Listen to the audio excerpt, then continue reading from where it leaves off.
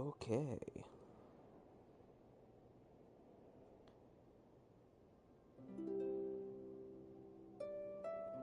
Wait a second. There. Should be good now. Do that. There we go.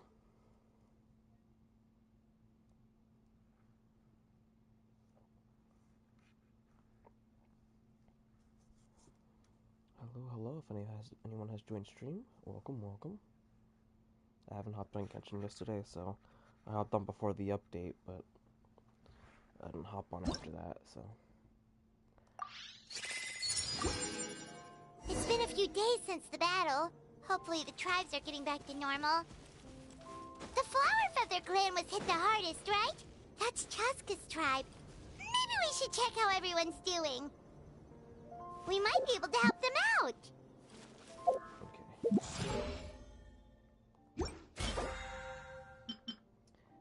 I do cut anymore, but I want these instead. So we'll do that.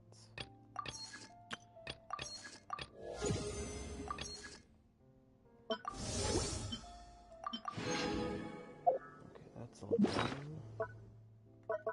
What's the new gadget? Oh, this is the thing. Oh yeah, I can do this now.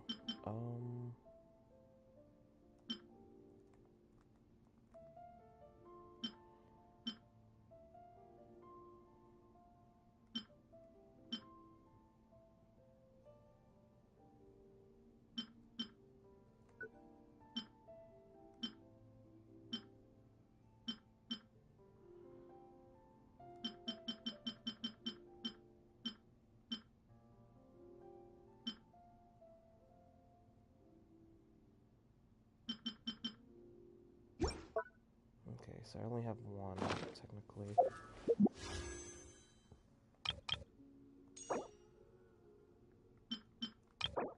Which one's better? Oh, it's crit damage. That's also crit damage. Okay. Honestly, it doesn't really matter.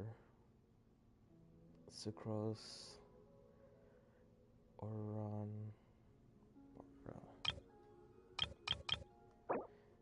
If anyone, I guess this one, or not that one. There you go.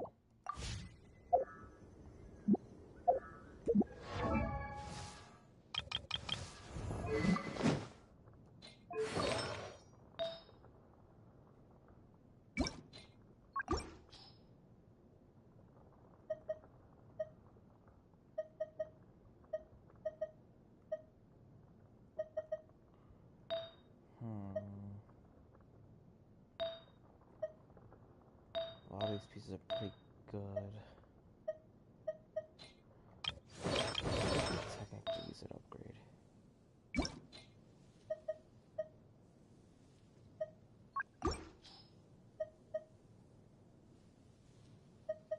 I can see what this rolls.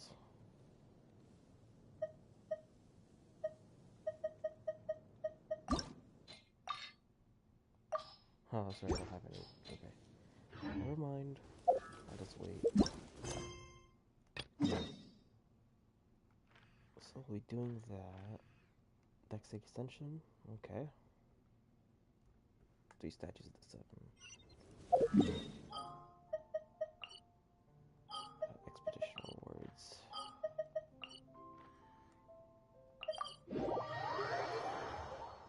Get everything done beforehand. Add Astra.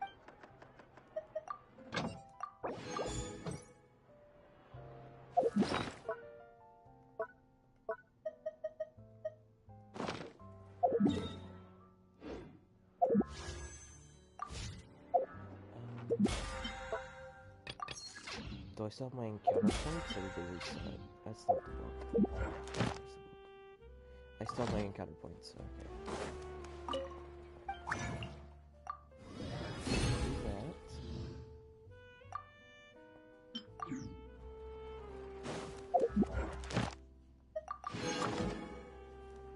Add Astra.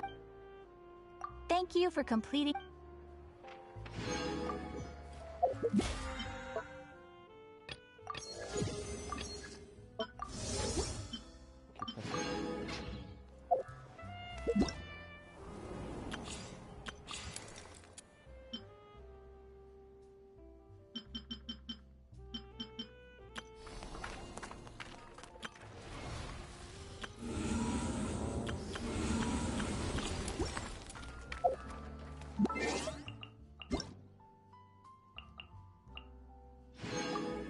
Budget primals. Let's see what this is.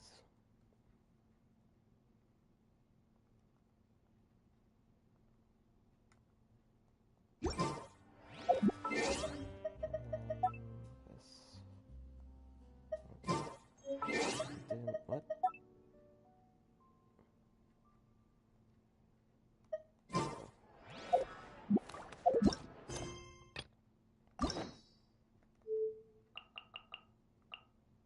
Oh, we get Esons and, okay.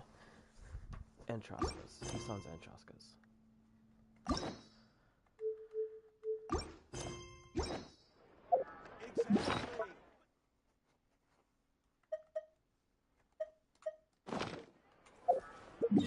Let's go deposit my things here.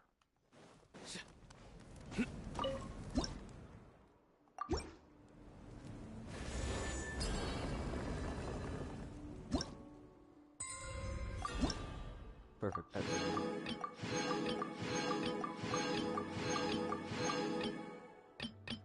that was not for 6 things. Did it need to a temple? No, just short. Okay, okay.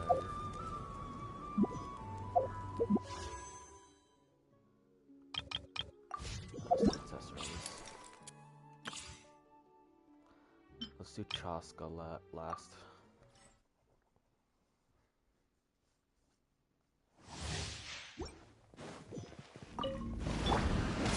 Everybody stand!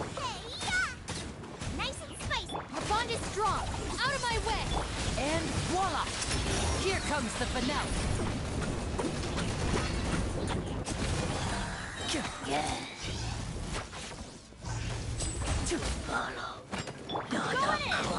At the frying pan. Dissipate!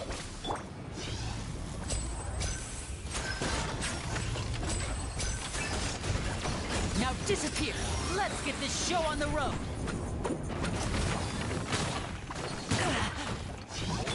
You're toast. Everybody stand!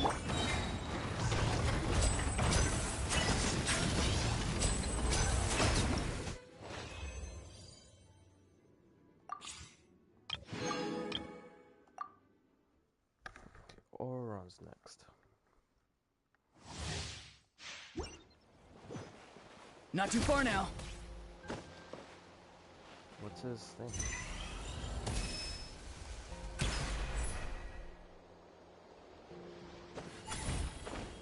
Oh, hello.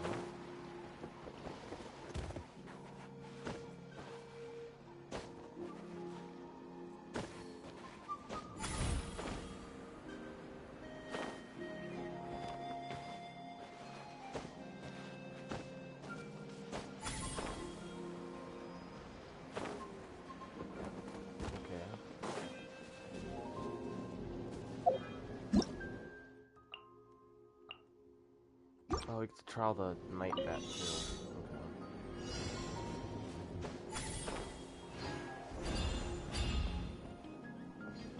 No. Why is it not? I don't know.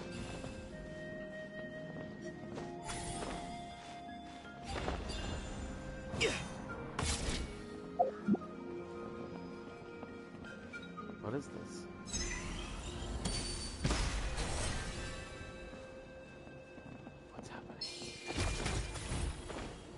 Oh, okay.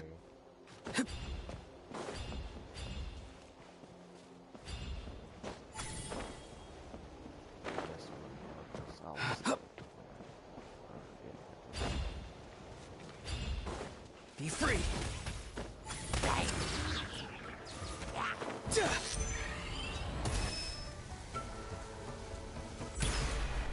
Oh, yes. Oh no.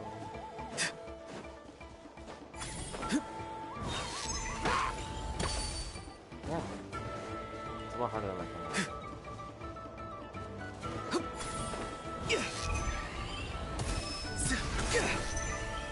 Oh, you can keep doing it.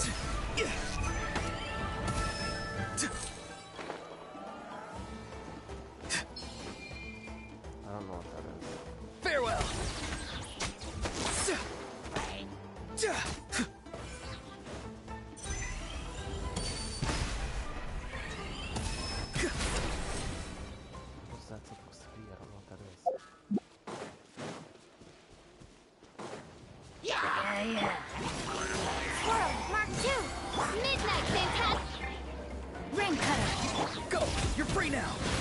Be free!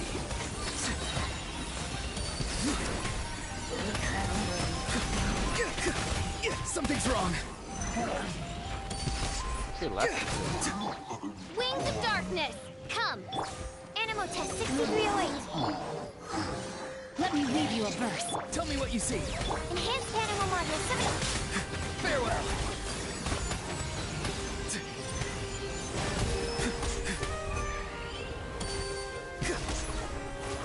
Midnight Phantasmagoria! Stand clear. Absorption test. Okay, that's interesting. It's kind of hard to use, but Be free!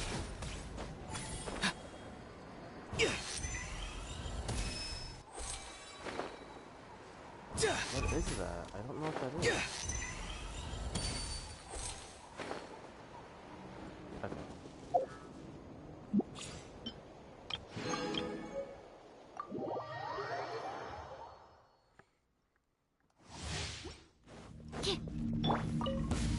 Power the Ring cutter. Animal hypostasis emulate. Shadow Raven. Let night fall. Time to rain outlines your fate.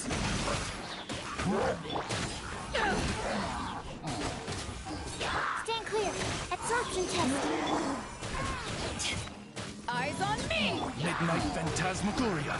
Witness the power of good. Enhanced animal module 75.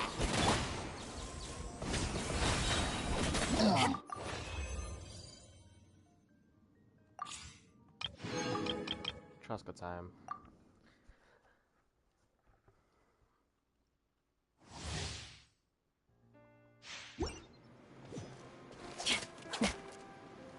What's your idol? I should have seen our Ororons, but I don't care.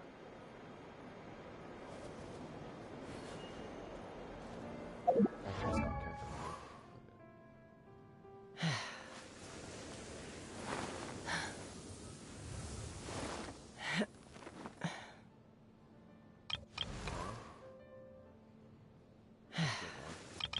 Same one.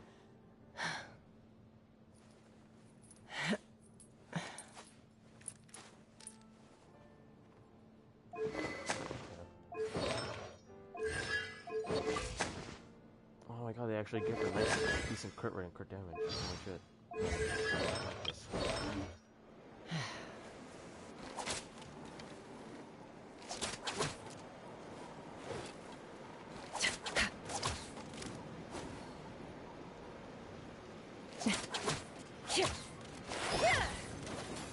Sounds pretty cool. Is that it? Yeah, that's it.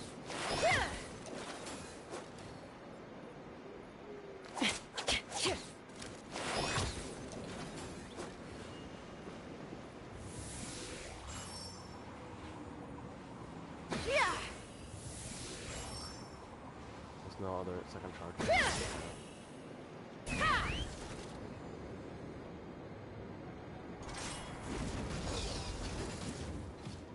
Super good.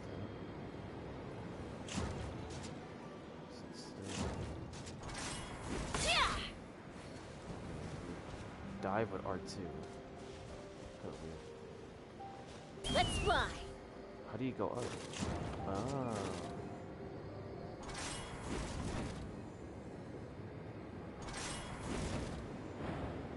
He sprint.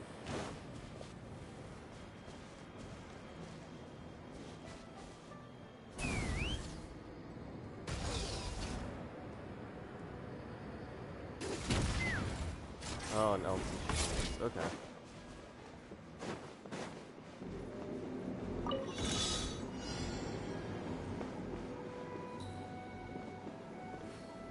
Take me up.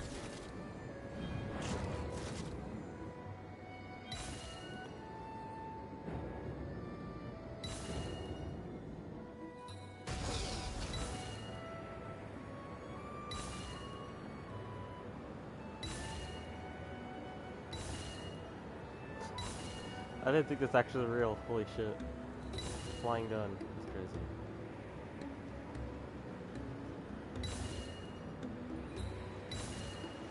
So I'm guessing there's gonna be these around the map. these rings. That way it'll make it more useful. You know what I should do? I want to see if there are gun idols, if there's any.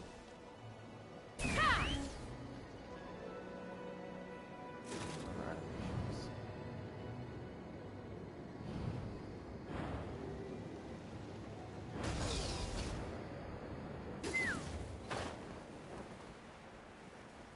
Let's fly.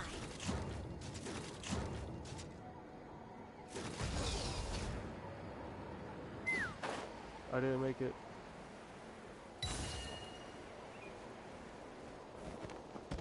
That's pretty cool though. Scared of fire? Smashed or scorched, which will it be? Pew pew! Can't handle your drink. Wings of darkness. Hold on to your hats. Bullseye! Bullseye!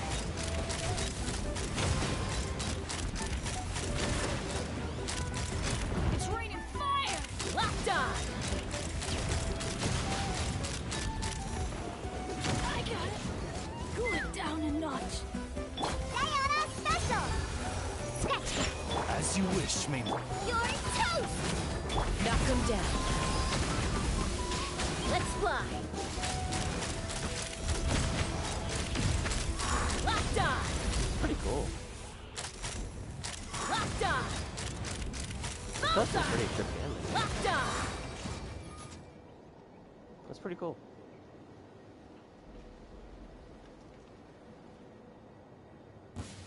Smashed or scorched, which Hold will on it to be? your hats. Such a sick animation. Take me up! Look at you, Boomtail! Midnight Phantasmagoria. Nice and spicy! Let's fly! Really easy to use too. That was Just a quick! flying wall. Come on. Open fire! Open fire! Locked on! Bullseye! Fire in the hole! You do more damage if Pew pew! Can't handle you! Wings of darkness! Eat this! Boba, get them! Take me up!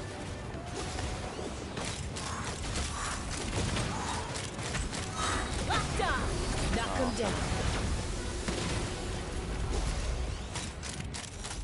Locked on! I'm a rock! Odds reveal! Look at you, Boomtail! it's not too bad. Pretty cool, pretty cool. What are these? Withering purple plume? Purple plume. Let me see Auron's, what's it called? Animations. Let me just look at them.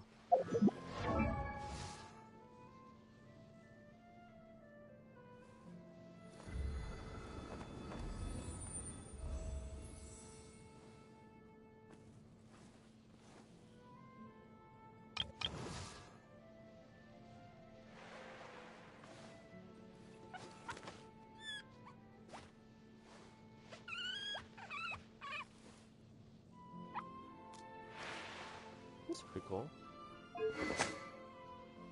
Oh, that's a sick bow. Holy shit.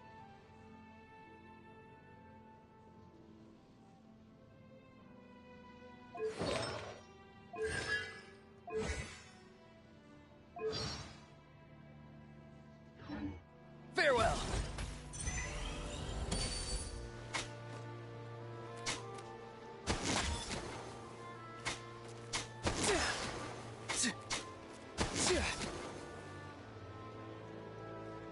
Time to say hello.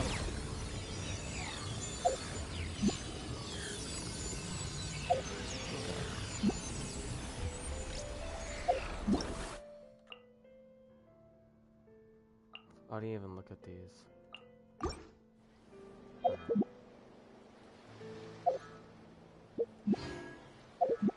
Why can't I perform the action?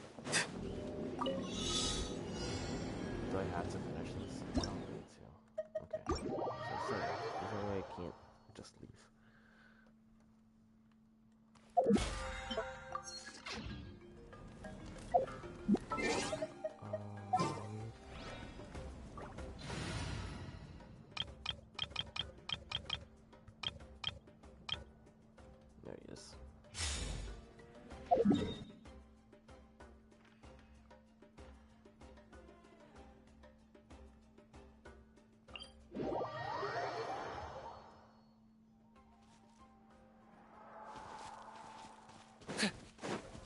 Whoa. Well, there's a lot of them around.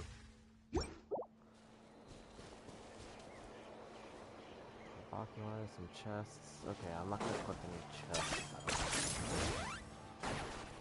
I'll wait for that.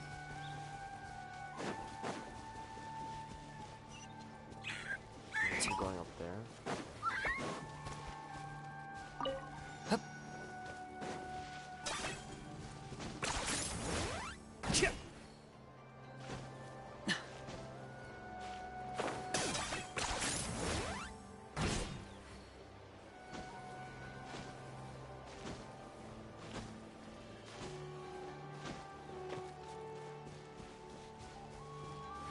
It's a long way from here. You know what, let me get the statues at 7. Maybe not. No, it is.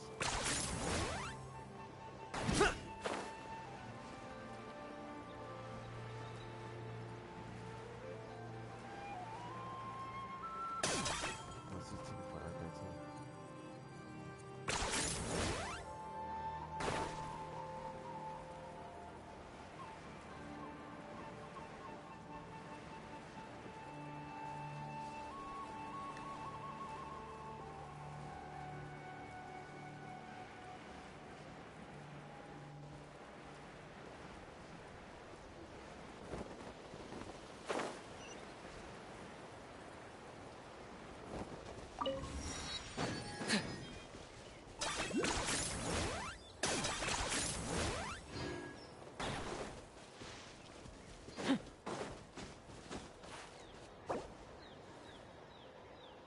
Oh, that's cool.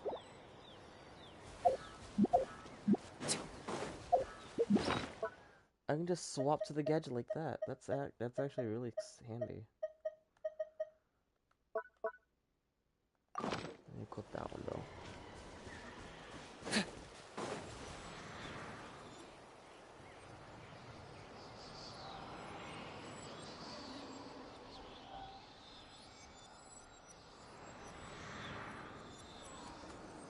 Something's hiding behind that statue!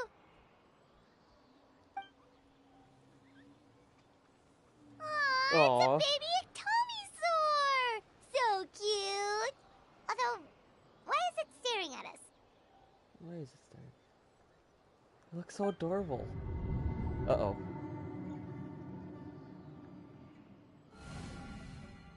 Traveler!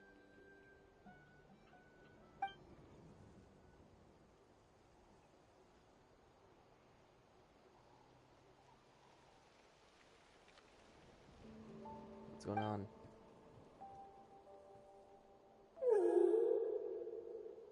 Oh, hello.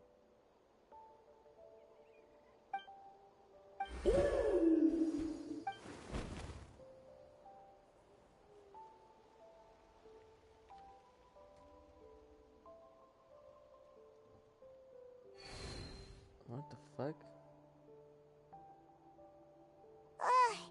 How long was Paimon out? Paimon locked eyes with that baby Ectomisaur for like a second, and then she was suddenly pulled into this strange place with a huge Ectomi. Any idea what happened? Traveler? Hey, what's wrong? Look, it's that baby Ectomisaur. Seems like it wants us to follow it. Paimon's adventurous side says we have to see where this...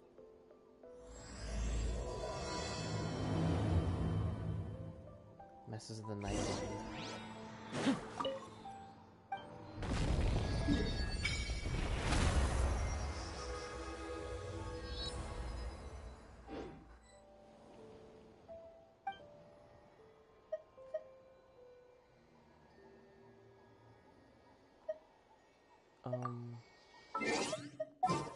Let's just try it for just to see.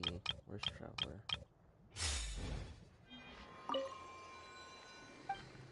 Let's see. Yep, there it is. Okay, still not it. Just gotta make sure.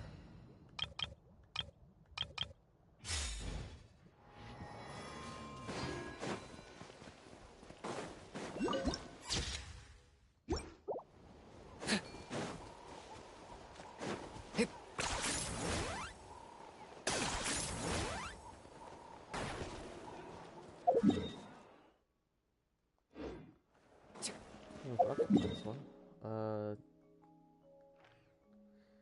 No, stop. I don't like that.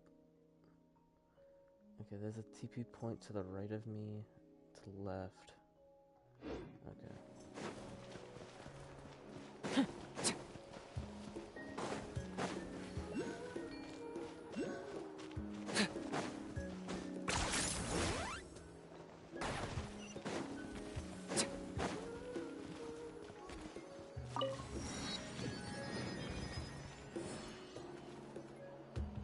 Wonder if we're allowed in here.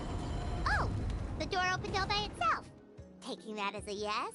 Aw, the Tommysaur from earlier. It's really here. Then let's go introduce ourselves.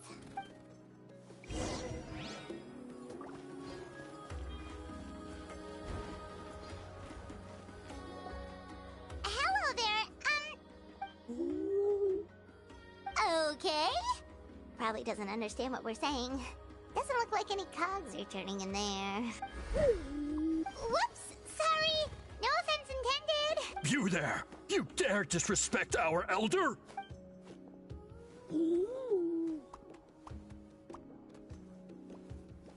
Oh, you mean... Oh, I see. Sorry, my mistake. Apparently you are here by invitation. In which case, it's my job to make you feel welcome. Some introductions are in order. I am Kaholam, one of the priests of our tribe. And this is our Iktomisor elder, the great Tlapokpok Teets Tatel, a living totem among the masters of the Nightwind.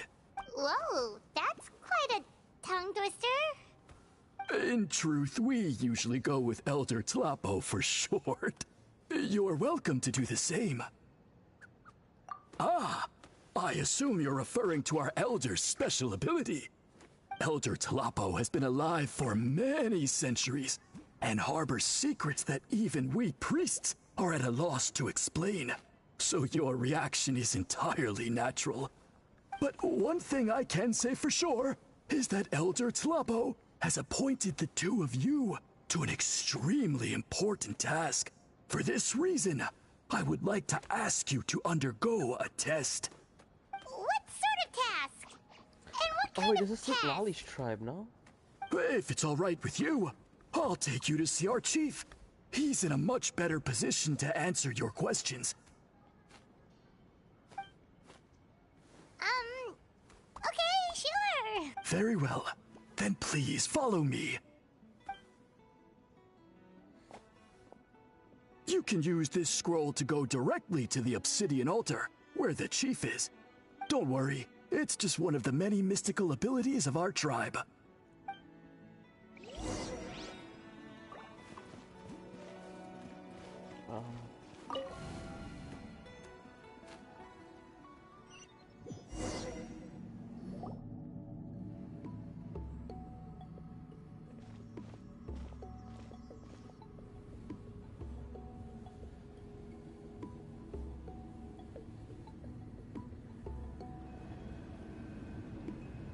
Oh, that's where the, okay. That's where the reputation is.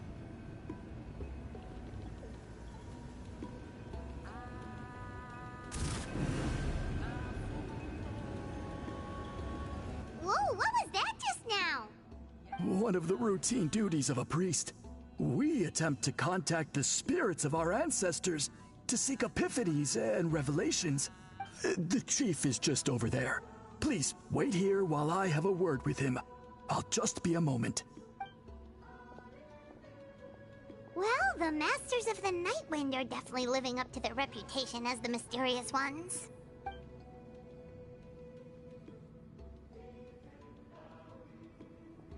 The seat Lolly's and Aurons. All right, I've told the chief why we're here, and now you may speak with him.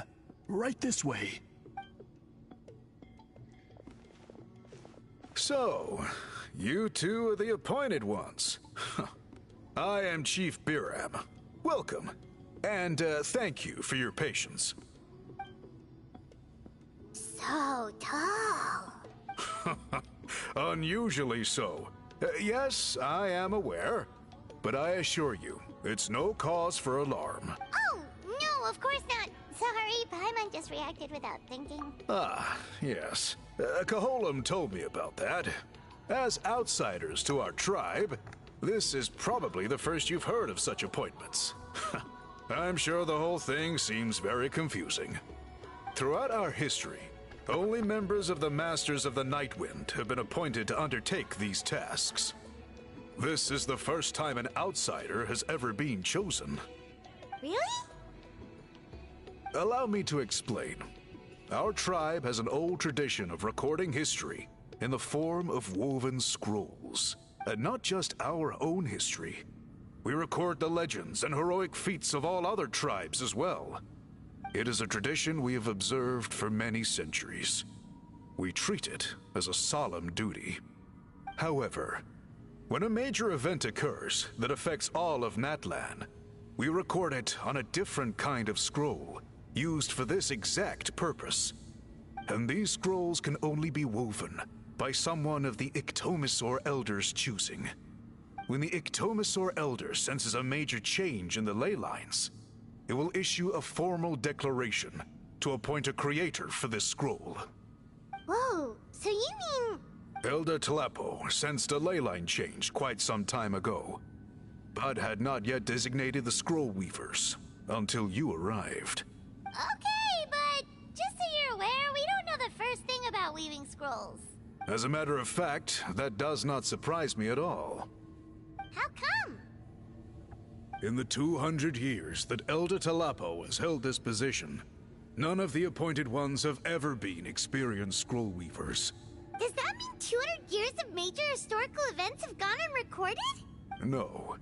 They all submitted scrolls in time, yet each of them claimed it was not their own work, but a gift from the spirits. Man, this tribe gets more mysterious by the second. Yes, well, that is the part that troubles me.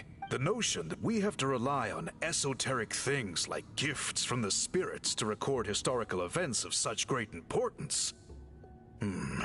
It is unsettling. Huh. That's pretty surprising to hear, coming from the chief of this tribe. I can imagine. You probably see the Masters of the Nightwind as a people shrouded in mystery, who pride ourselves on our arcane practices. But I am something of an exception. I may be the chief, but when it comes to our traditions, I'm in fact a proponent of change and reform. I have dedicated my energies to deciphering the many mysteries of our tribe. In doing so, I hope to establish clearer rules that will help sustain our traditions in the future. Wow, that sounds great! So have you figured out the mystery of the gift from the spirits? Sadly not. It is something I've been investigating for a long time, but I have yet to uncover what this gift truly refers to.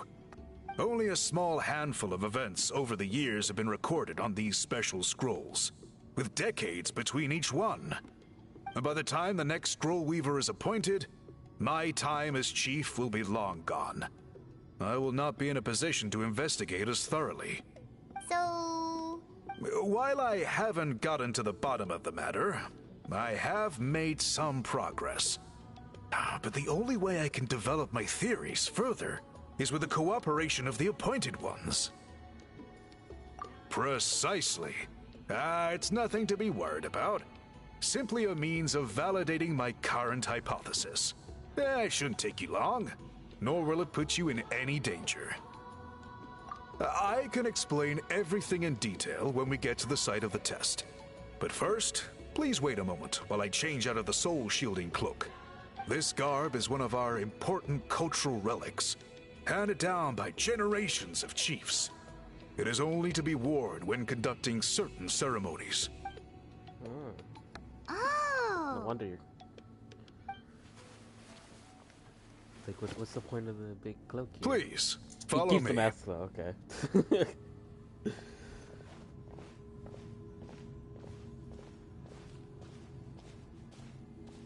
Do you see this scroll? If you touch it, Damn, he you will is enter tall a as hidden fuck. Holy space. shit. Today's test is, quite simply, to find a way to escape that space. That's it? Like 3 travelers. Jesus I Christ. assure you, it's not as easy as it sounds. If you cannot find your own way out, I will of course intervene to bring you back here. But then, we will be no closer to solving this mystery. Good. Simply touch the scroll to begin the test. Okay. Dude, he's so fucking... What the fuck? He's literally 3 characters. Holy shit. Both big as hell. What is like how tall? What's my tallest character? I think Toma's my tallest.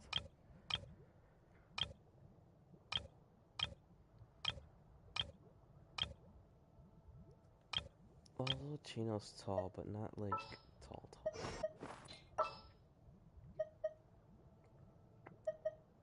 So I know you're tall, anybody else that's tall. DeLuke is tall.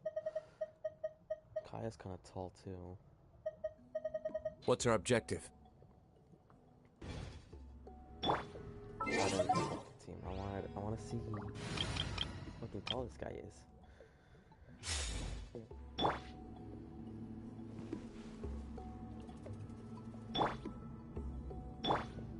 Yeah, let you know. No, I can reach his hand. That's crazy.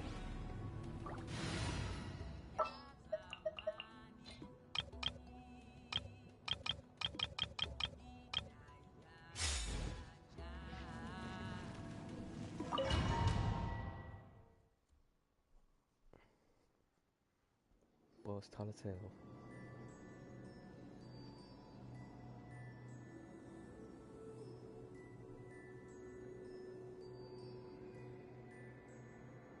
Whoa, we really did get teleported.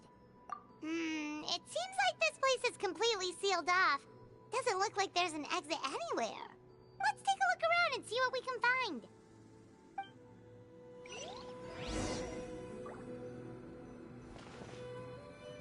Who that?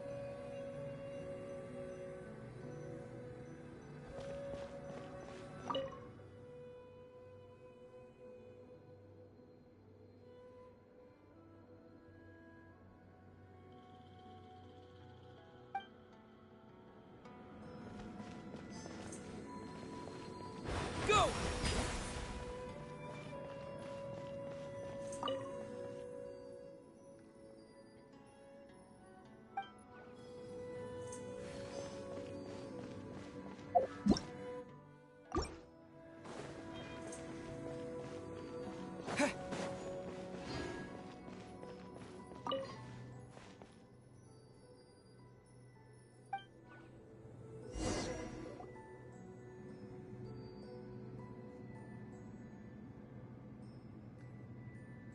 There are so many woven scrolls here.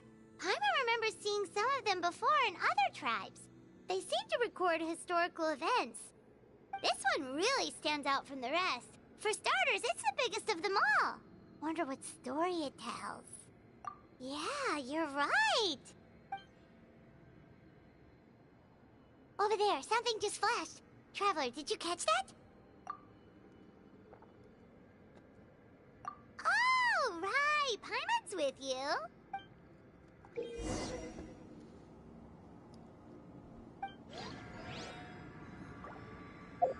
Man, I'm so psyched.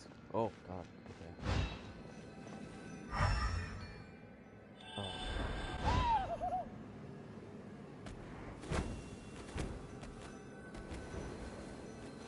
So.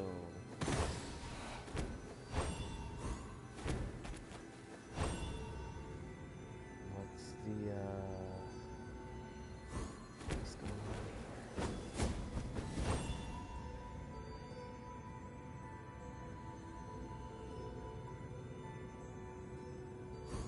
I'm so lost. Oh, you get to glide with them too. That's pretty cool.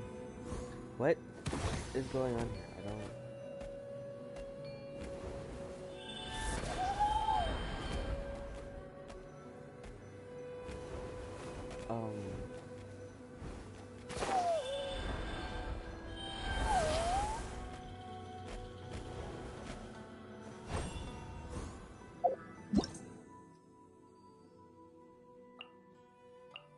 supposed to find certain patterns?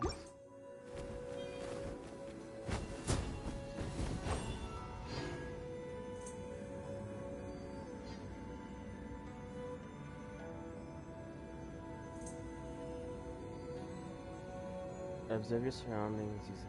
Okay, that's what I'm trying to do, but I don't see anything.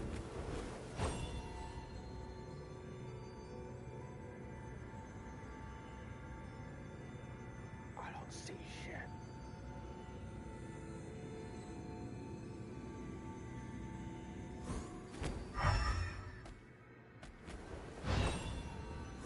Aha! There is something hiding here! Okay. Yep, this looks like our ticket out of this place. Am I able to collect this? I don't think I am.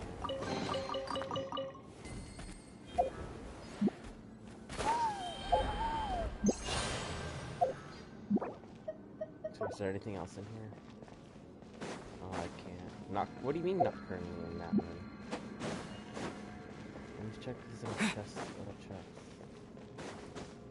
I don't know if I'm gonna be allowed back in here. Can't climb. Okay.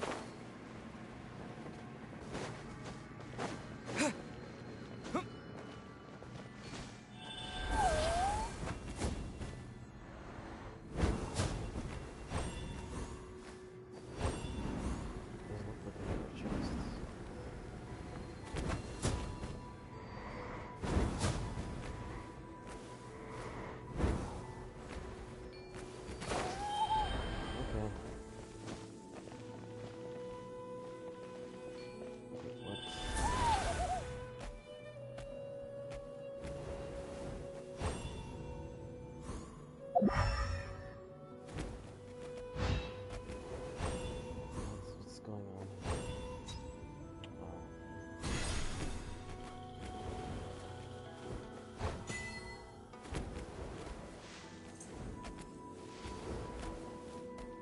Okay, now what? Oh. There you go.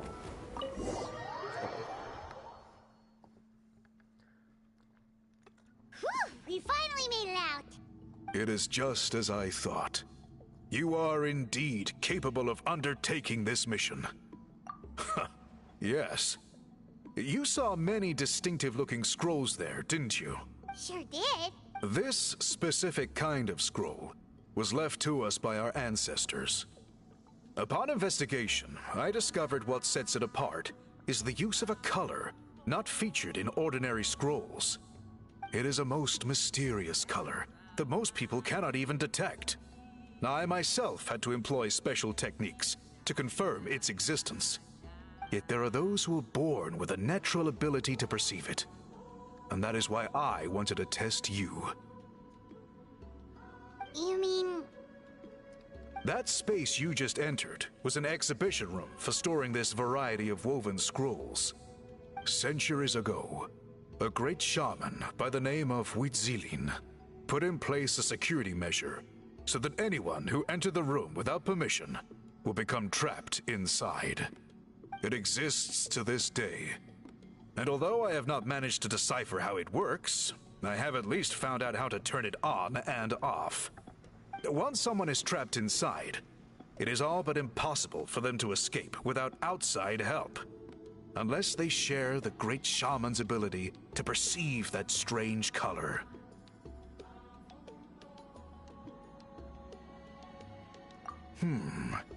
Clearly you must have this ability, which leads me to believe that our Iktomisor Elder can sense this ability in people, and that it appoints a scroll weaver on this basis. Another secret power? Traveler, you are full of mysteries. Still, having this ability doesn't change the fact that neither of us know where to start with weaving a scroll. Don't worry about that. The method for weaving this kind of scroll appears to be largely the same as for an ordinary scroll. The main difference is in the dye that gives it its unique color. If my suspicions are correct, this dye is the key to weaving the scroll, and your special ability is the key to obtaining it. The dyeing process is also a little different from the norm. but I don't anticipate any major issues there. As long as you two can source the dye itself, I can assist with the application. Cool! We'll follow your lead. Great! Then please use your abilities to source the necessary ingredients. And in the meantime, I will have someone prepare some fabric for test dyeing. We'll make a few sample pieces to test out my hypothesis. And if that goes well, we can begin the scroll in earnest. If you agree to help, you can expect to be handsomely rewarded once this is all over. So, what are your thoughts? Agreed, especially if there's a reward in it. What is the reward, by the way? Is it food? Paimon hopes it's food. Given the stakes involved for our tribe, I was thinking a substantial sum of mora would be appropriate. Surely that would be preferable to just a free meal. Mora works too. Anyway, how do we go about finding these ingredients? Are we supposed to just keep walking around Natlan until we stumble across them? Thankfully not. I've already identified a location where I suspect they may be found. And I've arranged for someone to guide you there. Your guide is waiting just outside. You can set off at your leisure.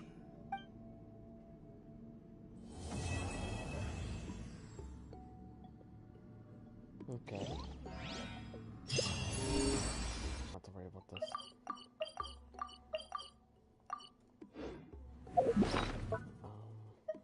Let's go put that back on.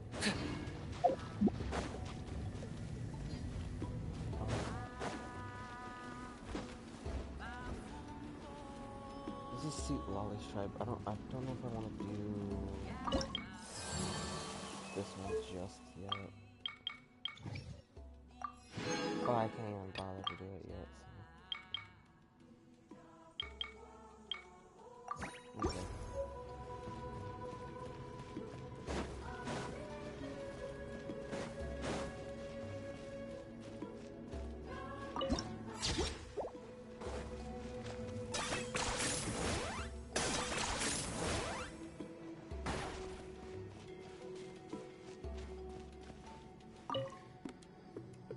I take it you're the ones appointed by Elder Talapo? Yep, and you are... Call me Toltec. The chief asked me to be your guide for the day. His messengers already filled me in on the situation, so just follow me.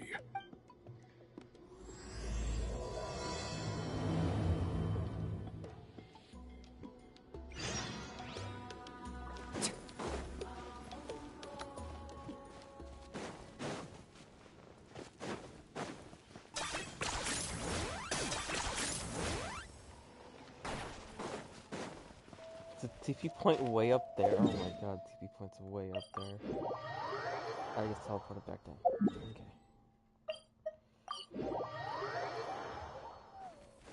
How do you... what? Oh.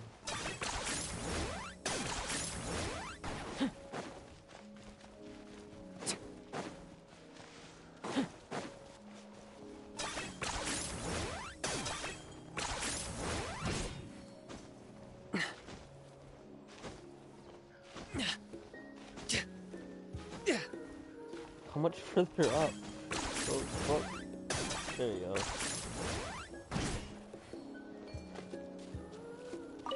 Okay, there we go.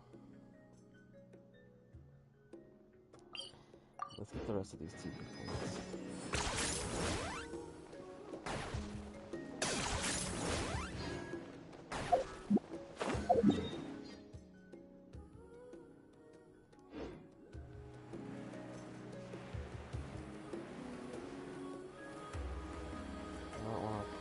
Probably occupied by accident, so be careful.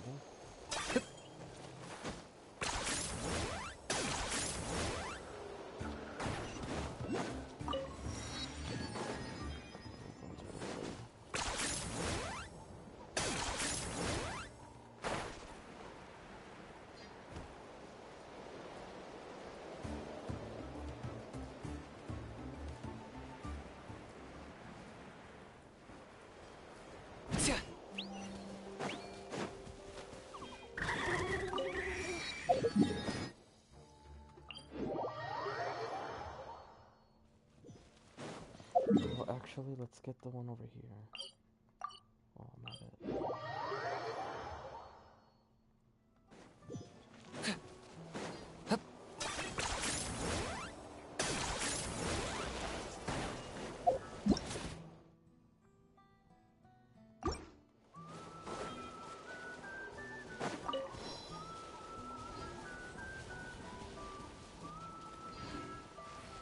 Sing me a song we call the flying sword and a bird. That's a quest I'll do later. I'm just trying to get Is this really necessary? Hup.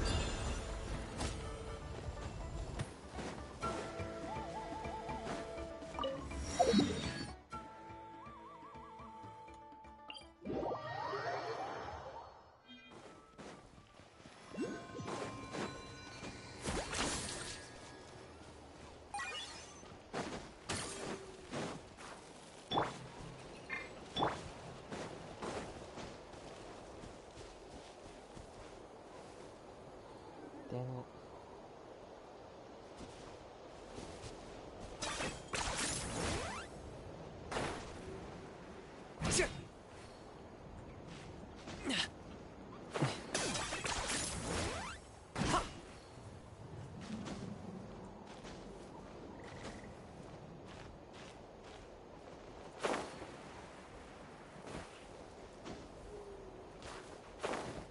Just stay on there, please. Thank you. This will make things significantly easier.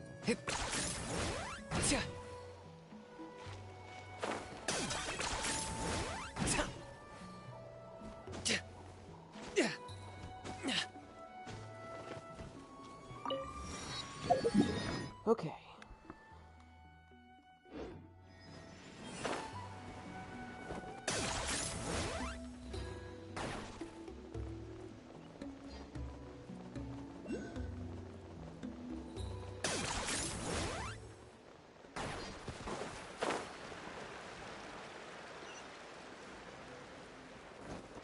Let me get this. So the guide is somewhere in this cave, huh? This is as far as I can take you. Only the appointed ones may proceed from here. Why's that? Kind of a long story.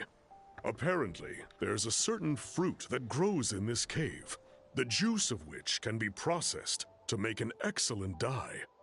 Many years ago, our ancestors set out to make a series of ambitious works of graffiti art.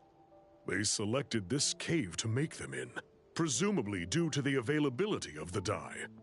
However, they didn't want anyone to see their work before it was completed, and so they sealed off the entrance to control access. To bypass the seal, you have to have mastered the art of color perception, or something like that. Oh, right. The strange thing is, our ancestors never removed the seal, even after they finished the graffiti art. Since it was sealed off, the only person who's been inside is the great shaman, Huitzilin, and that was 300 years ago. According to her, the artwork tells the story of a hero by the name of Kuntur. But I digress. Sorry, I'm a big fan of graffiti artwork. Once I get talking, I can go on for hours. So you're sure you don't want to come with us? I'll pass. I tried to get in once, but the seal blocked my way. I tried getting my Iktomi to clear it with its powers, but even that didn't work. I guess it's supposed to be a test left there by our ancestors. If you don't pass the test, you're not worthy of viewing their works of art. Aww. Don't worry about me, though. I wouldn't be joining you this time even if I was able to get in.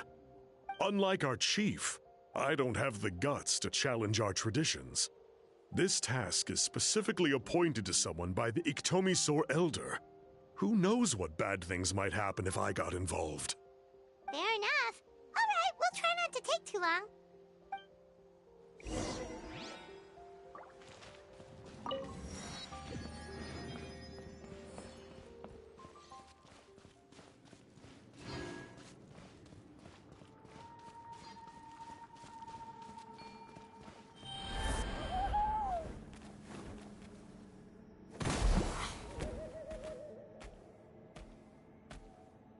Looks like there's no way past. Maybe try the same thing as before?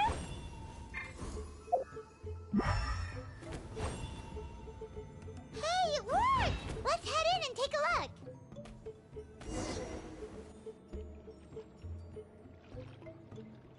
This should be the place. That fruit Toltec mentioned should be the one on the wall, right? Now, the only question is, which ones do we pick? Well, go ahead, try it out!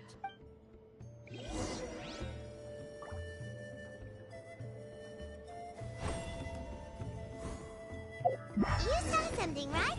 Whatever it was, grab it!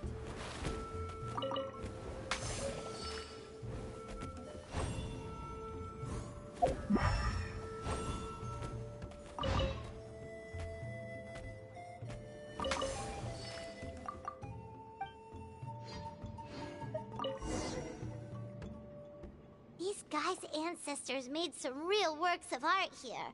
But based on what we've seen so far, it seems like there should be more to the story. Do you think maybe there's more artwork further inside? Seems kinda strange. Yeah, you're right. There's always next time. Let's head back and meet up with Toltec.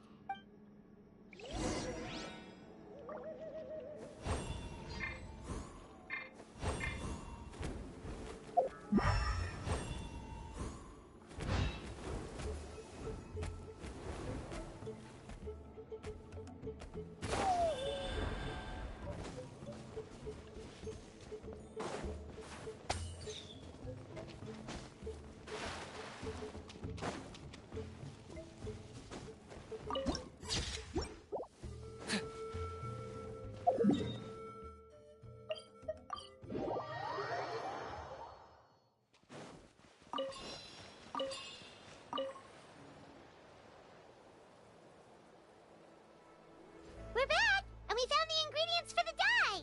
Sounds like you made it through the seal then. Our Iktomisaur Elder was right about you. It's getting late. Follow me. I'll take us back.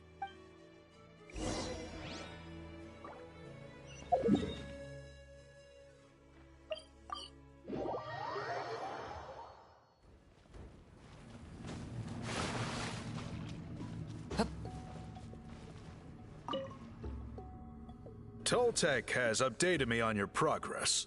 Well done. I appreciate your efforts. Sure thing! Here's the stuff for the dye.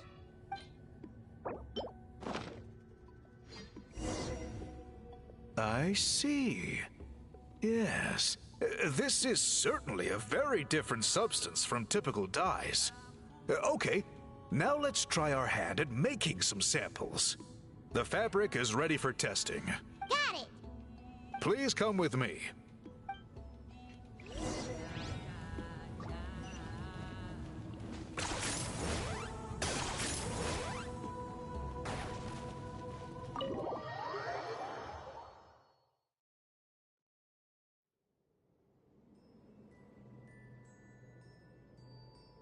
Take a look at this. It's a woven scroll made by one of our ancestors. This is the kind of thing we're trying to make. Ooh! The person depicted is the legendary shaman, Huitzilin. She lived 200 years ago and was once appointed by the Iktomisaur Elder, like yourselves. She was especially skilled in the art of color manipulation, and of course completed her task with flying colors. This scroll is a record of her deeds, and was most likely the work of her own hand.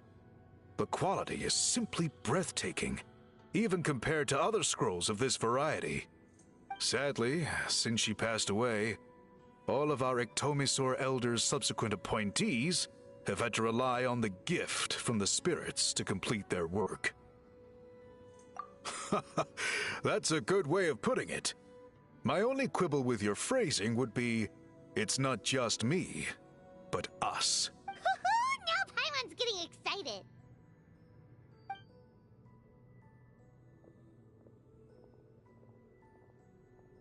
Bring out the samples.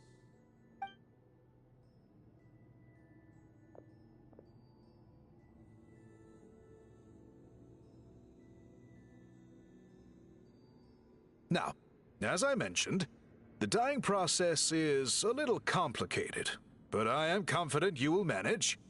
Just make the pattern has already been sketched out on the sample. So, you just need to dye each block with the correct color. But you'll need to wait for the dye to fully soak in between each step to make sure the colors don't run.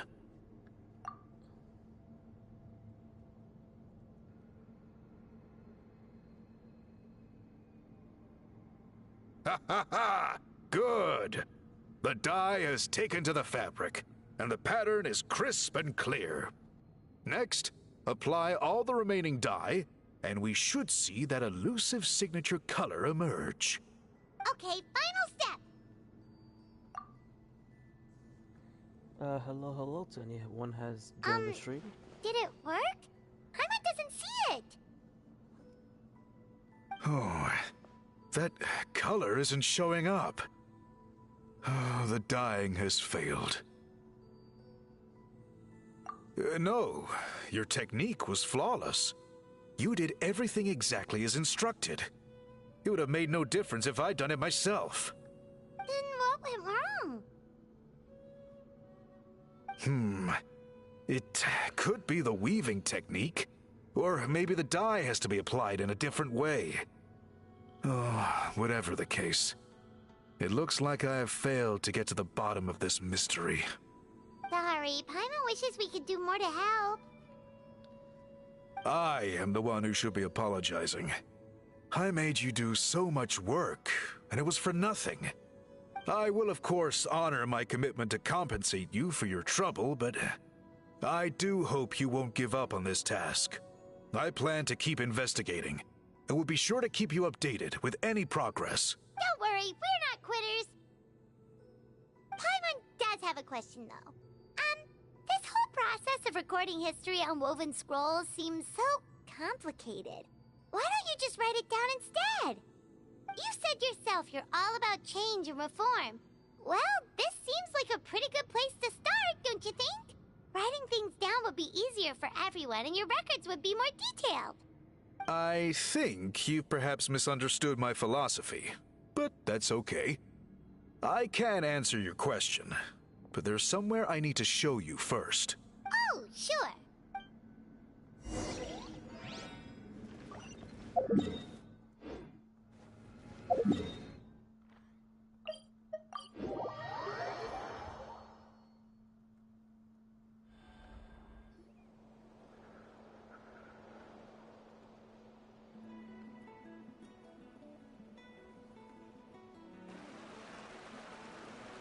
Cool. Look at this view. What do you think? It's gorgeous! Now, try looking a little further. Whoa, that graffiti! In all the years since the founding of our tribe, those colors have been with us every step of the way. It is true that I seek to bring new life to this ancient tribe through change and reform. But I also understand there are certain foundational things that we cannot afford to throw away. The foremost of these is the way we record our history. Oh, that makes sense. Since the very beginnings, our tribe has always sought to bring color to history. And I have a deep sense that this is one part of our heritage that we should not give up. So, whatever it takes, I must find a way for us to continue producing our traditional woven scrolls. You're completely right. Paimon's sorry for what she said earlier. It was out of line. It's quite all right. I'm just grateful you're able to understand where I'm coming from. Then let us hope that when we next meet, we succeed in reviving this tradition.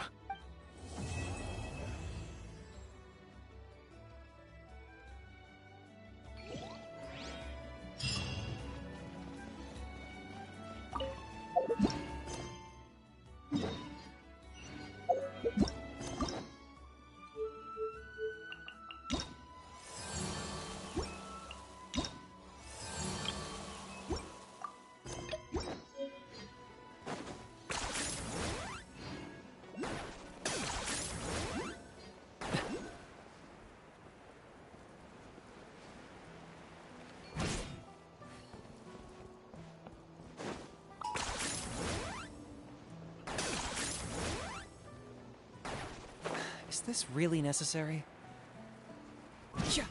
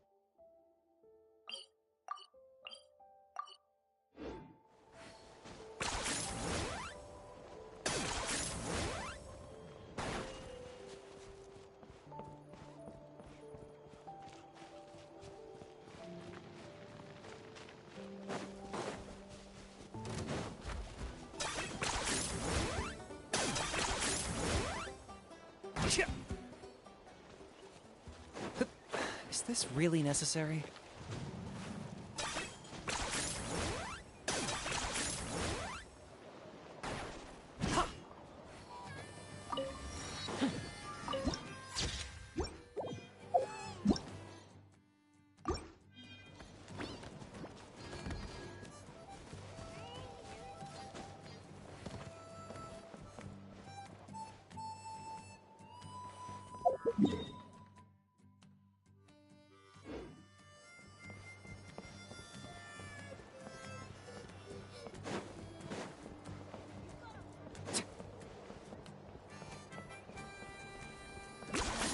You really are a one-trick pony, you know. Wait, isn't that Anson? Wonder what she's doing here.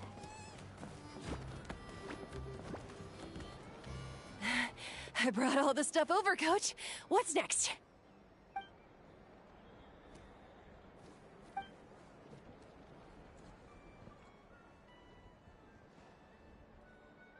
All right, I'll start by moving the boxes over. I'll help you. These things can get pretty heavy. Nah, I got this. These muscles aren't just for show, you know. You see that? Perfectly defined. I can lift this stuff up with one hand. Fine, as long as you don't wind up too sore to move tomorrow. I don't want to hear any complaints from you. Just prepare to be amazed.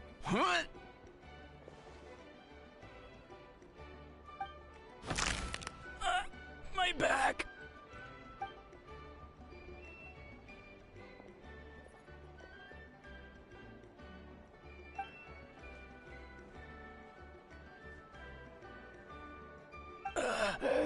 I knew I should have trained harder.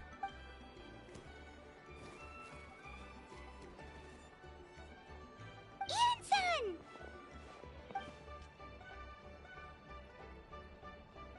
We were just about to ask you the same thing. We didn't expect to run into you in these parts.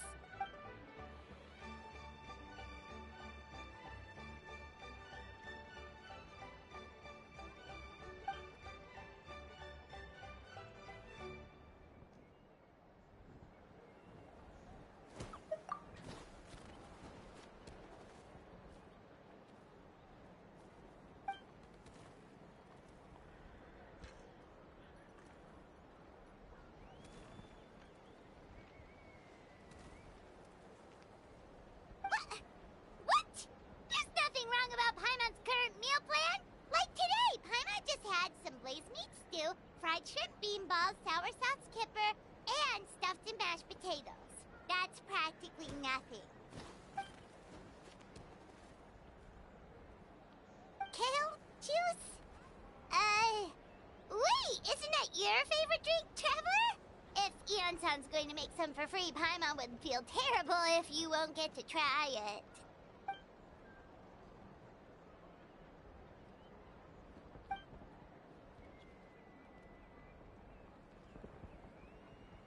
Of course, we're also here to help. Let's go see the chief.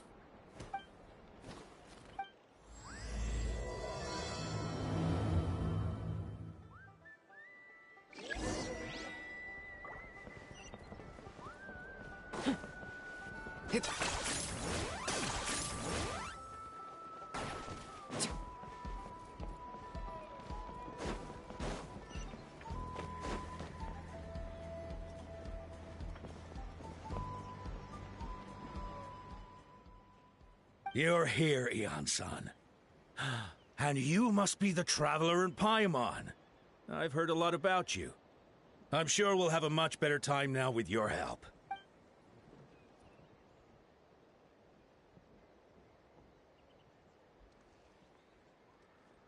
Cold. So cold. Duarte, are you there? I'm drowning, and there's something in the water!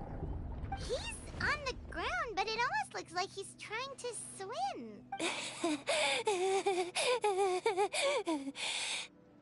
The abyss. The abyss is coming. There are eyes in my hands, and hands in my stomach. And my stomach is full of teeth. It ate all of you. It's coming for me, too. But we haven't been eaten. We're right here.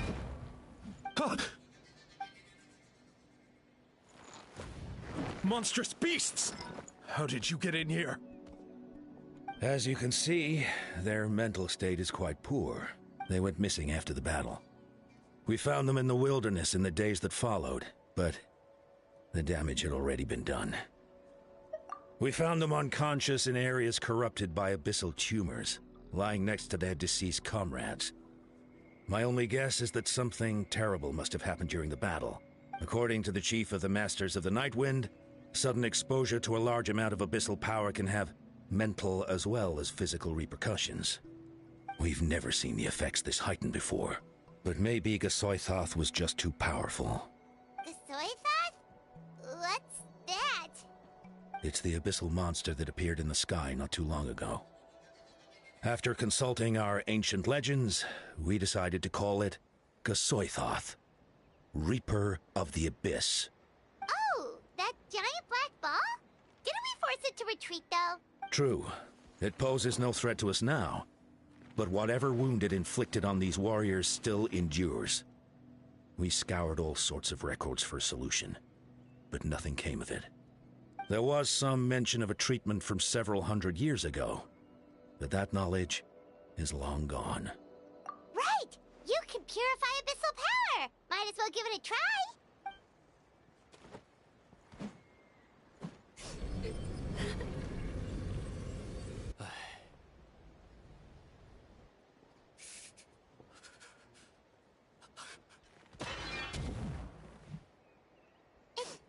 It didn't work? That must mean purifying the abyssal power within them still isn't enough. In any case, thank you for trying. So, what can we do now? Don't tell me my friend is just gonna be like this forever? Come back to me, Gogeta! Please, don't leave me like this! We beat Gasoithoth! They survived the battle! Are we really just gonna sit back and watch them lose their minds? What is it, Aeon-san?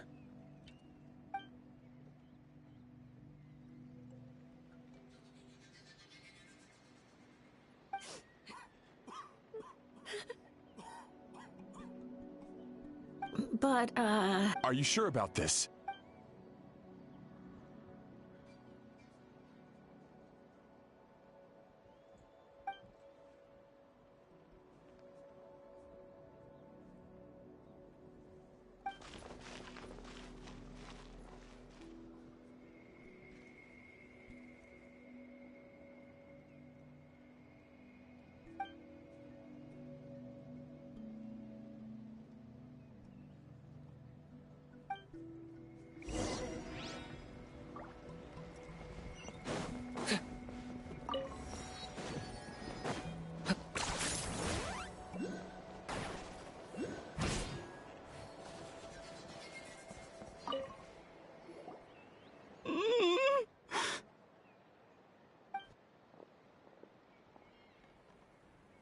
so dark, so cold.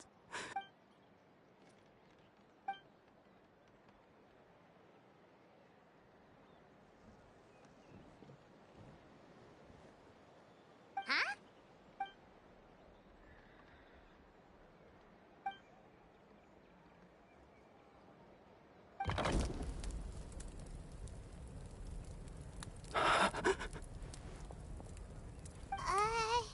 Light. Underwater. Where is it coming from? It's working! Is someone there? Please save me. No. No, wait. You have to leave this place. The water's too deep. You won't make it. No. Please. Just leave me, Duarte. Oh no, it's not working anymore!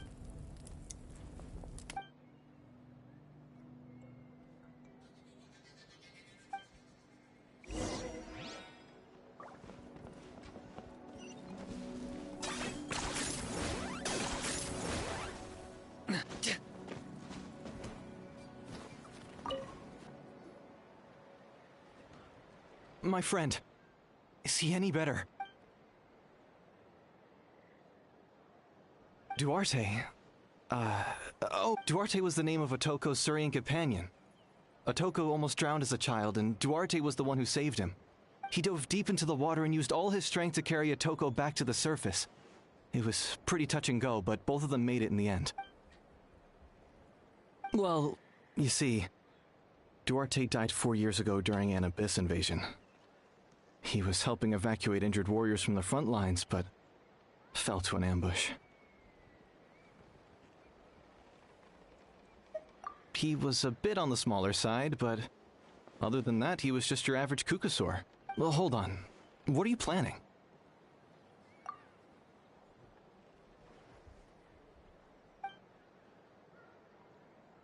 No problem. Thank you for looking out for him.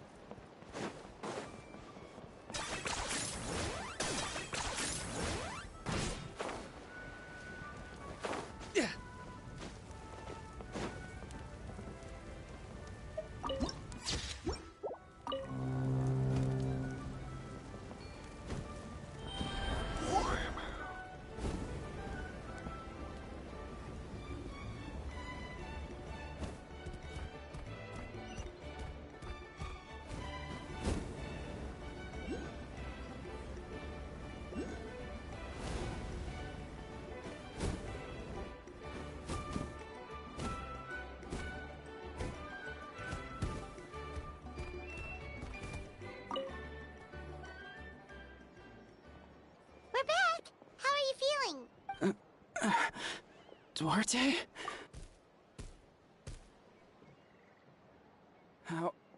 How did you get here? Are you here to save me? It's working!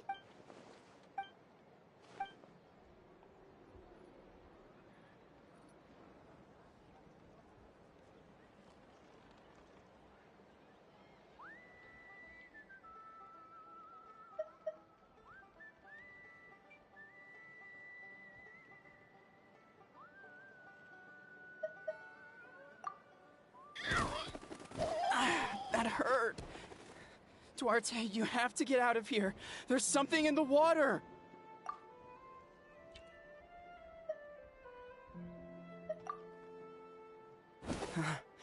You're gonna carry me out of here just like last time.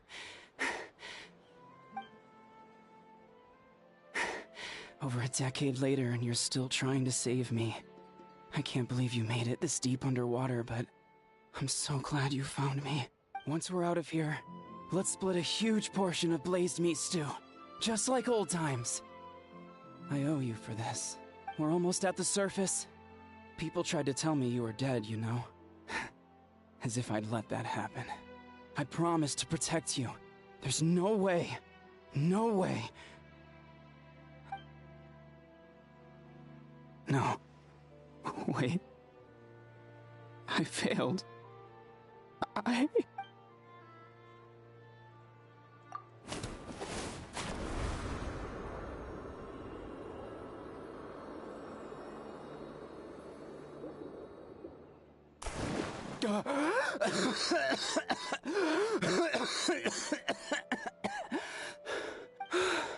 Duarte? Wait, you're not Duarte. How did I get here? Who are you people? Otoko! He's Kaylee. What's going on? All I remember is the battle against the Abyss, and then I was drowning.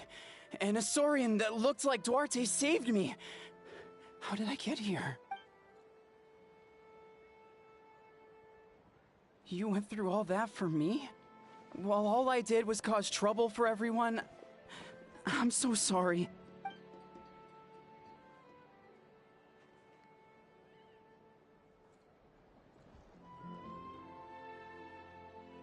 Thank you. I appreciate that.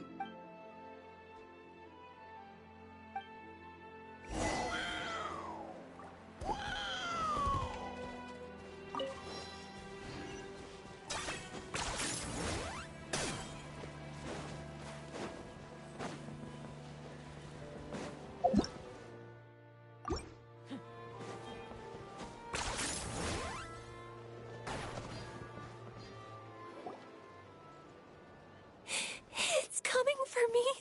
It's gonna eat me.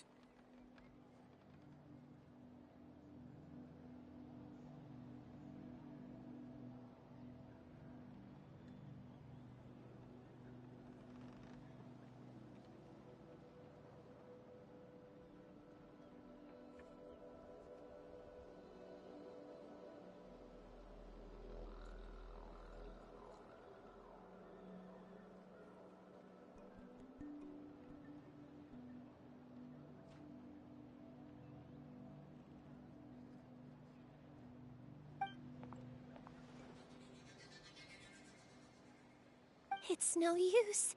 It'll just come back. Nothing can stop it. Nothing can stop the abyss.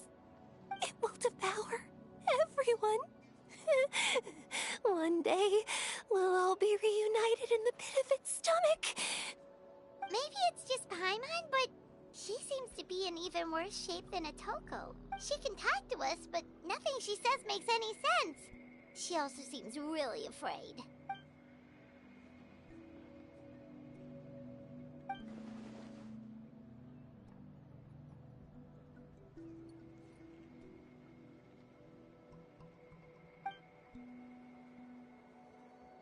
Ion-san, I heard you cured Otoko? I'm so relieved. Is there anything I can do to help? If you need extra hands, I can...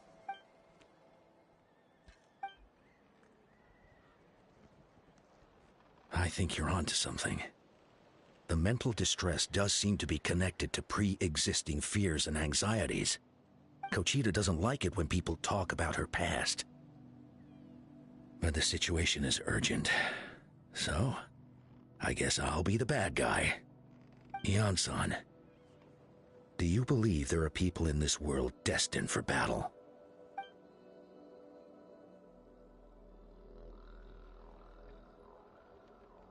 Then, what about people destined to be unfit for battle? When Kochita was little, her parents died fighting the Abyss.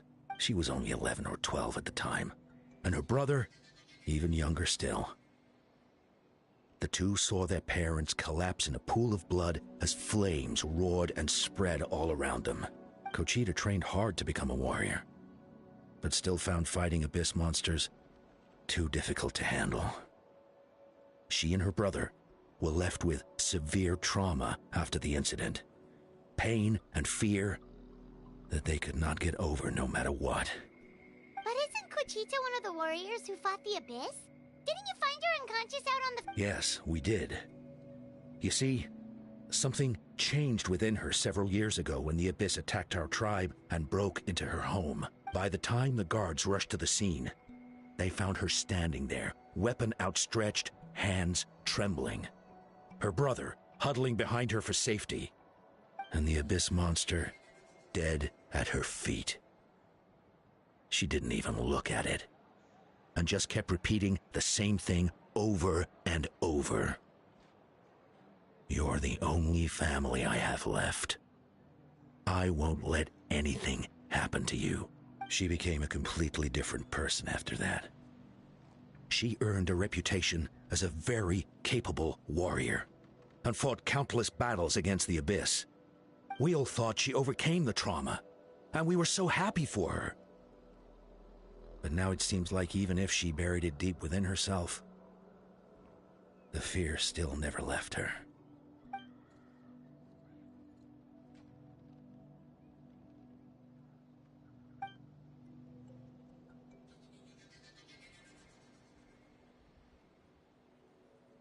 How can we help her?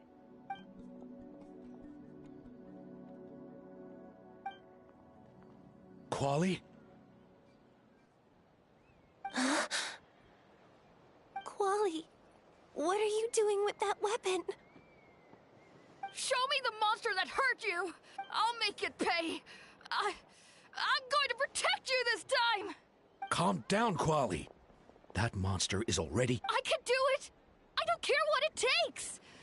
I just want her to get better. She's the only family I have left. Family?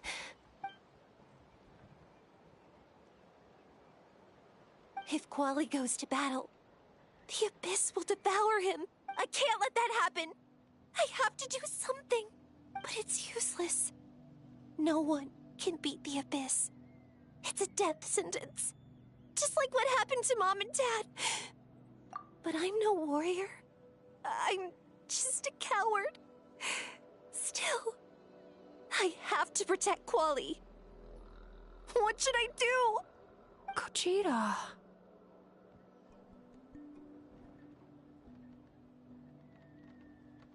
Fight it. One more time?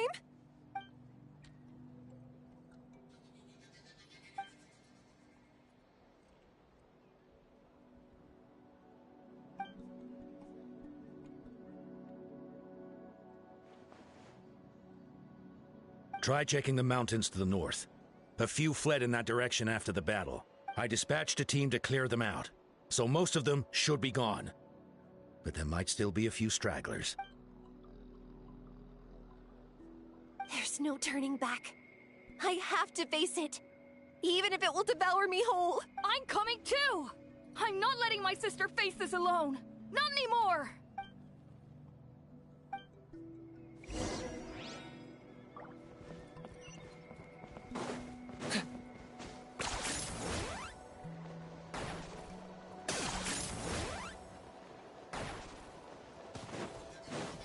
Are you running away?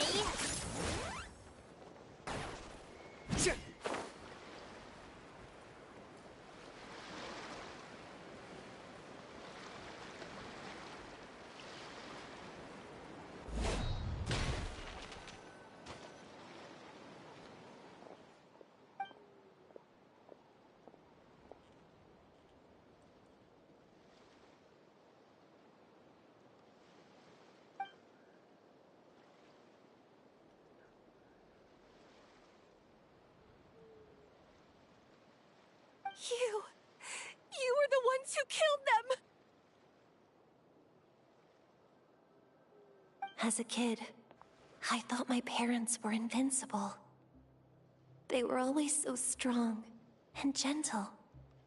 They seemed like the most powerful people in the world, but I can still see the image of them collapsed at my feet that night.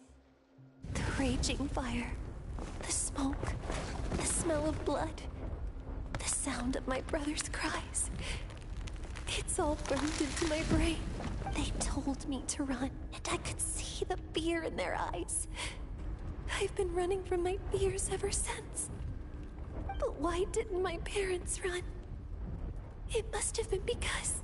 You can do it! Because of our family. When you have someone to protect, there's no backing down, no matter what.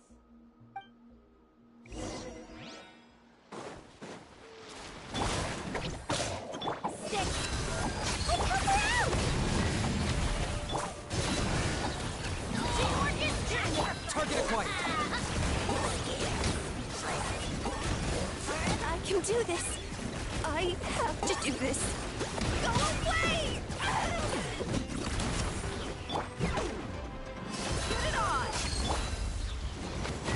Out of the way! Stay put!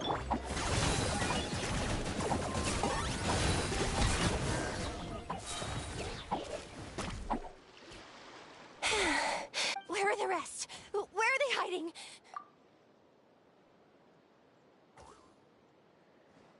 That's impossible!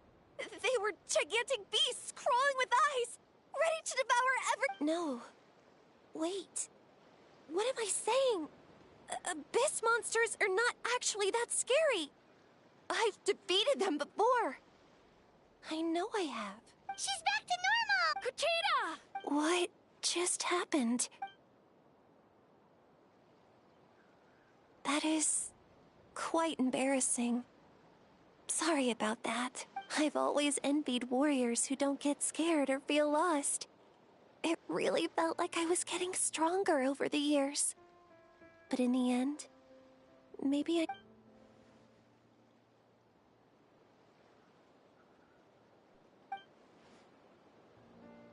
Even though we're both scared of monsters, you were always the one who stepped up to protect me. But not anymore. I'm going to get stronger. From now on, we're in this together! Is that so? Then I'll look forward to the day when you'll be all big and formidable. I finally feel like myself again. I couldn't have done it without you all. Thank you for everything. I think I'll rest here for a bit. I don't think I can make it back to the tribe just yet. I'll keep you company.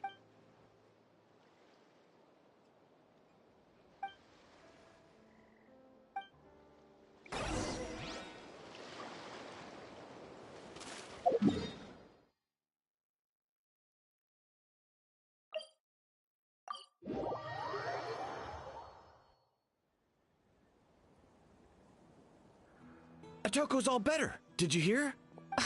Really? Yes, really. It's all thanks to the Traveler. I see. I was wondering why the Traveler was chosen to accompany the Pyro Archon in the final battle. But I guess he really can do the impossible.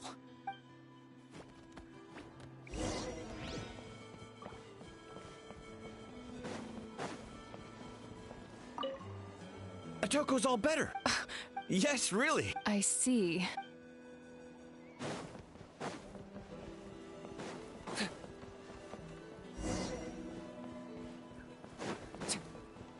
So all those rumors about... Kuchita's getting better, too!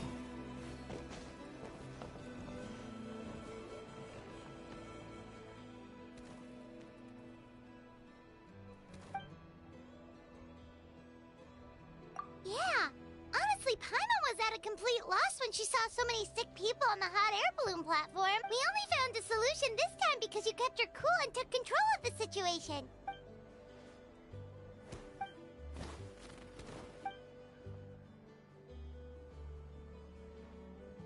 Whoa, you're right. That makes a lot of sense.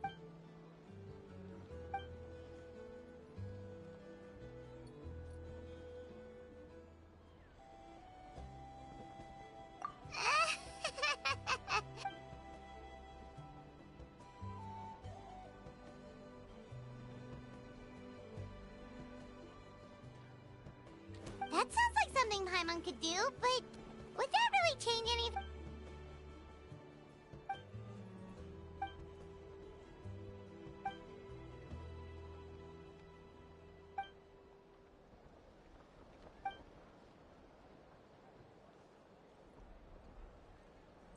Oh, you're amazing, Ansan.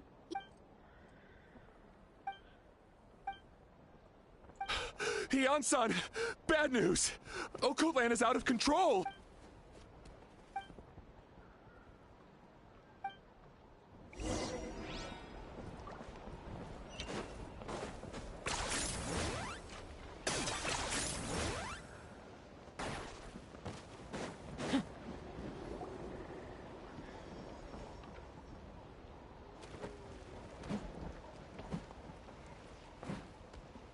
What are you doing, Okoland?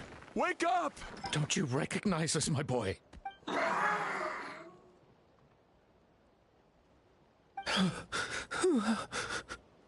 The Abyss monsters are everywhere.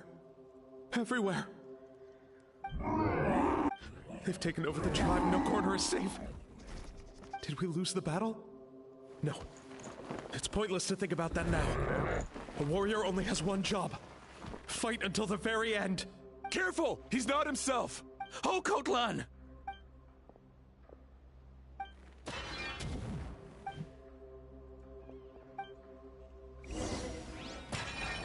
Ha! Lockdown! He thinks we're Abyss monsters? Hey, it's okay! We're not the bad guys! Come on! Give me your worst! Wretched Abyss! Get out of my tribe! Target acquired. Mom, Dad, gone. This is my... Please, son. You've got to stop. You can't keep going like this. Wretched monsters. Give me my family back. Look, Okoland! That's your father! He's standing right in front of you! Get out of my home. I'll never forgive you.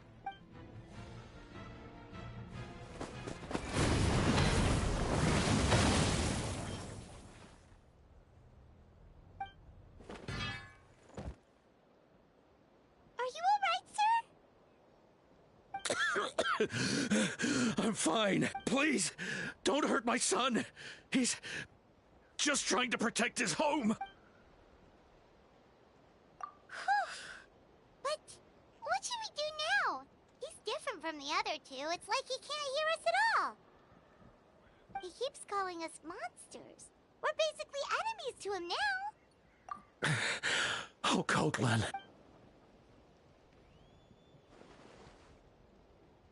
Abyssal corrosion syndrome. 500 years later, and it's resurfaced again. Huh? That voice! It...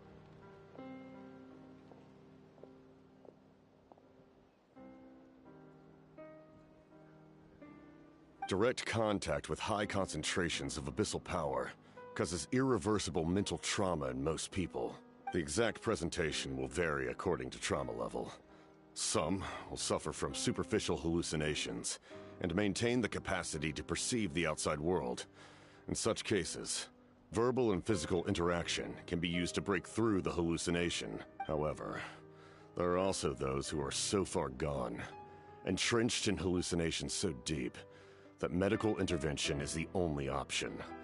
That's why we developed the Drought of Lucidity. The Draft of Lucidity? It's a kind of medicine that can dispel the psychological impact of the Abyss. The treatment comes with severe side effects, including chronic migraines for the rest of the patient's life. So, it's reserved for the worst cases. This man is a devoted warrior, one not easily swayed from battle. That is precisely why it's so difficult to pull him out of this hallucination.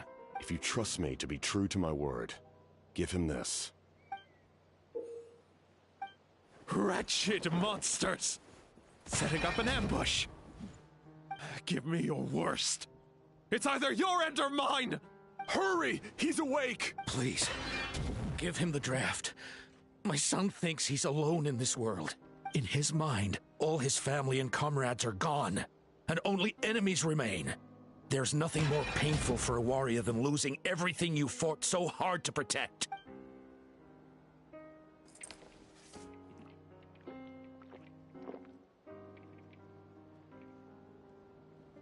Monsters!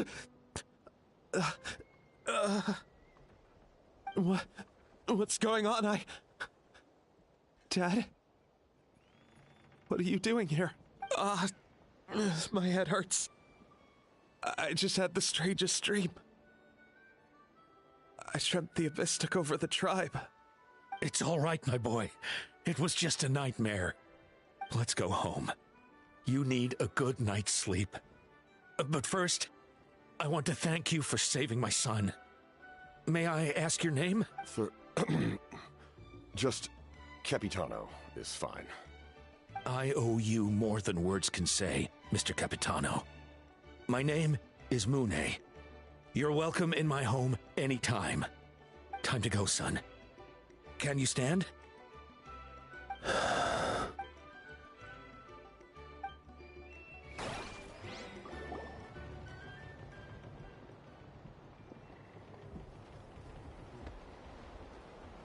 goodness everything turned out all right. Think nothing of it. I agreed to offer you my aid, so this is merely a part of that duty. Besides, I care deeply about this land. Right! When we were with Moika, you told us you and your soldiers defended Natlan against the Abyss 500 years ago.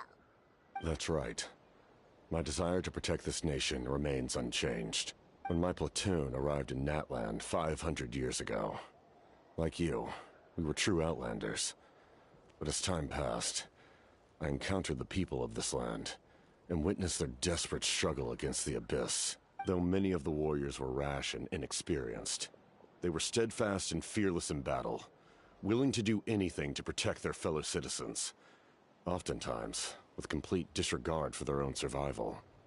Just as I fought for the glory of Conria, they fought for the survival of their nation. We happened to share a common enemy, so I decided to offer my aid. We fought side by side to the very end. I traveled to many places after that, but I never forgot this land. Even now, my work in Natlan remains unfinished. It may seem difficult to understand, but the reason is really quite simple. That name carries with it the glory of my homeland and the honor of Natlan. Yet, I failed to bring my soldiers home. And I failed to help Natlan defeat the Abyss. But that's not your fault. The Abyss is way stronger than any of us imagined. You need not comfort me. I am no longer who I once was. Let the events of the past continue to collect dust in the annals of history. I will continue to help Natlan in my own way. Like, with the draft of lucidity? Who knew you could make medicine? Were you a doctor before? The drought was Guthred's invention. He was a respected military doctor, as well as my trusted second-in-command. We faced a similar situation to what you witnessed today. The endless battles against the Abyss triggered delusions among the soldiers, to the point where some attempted to kill each other. In order to develop a treatment as fast as possible, Guthred used himself as a test subject. He passed away shortly after the drought was complete. That's who he was. Unrelenting in his pursuits. No matter the cost, no matter the sacrifice. In the end, he even gave himself up for a chance at success. I'm sure he would be pleased his creation aids people, even now. The Abyss has wrought enough suffering on this land. I sincerely hope this war will end soon.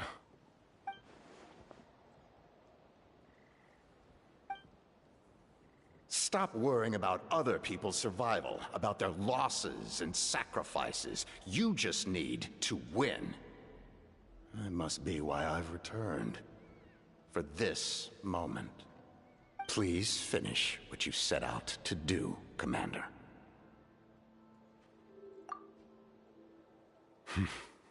You're more perceptive than I imagined. However, Some things are better kept secret for now. We may be working together, but our goals are not entirely aligned. What's with the secrets all of a sudden? Paimon's starting to think we should be more careful around you. I do not mean to jeopardize the trust between us. I simply prefer to keep this to myself, because it's a personal matter. All I can tell you is this. Natlan may have survived the worst of the crisis, but the souls of this land are still not at peace, and that is why my work is not yet done. Well, if it's personal, then we'll just have to trust you. If you have other questions, I'm willing to answer them. Wait, like, Paimon wants to know how you eat with the mask. Anything you want to ask, Traveler? Natlan must pay the price for Mawika's use of the Ruler of Death's power. That price is death. And only Mawika's death can clear the debt. Even now that the war's over and the threat to Natlan is gone, it looks like that death is still set in stone.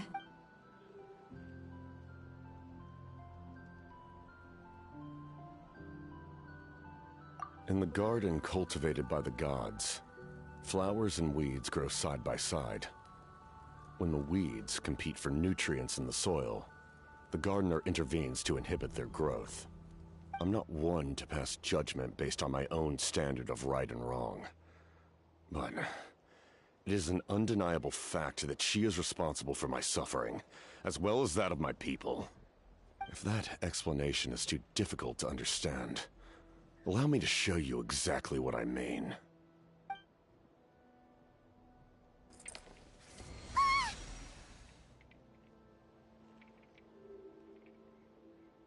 The ruler of death can freely define the form of death, or grant immortality to anyone she desires. Her power is a rule in and of itself.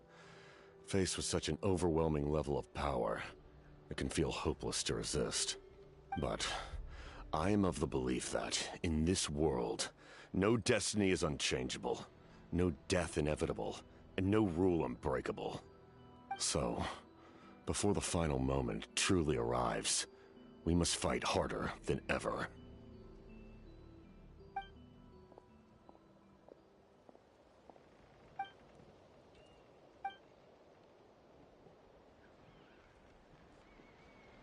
Oh, did something happen?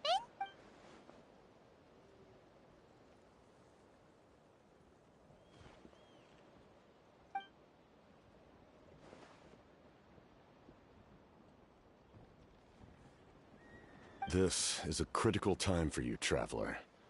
It's best not to delay, so let us end our conversation for now. Best of luck to you all. Goodbye.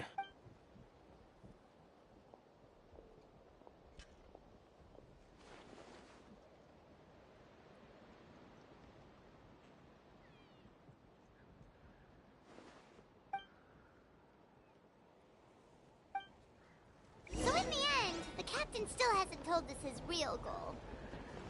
He kind of reminds Paimon of someone we met recently. Oh, right, the Lord of the Night! They just seem so tired, you know? Since they've both been alive for many centuries, do you think that's just what happens when you've been alive for too long?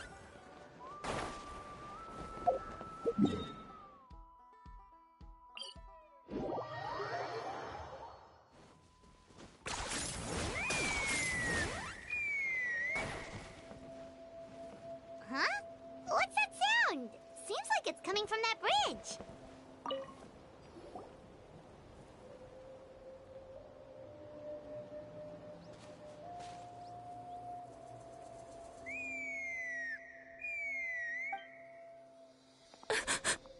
Oh no!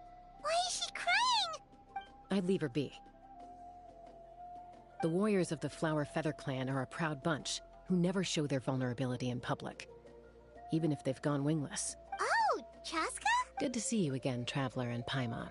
Before we carry on, let's get a little further away before Koyer notices us.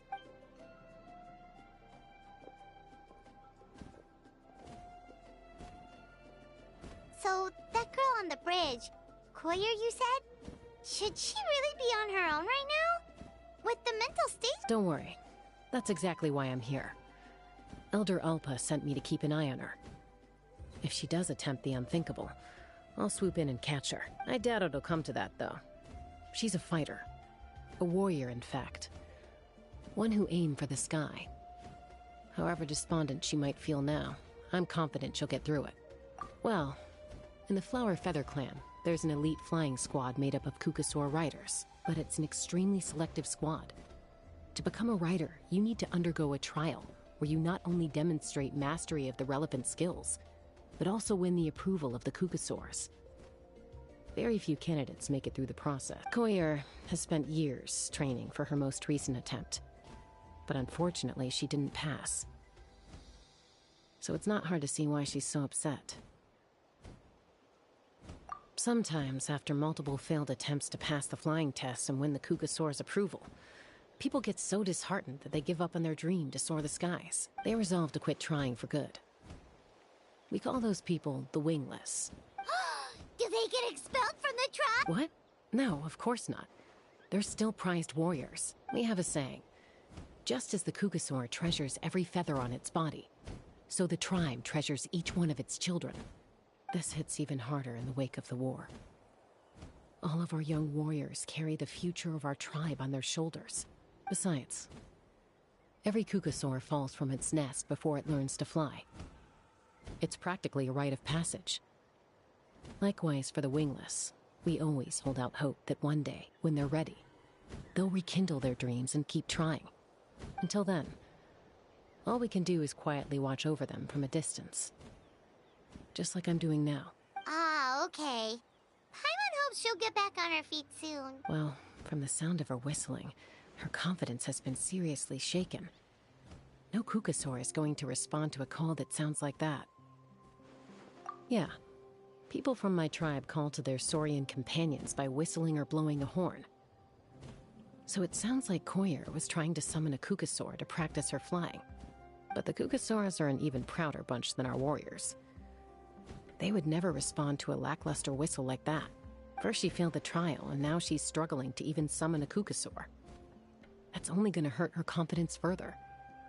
And getting trapped in that vicious circle is the kind of thing that'll make people go wingless. Surely there must be something we can do to help. That's very kind of you. Koyer's flying skills are up to par, but mentally she's stuck in a rut. If she wants to return to the sky, she has to overcome that for herself. I'm going to lay low nearby, just in case she takes a turn for the worse. Let me give you a tour around the tribe once this is all over.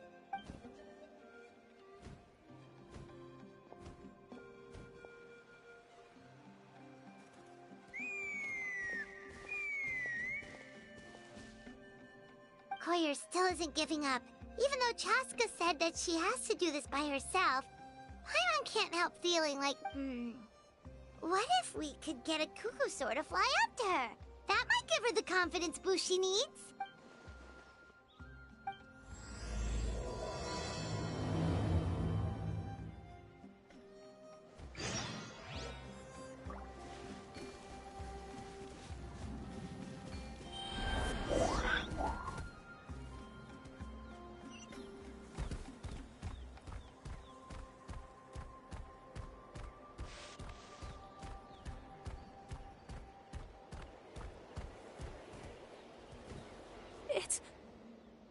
It's a Kukasaur.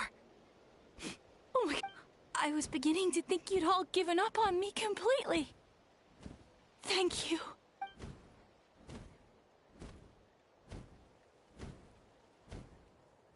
Excuse me? Would you mind if we did some flying practice together? Right now? I think I know where I went wrong in the test now. I need to maintain a higher speed on my turns. So, I just gotta practice my bell tail slides and split S maneuvers. Also, I really want to try some stall turns and cobra maneuvers.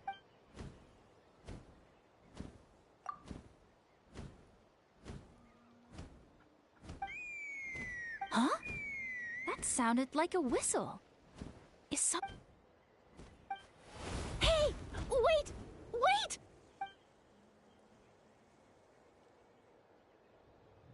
Do you think Koyer's feeling better now? Let's go back to that bridge and check.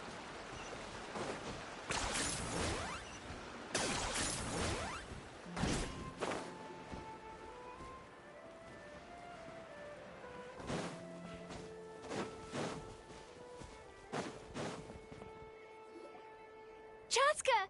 I summoned a Kukasaur! Although, unfortunately, someone else summoned it away again before I had a chance to go for a flight. Oh, really? That is unfortunate. But if you can do it once, you can do it again. Keep at it, and you'll pass the trial eventually. You're right.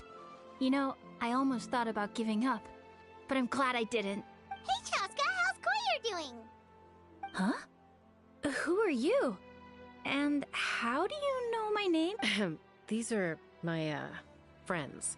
You came up in conversation the other day because I was telling them about up-and-coming warriors in our tribe.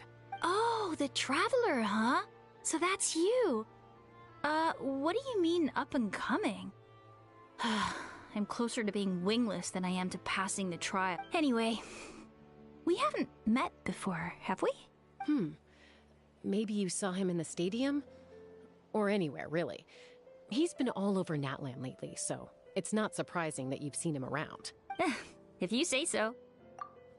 Koyer, Chaska.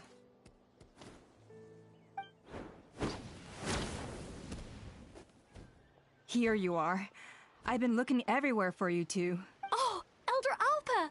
What's the matter? I thought I should tell you myself. We're going to redo the flying trials. Redo them? How come? This is so unexpected, and I can't believe— It's embarrassing to admit, but due to time constraints, we didn't do a proper inspection of the arena before the last round of trials began.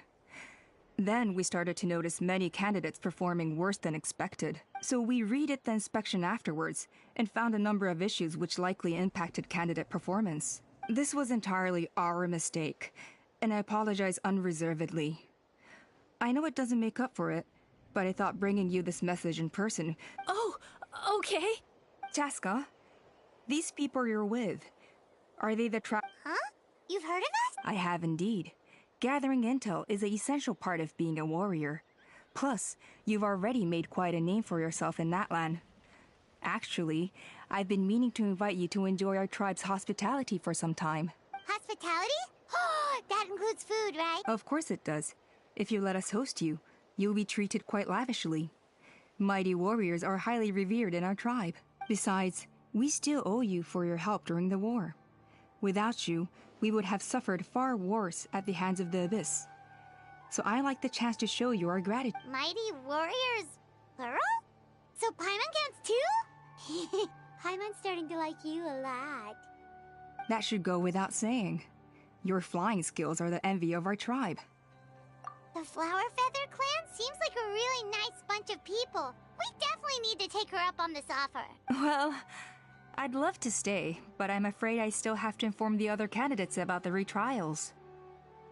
With our younger generation's future on the line, there's no time to lose.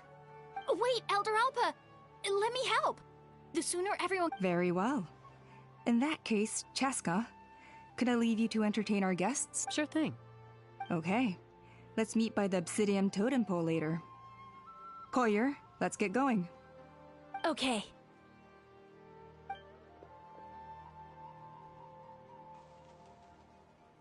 Alright, they're out of earshot. I'm just gonna come out and ask. That Kukasaur who responded to Koyer's call, that was your doing, wasn't it? I grew up with these creatures. I could tell something was off the second I saw it. His whole demeanor seemed less like a Kukasaur and more like, well, you. So I figure you must have been pulling the strings somehow.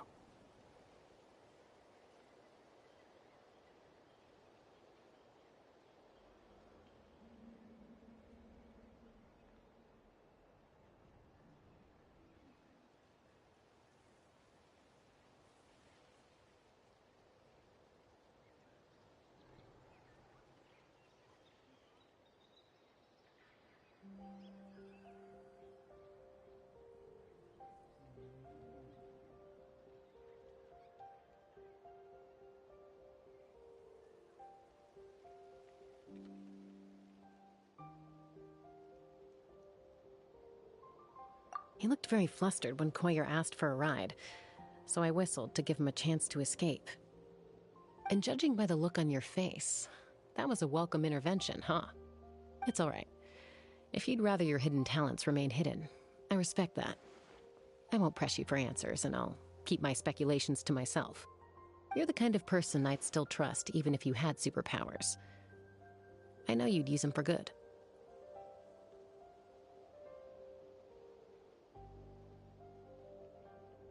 I think the ends justify the means in this case. She just lacked confidence, and you helped her resolve her internal conflict. If you hadn't intervened, I likely would have gotten my mom to help out instead. Although, having said that, there's a small chance she might have recognized her and seen through the whole thing. That would have done more harm than good. Yeah. Anyway, if you're free now, how about I give you that tour I promised?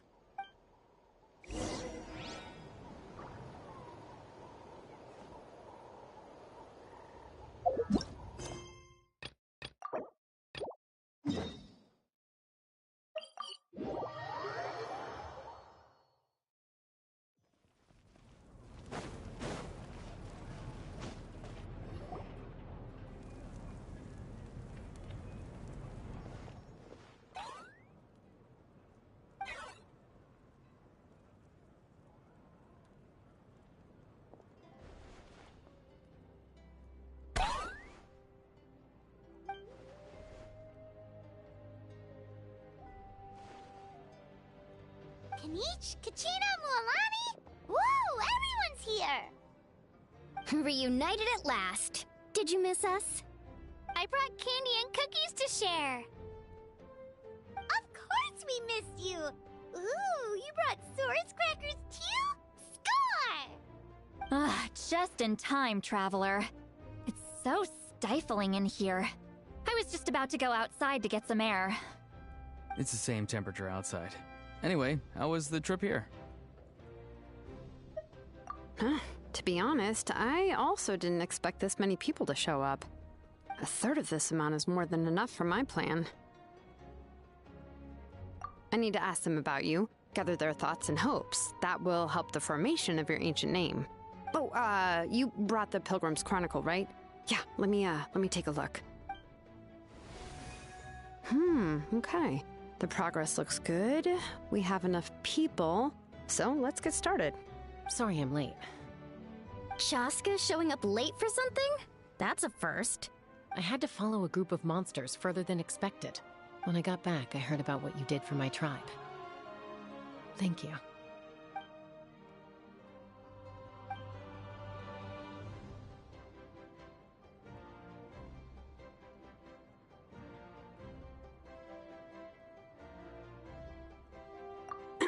Okay, let's save the pleasantries for later. Everyone's here, so let's get started. All right, let me remind everyone what's going to happen. I need each of you to stand before the Pilgrim's Chronicle and share your stories about the Traveler. Your words will be recorded and become a part of the Traveler's ancient name. Any, questions? Nope. All right, then, to start things off... Hold on. Remember what we discussed? Oh, right. I almost forgot. Traveler, Paimon, you, can't be here for this part. Huh? But why? We want to hear what everyone has to say. I need people's true thoughts and feelings. It's best if the subject in question isn't involved. It's much more difficult to express those feelings to someone's face. People get shy in those situations. It's just how it is. You're right. Just like when Paimon doesn't have enough more to pay for her meal, but she's too embarrassed to tell the Traveler, so she has to make up some excuse. So basically, you want us to leave the Pilgrim's Chronicle here and wait nearby? Oh, don't worry. This shouldn't take long. Everything Shilonen said made sense, but did you see St. Lolly's reaction back there? She was definitely the one who decided we should leave. But staying out here is just making Paimon even more curious about what everyone's gonna say. Anyway, you're gonna have an ancient name soon. Ooh, that's so exciting! Feels like we've been in Natland for quite a while already, doesn't it? You're right! If only Paimon could say a few things about you in there. Well, looks like you're about to have that chance. Shilonen, is everything all set? Almost. We're just missing one last thing. You've been by the Traveler's side the longest, Paimon. We need to hear what you have to say. But Paimon's not from Natland? Oh, it doesn't matter. As a traveler's companion, your contributions are extremely important. You're the perfect person to finish the story. Sorry, traveler. I just need to borrow Paimon for a second. It should be quick.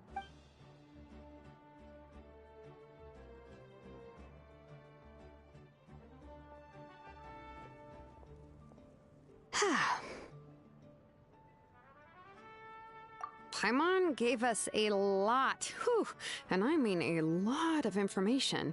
I'm not even sure the Lord of the Night managed to get all of it. Well, we've been to 6 nations already. Here, you can have the Pilgrim's Chronicle back. I'll need it when I forge the name, but you can continue your adventures in the meantime. And when the time comes, I will forge you an ancient name unlike anything that's come before, so that you, Moeka, and Natlan as a whole can finally put an end to this endless war.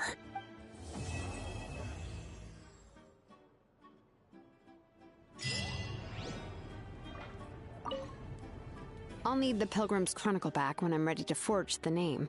If there are still adventures you want to record, better finish them before then. I hope everything will go well. I swear, even I'm starting to feel nervous now.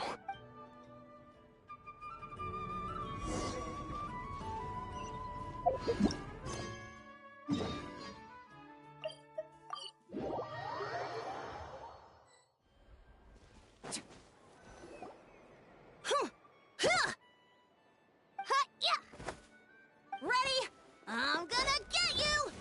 Uh-oh. Are they fighting? Should we try and break the... They're fine. Just doing their daily combat training. Combat training? A little young for that, aren't they? Not to us. We're a tribe of warriors. In ancient times, we were the most elite troops in the nation, responsible for patrolling and defending all of Natlan. And even though times have changed, we've kept our martial spirit alive. Hey, is that Chaska? Chaska, you're back! Oh, can you come train with us? Now's not a good time, I'm afraid. I'm showing the Traveler and Paimon around. The Traveler and Paimon? Wait, you mean that legendary warrior and legendary flying expert? Legendary? Yep, that's us. Awesome. It's so cool that you can fly without having to ride a cuckoosaur. Even Chaska could only do that for short distances. Mr. Traveler, can you teach me some cool sword tricks? Oh, Mr. Traveler! My family shop makes the best volcano cake! You gotta try it! Let's behave ourselves, everyone. These people are here as our guests. They're going to meet Elder Alpa in a few minutes anyway. Kotini, instead of being jealous of other people's talents, why not work on developing your own? Kapak, there's no point in trying any cool sword tricks until you've mastered the basics. Have you done all your sword drills today? And Yatlan. Easy does it, okay? Not every conversation has to turn into you plugging the family business. Okay. Sorry about those kids. They just got overexcited when they heard your name. Hope it didn't bother you too much. This is a volcano cake that Yatlan forced into my hands. She said to think of it as an apology gift. Whoa, it smells amazing! Traveler, you want some? That's good. Yatlan will be thrilled. By the way, Chaska, those kids really adore you. You're way better with them than Paimon expected. Paimon figured you'd be more... aloof, maybe? Aloof, huh? Well, to be fair, there was a period when I was like that. Around the time when I first joined the tribe. But it's a terrible attitude to have as a peacemaker. It tends to turn situations that could have had a peaceful resolution into a stalemate that can only be resolved by force. Yep, exactly. As long as other options are available, I try to avoid that at all costs. Someone once told me that peace imposed by force will crumble in a matter of days. But peace achieved through genuine dialogue actually benefits both sides, even if sometimes the parties are only willing to negotiate because they're both armed to the teeth. That's true. Hey, Chaska! Uncle Cusco knows you're back, and he's coming to get you! Oh, thanks. Traveler, Paimon. Gotta dash. I'll meet you at the totem pole up ahead. You can't miss it. It sticks out like a sore thumb. Wait, are you running away? First rule of conflict resolution? Grab the fan and run before the you-know-what hits. Trust Chaska to make even running away sound cool. Sorry about this. Just stall him for me, okay? I'll explain everything later.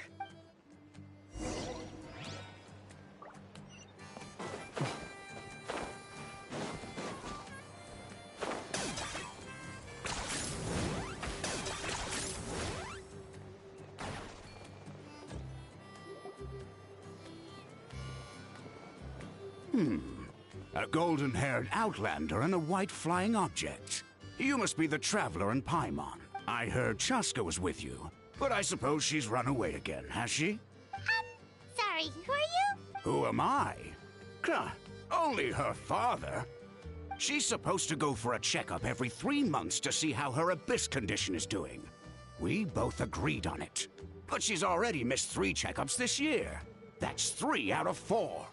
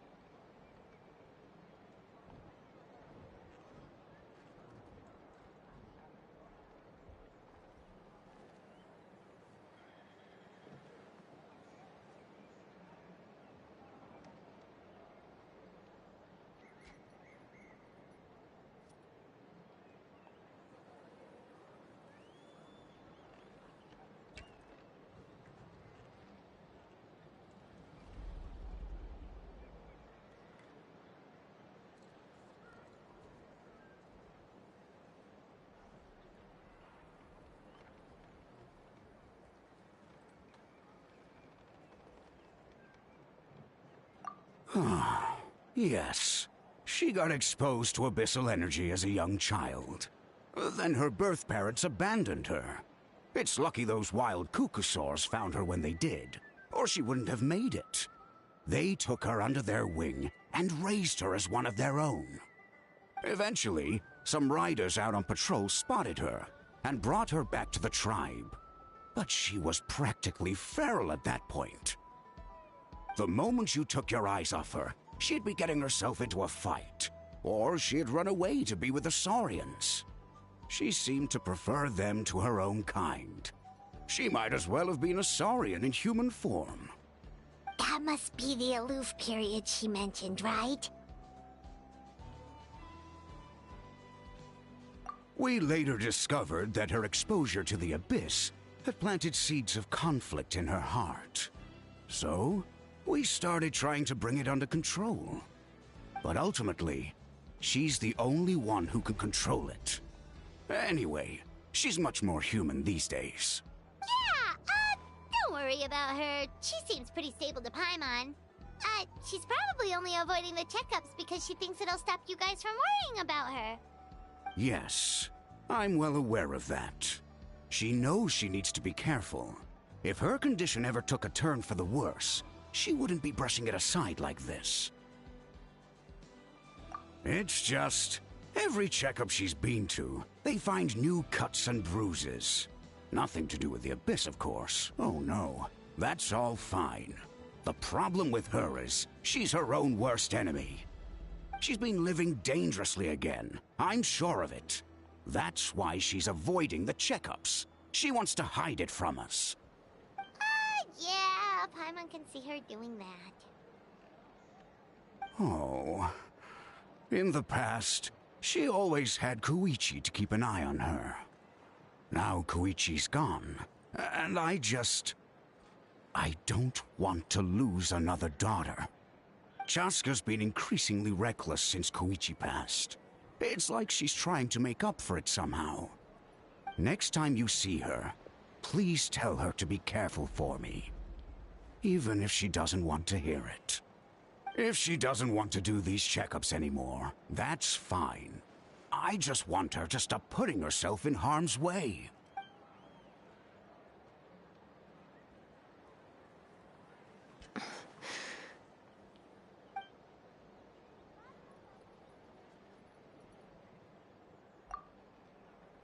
Whoa, where did the time go?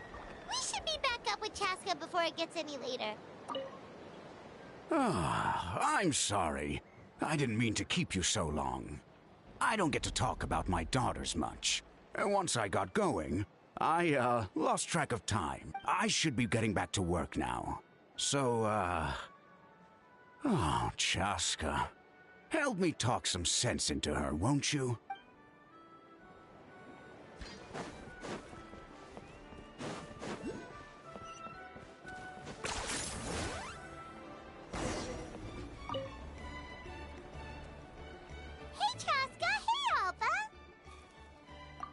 It's all right.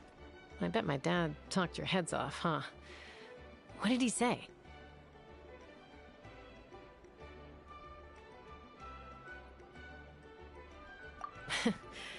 I was sometimes a little impulsive back then. That's putting it mildly. The memories. It feels like it was only yesterday when we brought you back and had Cusco and his family take you in. Back then, no one imagined this feral child would grow up to be the strongest warrior of the Flower Feather clan. Huh? You were the one that brought Chaska back to the tribe? That's right. Elder Alpa was already a veteran rider by then. She spotted me while patrolling from the skies and tracked down my Kukasaur mom. Mom agreed it was time I tried to re-enter human society. But I didn't know the first thing about being civilized. I clashed with everyone who had to deal with me. And look at you now. Renowned throughout the land as a peacemaker. How time flies. When the day comes that I can't fly anymore, it will be up to you to look after our tribe and our flying squad. You know me, though. I'm not a natural commander. I'm better off as a lone wolf on the front line. So stick it out at least a few more years, okay? Give Koyer and the others time to come into their own. Oh, stop. Wait, so the leader just the strongest warrior in the tribe? At least, Paimon figured that's how your tribe would work. Strength is certainly a core tenet in the Flower Feather clan.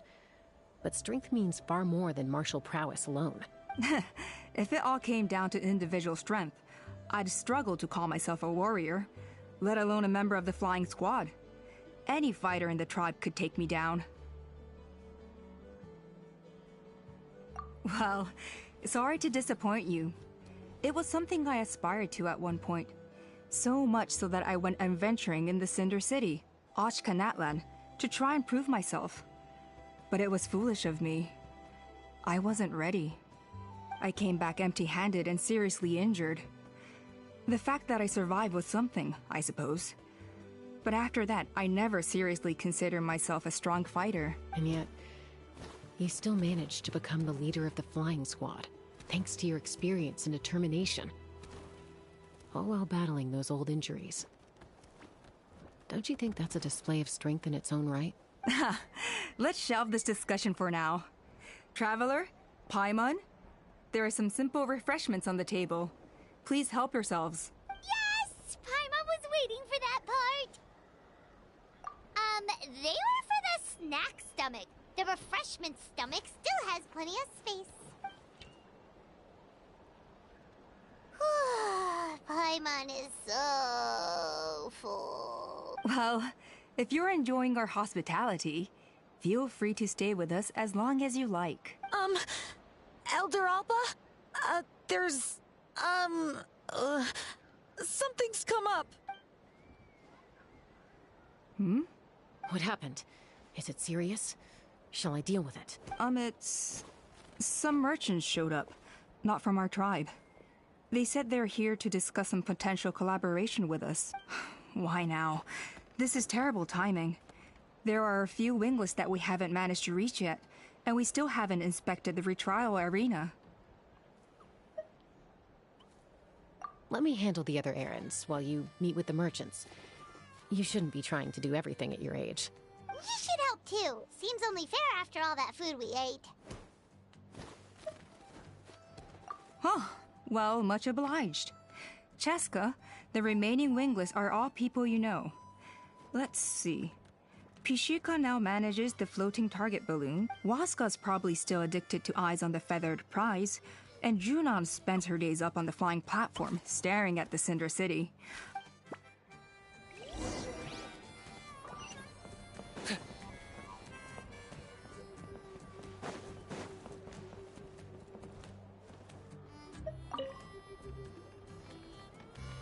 Are you sure you don't want to reconsider, Pashik? I appreciate it, boss. But honestly, I'm pretty happy with my life nowadays. Pashika, they're redoing the flying trials. Ah, did Alpa send you? I was just telling Pashik the way things are with the tribe these days. I mean, you don't need me to tell you. Ah, come on, boss. Do you have any idea how long it's been?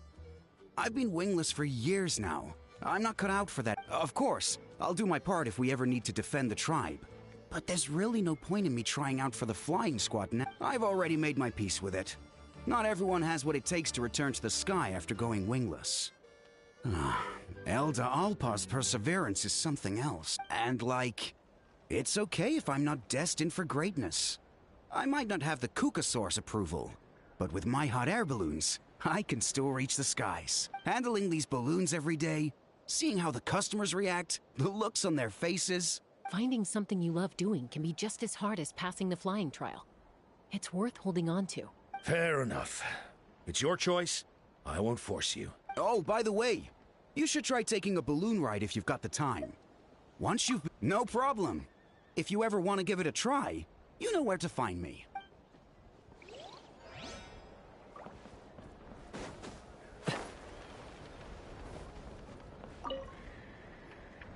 A retrial? What's the point? I pretty much treat life like it's a game.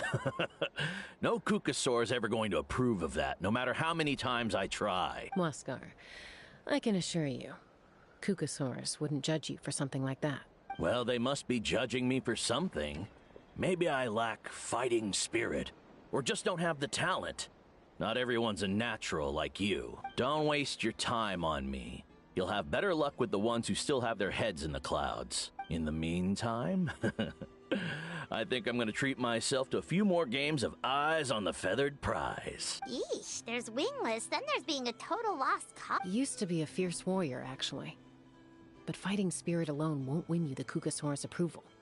Are all Kukusaurs so strict? The ones in floating target balloons and Eyes on the Feather Prize seem pretty chilled out.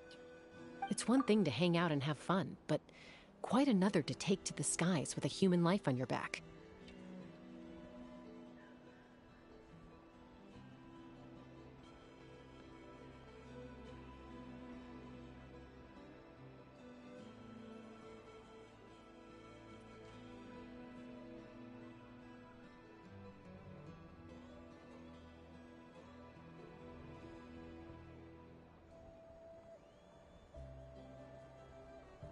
Giving a ride to someone who's unqualified endangers not only the rider, but also the Kukasaur themselves.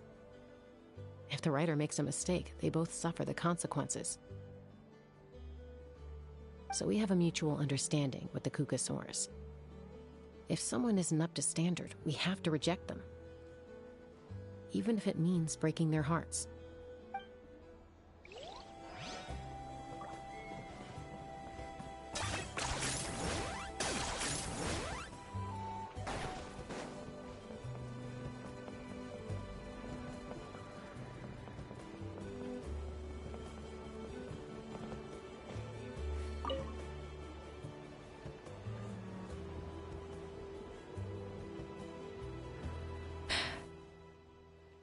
Hey, Junan. Gazing out at Ochkanatlan again? Huh? Chaska? What are you doing here? The flying squad is hosting retrials again soon. Want to give it another try? Maybe you're forgetting the definition of wingless. I've failed so many times already that I've decided to call it quits for good. I'm done. Elder Alpa always goes out of her way to come and tell me when a new trial is coming up, and it's nice of her to think of me. But nothing's gonna change. I'm not going to suddenly pass just because they're holding another trial. They're making some big changes to the arena this time, so the flying experience should be smoother than before. Koyer's gonna try again. No, forget it. If I was genuinely good enough to make the squad, the location shouldn't affect my chances. A true rider can fly confidently whatever the conditions. Like you and Elder Alpa. Junan! They're redoing the... Huh? Chaska and the Traveler. You're already here. I guess they told you already then. Come on, let's go train together. I'm gonna sit this one out. What? Why? But you've always looked up to Elder Alpa. She went wingless after her injury and spent years drifting, but even she came back and made it in the end. If she can do it, why can't you? I mean, I don't have that kind of perseverance. And besides, the last thing I want to do is fail in front of her yet again. Oh, come on. You know you don't need to worry about that. Alright, well, how about we just treat this as you being my mentor? Then will you train with me? I mean... Enough umming and ahhing. Let's just get up in the air and figure it out as we go. Wait! Hold on, slow down. I can't keep up. Well, that's one way to do it. They've been best friends since they were kids. If anyone knows how to get Junan out of a rut, it's Koyer. You helped Koyer deal with her internal conflict, and now she's done the same for someone else. You know, people often talk about how one conflict leads to another and so on. But sometimes in life, things spiral in a good direction instead.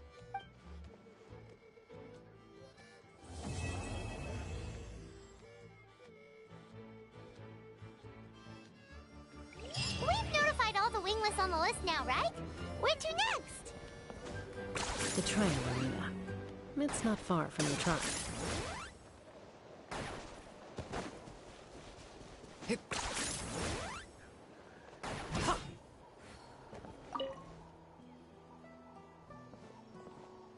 Oh, hey there, Chaska. Did Elder Alpa send you? Yeah, she's got other things on her plate right now. How are things looking here? Well, the inspection revealed numerous blockages all over the trial arena.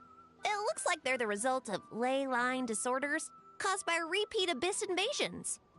Theoretically, we just need to clear those obstacles, and the arena will fill up with gaseous phlogiston again.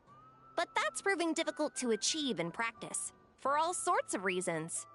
Why don't you head on down and check things out for yourself? Feel free to ask the staff for more details.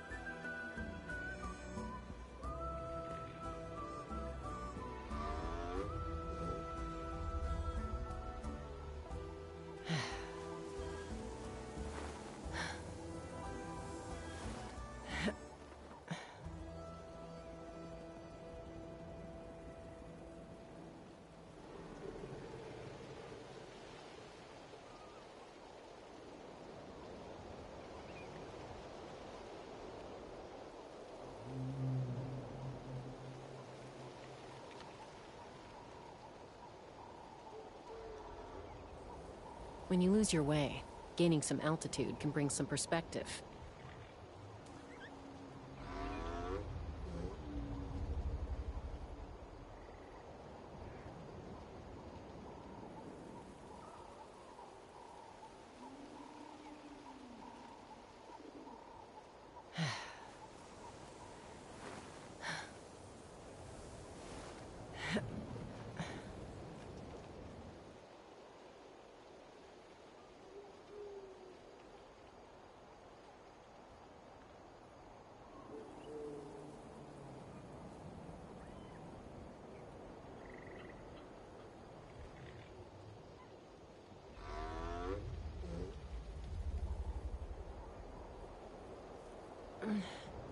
I'm a little out of practice these days.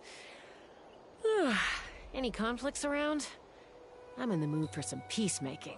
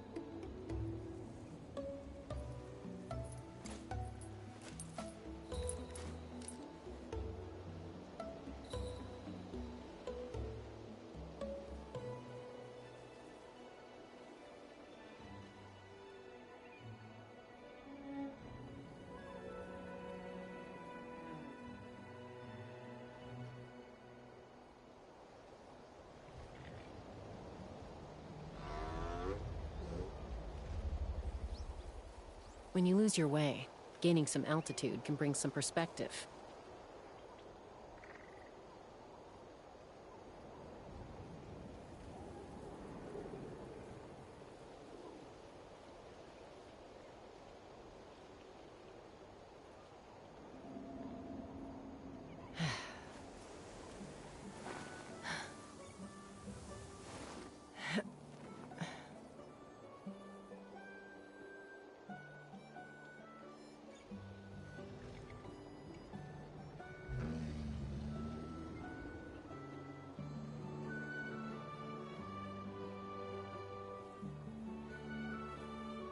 I'd have lost myself long ago if I allowed myself to be led by the whispers of the abyss. Surviving is tough. Taming the beast within is tougher.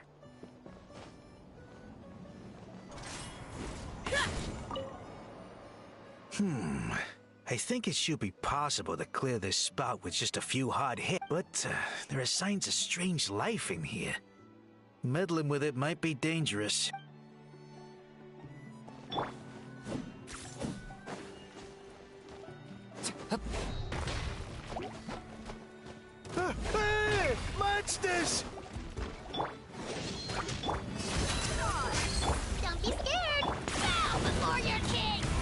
Locked up! The dead would blaze in dragon fire!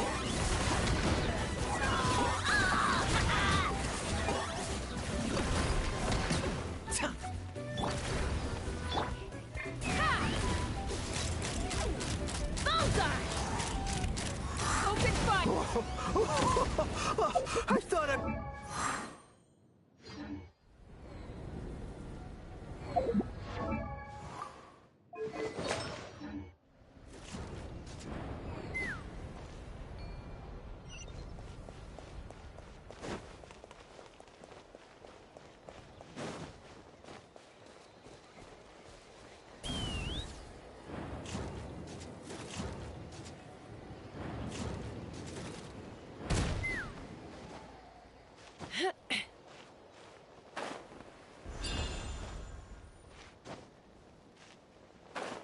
Okay.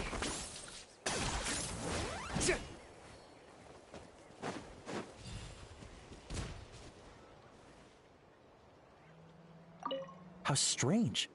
Why is there so much solid phlogiston here? Well, could be from the Children of Echoes. Maybe it got swept up here due to the ley line disturbances? And I can't think of a way to resolve this. Short of going all the way to the Children of Echoes to borrow it to Petlisaur.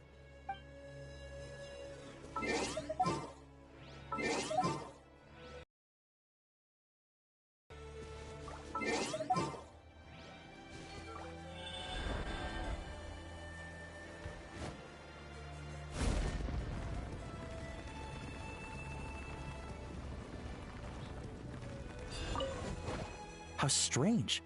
Why is there so much solid phlogiston here? Well, could be from the I can't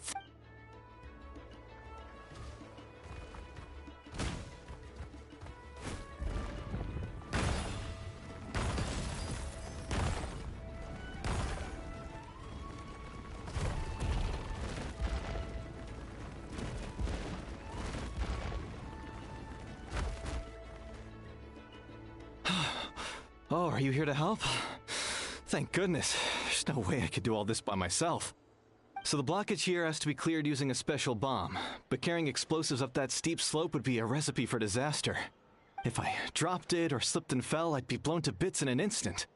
So, my plan was to transport the bomb to the other side, then send it over in a hot air balloon. All I need now is for someone else to strike the balloon at the right moment, dropping the payload right on top of the spout. What do you think? Simple enough, right? Huh? Oh, that one. No, I've got no idea who that belongs to. Or how they got it up so high. I just wish I could fly up there and check out what kind of tech they're using. Ah, well. Getting the trial arena back in order is more important. I'll head over and set up now. Let me know when you're ready.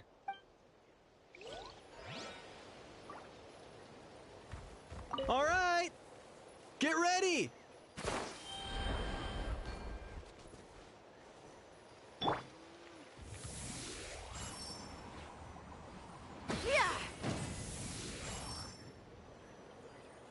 All right! Get ready!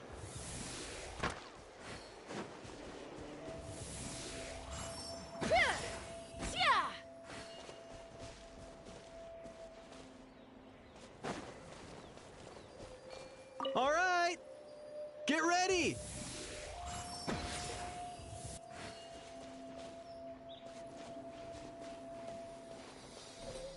All right! Get ready!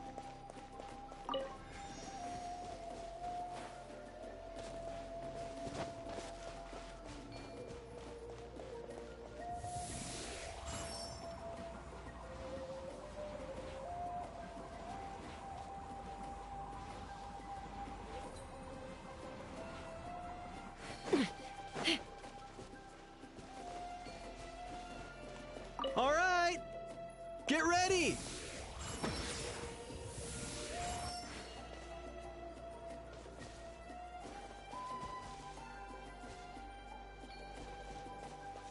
All right! Get ready!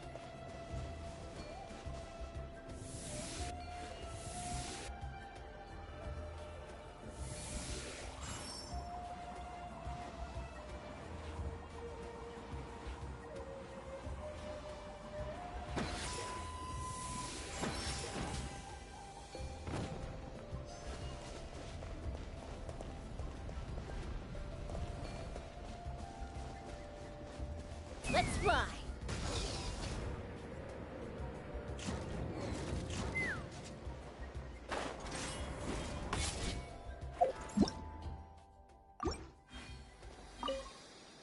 This is crazy. I put all of my strength into it, but maybe Inkanak was right after all. If a stable structure is formed, but how am I supposed to do?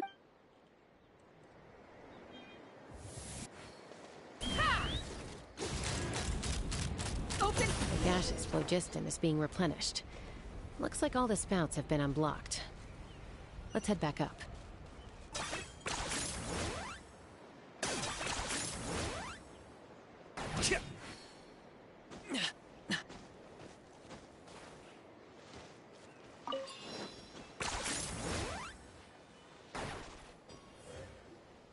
Wow, you took care of everything in no time at all. Incredible work. Now we just have to wait until the gaseous phlogiston is fully replenished. Then we can kick off the retrials. Actually, Inkanak, I'd like to do a test flight first, just to make sure we're not missing anything. Could you arrange that for me? Huh? But you only just finished getting the arena ready.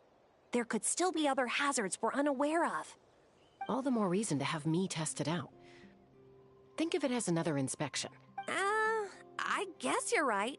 With your flying skills, you won't be in any serious danger, even if there are hazards we overlooked. The conditions in this area seem a little unstable, but a test flight is the only way to catch any lingering issues. All right, I'll get things set up for you.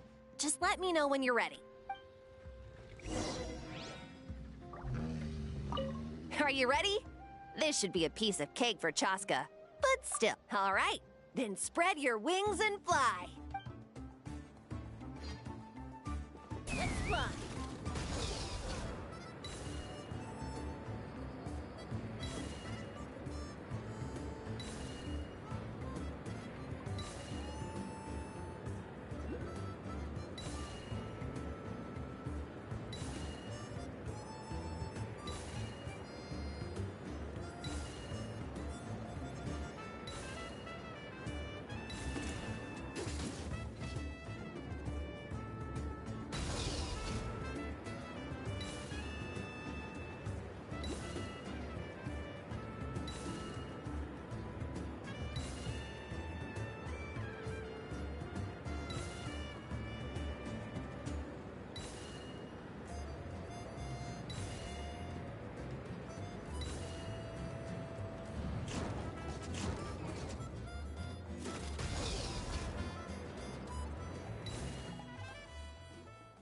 That was amazing. Paimon couldn't take her eyes off you. No, nothing major. Give it a few days, and we should be able to conduct the trials. Help! Help me! You're from the Flower Feather clan, right? Please, come quick. Catch your breath first.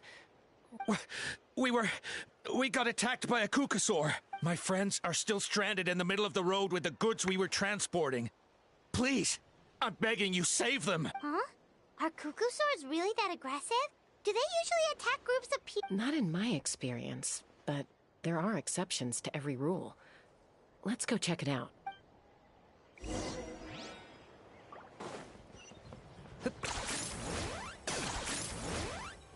Ouch! I've never seen...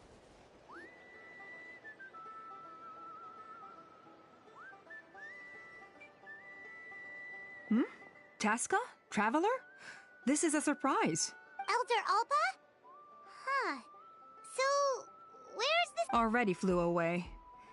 Looks like it backed off once it realized that reinforcements were coming. So why do you think it attacked these people in the first place? Was it after the food? No. These merchants are even transporting food. Ah! Thank goodness! The phlogiston wings are intact! Phlogiston wings? Thank you so much for coming to our rescue. These phlogiston wings are our most prized goods. If anything happened to them, it would ruin us. Wait a minute. Are you the merchants that were looking to collaborate with us? Wormy told me about you. Yeah, that's us. So I take it you're Elder Alpa? I am.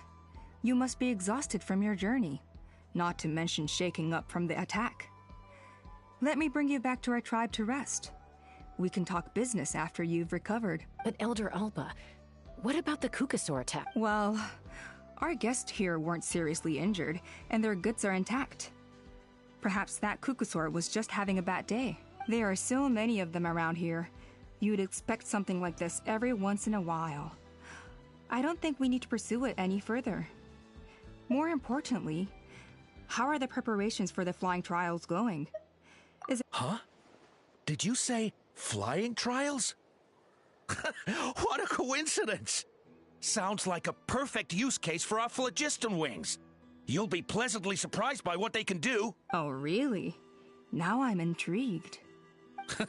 Well then, let's forget all about this Kukasaur attack for now. We have some serious business to discuss.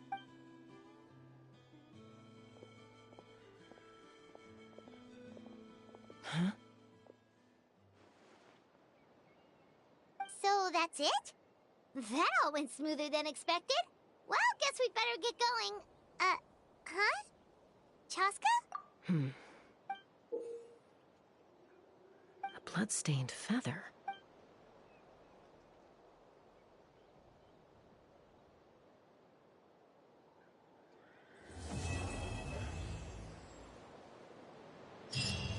The Flower Feather Clan should be about ready to hold the new flying trials by now. Let's go check it out!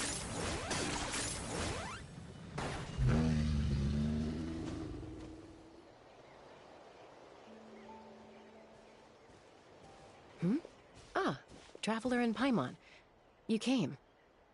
Yep, and it looks like we made it just in time! Although, can't say the same for the Kukusaurs. Bit of a low turnout, huh? Yeah, you'll see why soon enough. All right, get ready. 3, 2, 1, fly! Whoa! We're really flying! I feel light as a feather. I'm flying without a Kukasaur. These phlogiston wings are awesome! What's going on? Paimon can barely believe her eyes. How did they fly all on their own? The merchants we ran into that day were selling a product called phlogiston wings. It's a flying machine worn on the back. To operate it, you just use a handheld trackball that controls the flow of gaseous phlogiston. That's incredible. Yeah. If our tribe, well, if Natlan mass adopted this technology, it would revolutionize our mobility and responsiveness in times of crisis. Just think of the countless tragedies that could be averted. I feel like I'm dreaming. Did I really just fly on my own without the help of a Kukasaur? You'd better believe it. Plus, you just passed the flying trial. Right, Elder Alba? Elder Alpa? Should this really count as a pass? If we did the trial using phlogiston wings? Why not? The scoring rubric is about flying performance.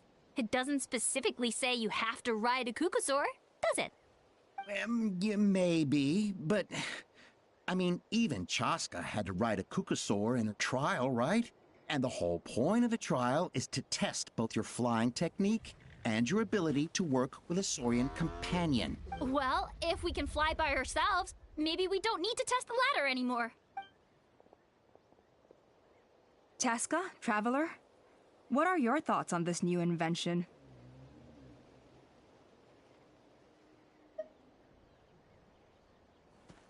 Right? That's what I think too. I agree that they have strategic value. But I don't think it makes any sense to evaluate candidates by the current testing standards if they're using phlogiston wings. Why? Shunan finally mustered the courage to go through with this. And now you're saying it doesn't count? I don't have any experience using these wings in battle. Nor is it immediately obvious how to incorporate them into the existing systems in our tribe. Taking a longer-term perspective, I think we need to start by getting thoroughly acquainted with how these things work. Then we can develop a new trial format with new assessment criteria, tailored to candidates using the phlogiston wings. You all raise valid points. But Chaska, while your proposal sounds perfectly reasonable, It would probably take years to put it into practice. We lost so many people in that war. These phlogisting wings could be exactly what we need to strengthen our forces and boost morale in this trying time. And as for real-world battle experience, there will be plenty of opportunities to gain that. I have high hopes for you, Junon. Huh? Hey, stop staring into space! Say thank you! Oh, thank you. Thank you, Elder Alpa. You have nothing to thank me for. Remember, the way you got your wings back was by relying on yourself. Oh, Elder Alpa! Bad news! Kukusaurs are attacking the merchants again! Again? Okay, everyone, stay put while I... Huh? Chaska!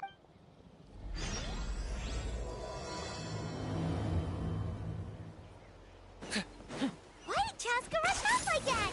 And then Elder Alpha and the others too? Anyway, let's go see what this is all about.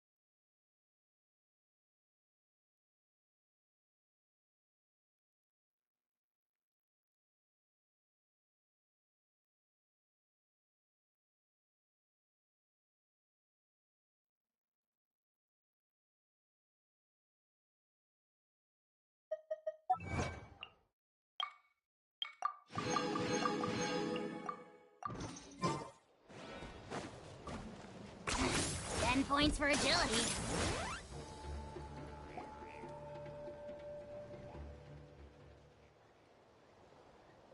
Oh, it's back!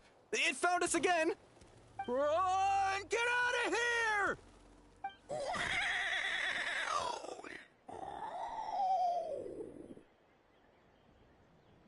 Curses! She's really riled up this time. Hey! Stop running! We'll never outrun a creature with wings! Get back here and let's fight!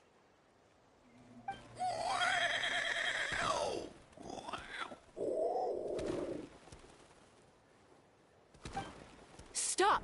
All of you! Chaska! Oh, wonderful! Quick, get rid of that thing!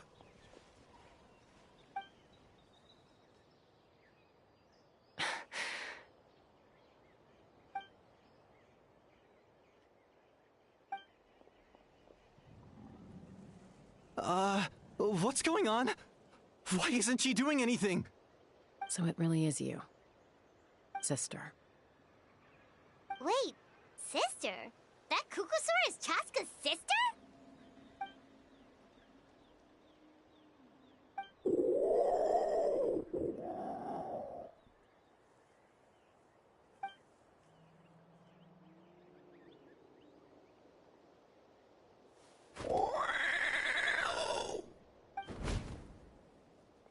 Koya, wait!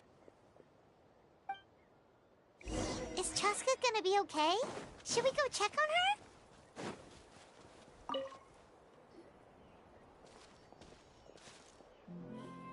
Chaska, are you okay? I'm fine. Sorry for making you worry. No point. She's an expert at hiding her tracks. Once she's shaken you off, you'll never catch up to her. At least, I always used to lose to her at hide-and-seek when we were kids. Well, yeah. You know I was raised by Kukusaurs. Anyway, she and I grew up in the nest together. Her name's Koya, and she's my big sister. We played together all the time, chasing each other through treetops or mountaintops. It felt like it would go on that way forever. Until the day I was sent back to live with the humans. Not all Kukusaurs are friendly towards people. Koya, for instance, she's fine with me because we grew up around each other, but she's not fond of other humans. When Mom decided to send me away, Koya strongly protested, and after I left, she became more and more reluctant to interact with humans. Maybe she thinks that humans stole you away from her. It's a possibility, but in any case, we still stayed best friends at first. I had a hard time adjusting to life in the tribe. So whenever something went wrong, I'd run off into the wild and vent to Koya. Ah, so that's what Uncle Cusco was talking about. He said you seemed to prefer hanging out with Saurians to your own kind back then. Yeah, I did. But then, gradually, everything changed. With a new mom and dad, a new tribe, and Koichi, I started getting curious about these humans. I made an effort to understand their behavior.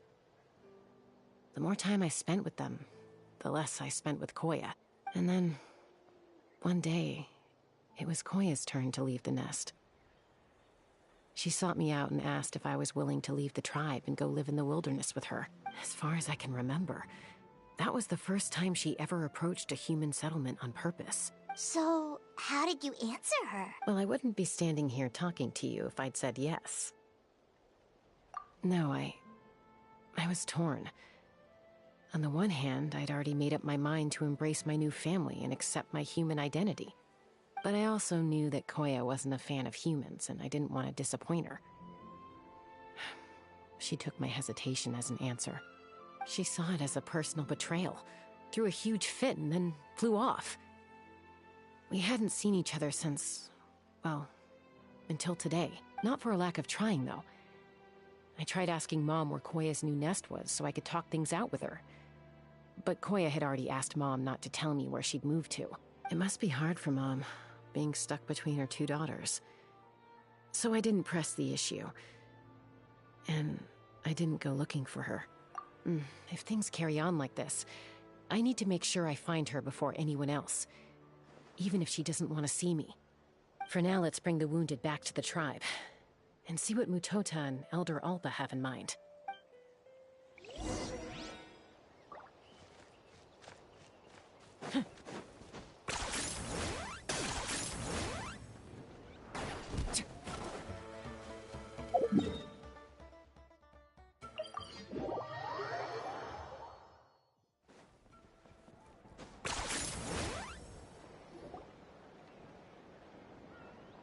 So, I hear there's been another Kukas. Ha! I knew it!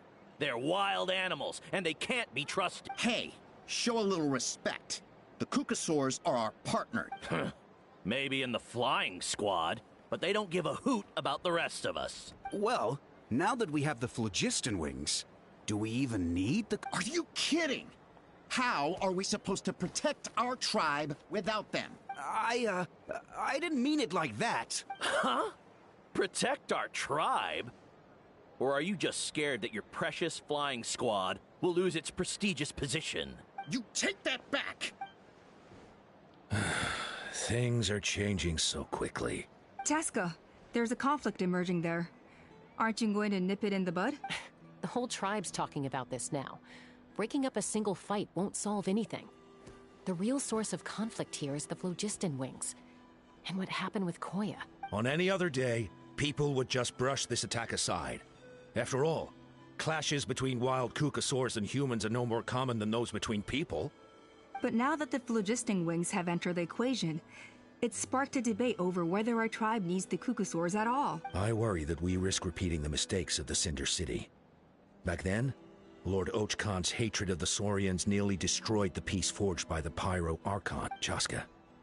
To prevent things from deteriorating further, I'd like to task you with restoring peace to the tribe. I will.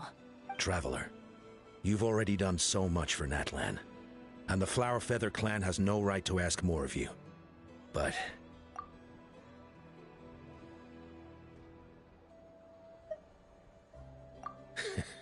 looks like I was making a mountain out of a molehill. And don't forget about Paimon. Just leave this to us.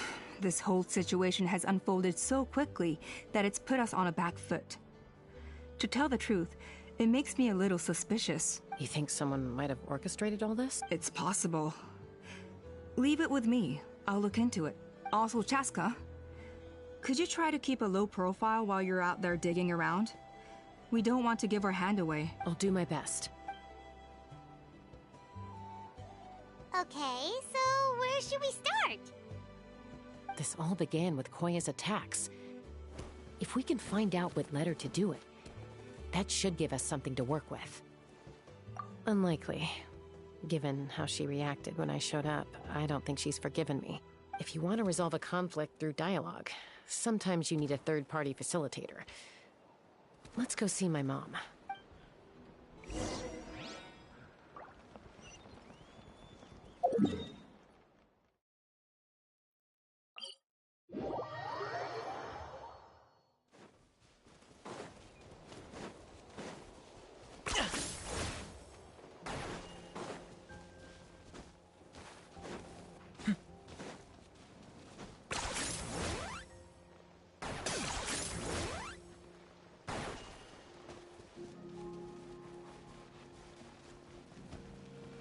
I got him cornered! All right.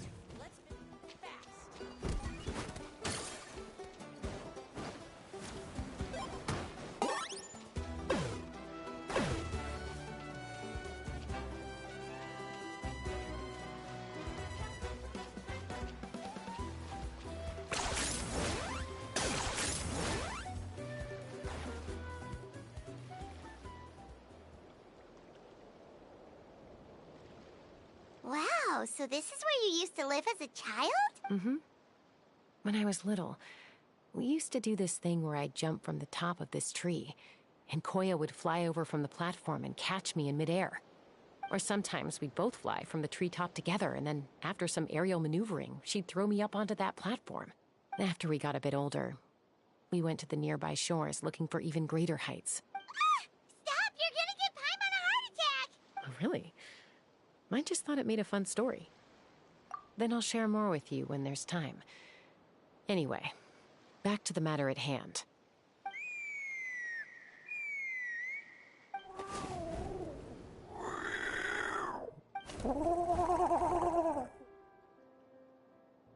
Hey, Mama Bird. I'm back. My last visit was only a week ago, wasn't it? See? I visit you more than I visit Papa Cusco. I brought a couple of friends with me. These are the Traveler and Paimon.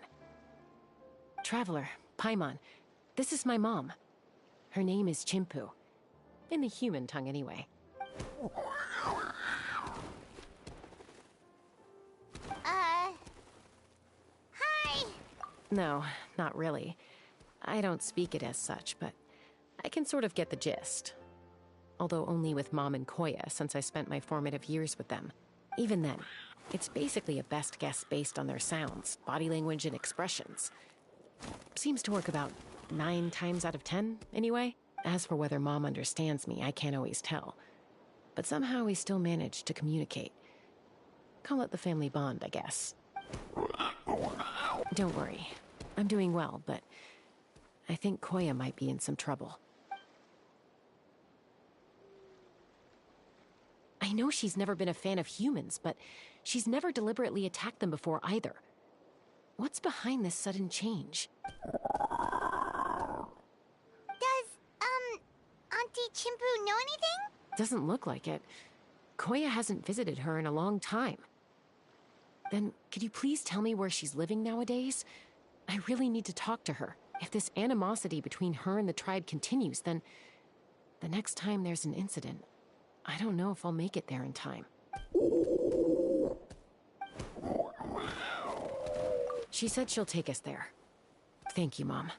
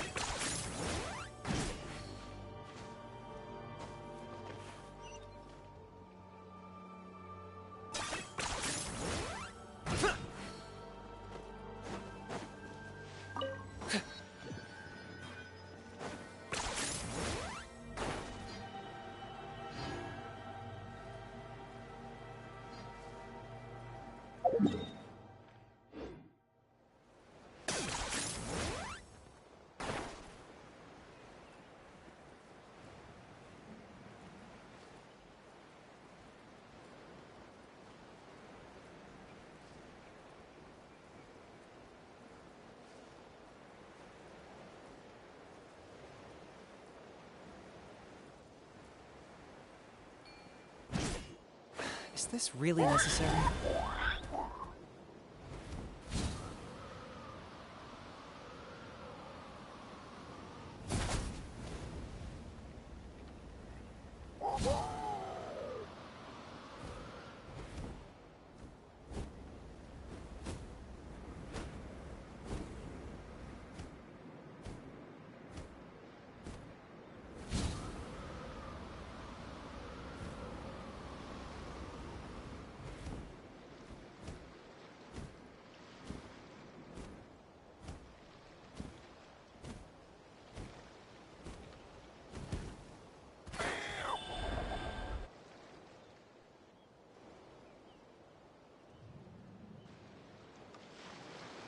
This is a really remote location. Guess she was trying to get as far away from humans as possible. We stay here? Okay. Got it. Traveler. Paimon. Mom says we should stay out of sight for now.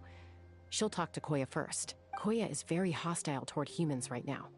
So if we show up unannounced, it might just make things worse.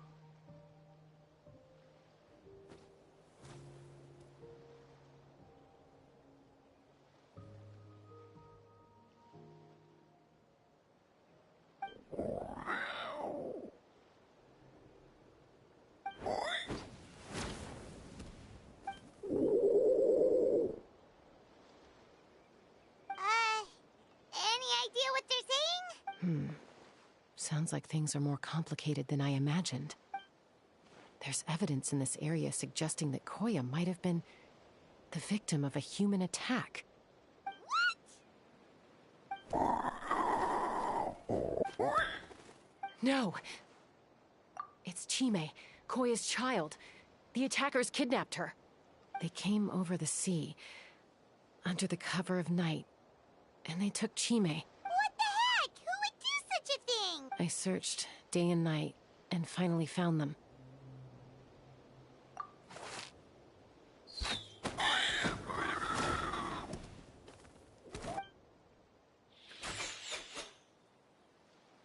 Oh yeah! Tafal's contraption is working like a charm! Got her in one! Hey, there's another one! Wait, is that the one that got away? Who cares? Just get them all! T'Pol pays us per catch!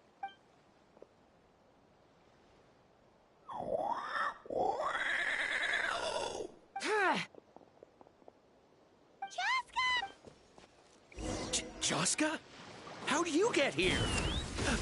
Quick, stop her! Don't...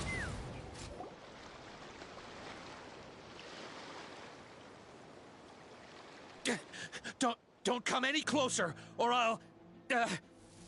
Go, Phlogiston Wings! Take me out of here! Uh-oh, looks like it now... This is bad. Mom and Koya are already injured. And if that thing explodes... Help! Elemental energy suppresses it! Please, someone! Get back! It's still going! Guess we need a more permanent solution. All right.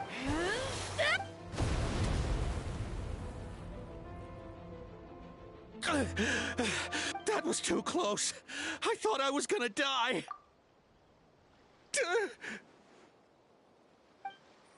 Answer us honestly. Were you the ones who attacked Koya before?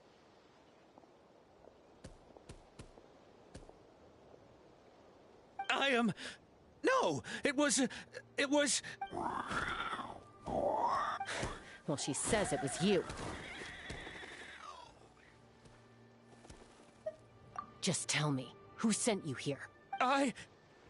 It was T'Pol. He told us to catch all the wild Kukasaurs we can find. And he also said that this Kukasaur has become a thorn in his side, so it needs dealing with T'Pol? Huh. Sounds familiar. But where from? Well, he tends to send his orders in writing. He pretty much never communicates with us in person. When he does, he wears a mask to hide his face. And whenever we trade Kukasaurs for Phlogiston Wings, we deal with his henchmen. So you didn't even make those wings? All we did was slap some labels on them and transport them over here, to make them look like they're imported. To make it harder to trace their origins. I don't know. Well, that's mighty convenient, huh? What about if I held a gun to your head? Would that... No need. I'm sorry. I'll tell you everything I know. T'Pol doesn't tell us much, but he always stresses that he wants them alive. So that gives us some clues. This is just a best guess, of course, but we suspect that the gaseous phlogiston stored in the track balls is drawn directly from the Kukasaurs. What? Easy now. You're still injured. Hey, keep talking. Yes, ma'am. So, the gaseous phlogiston has to be highly refined in order to power the Phlogiston Wings. The slightest imperfection can have disastrous consequences, but the Kukasaurs have a natural ability to process gaseous phlogiston. So, if you use them as an intermediary, then... That's enough. So the Kukasaurs you took, where are they now? T'Pol should have them. But no one knows where he's based, apart from him and his henchmen. We've tried looking for it ourselves, even followed them a few times. But we always end up losing track of them. Random thought. Maybe they're hiding up in the sky? T'Pol. T'Pol. I'm sure I've heard that name. Maybe it was... Chaska! Traveler!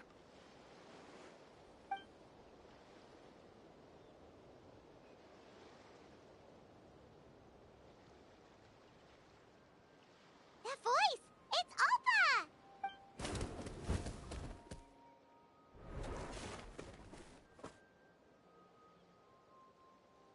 Elder Alba? What brings you all the way out here? Well, I was patrolling nearby when I heard the sound of an explosion. What's going on?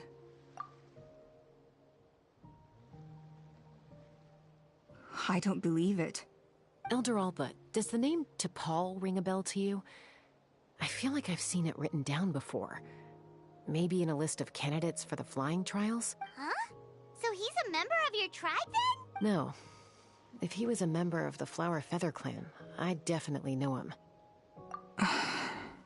Now that you mention it, I do remember a young man from outside our tribe who came to participate in our flying trials once. You were away on a mission at the time, which is probably why you don't remember him. He was a craftsman from the Children of Echoes, but he'd always dreamed of soaring the skies. so he wanted to join our flying squad. The Children of Echoes. That's rare. But despite his best efforts, he unfortunately failed to pass the trial and gain the Kukusaur's approval. In the end, he went wingless and returned dejected to the Children of Echoes. Wingless, huh? Maybe he invented the phlogiston wings to get revenge on the Kukusaurs. Perhaps. Or maybe it's simply his way of dealing with his regrets over his past flying endeavors. Either way, it doesn't excuse his abuse of the Kukusaurs.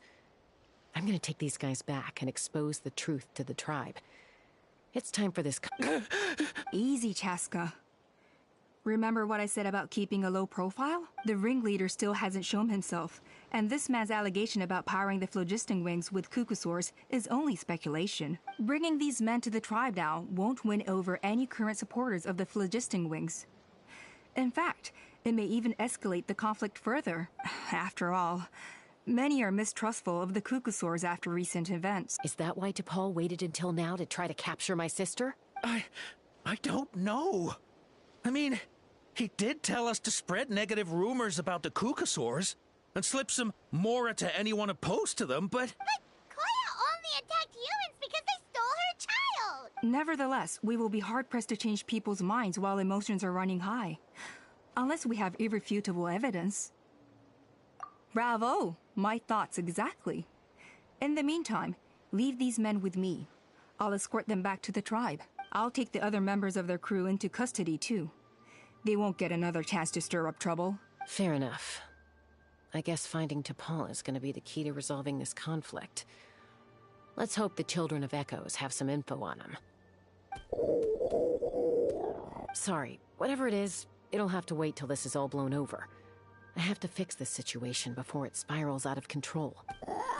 Mom, sis, rest up and get well soon. I gotta fly.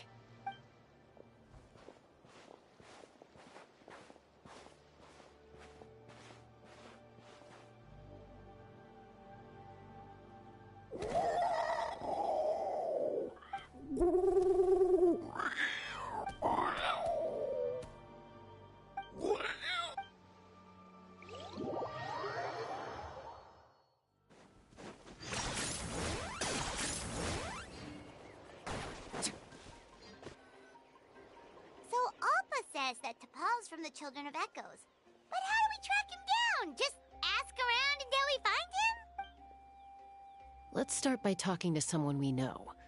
It'll be faster that way. At this time and place, I'll bet the easiest person to find is... Wakey, wakey, Shilonen! Oh, it's you.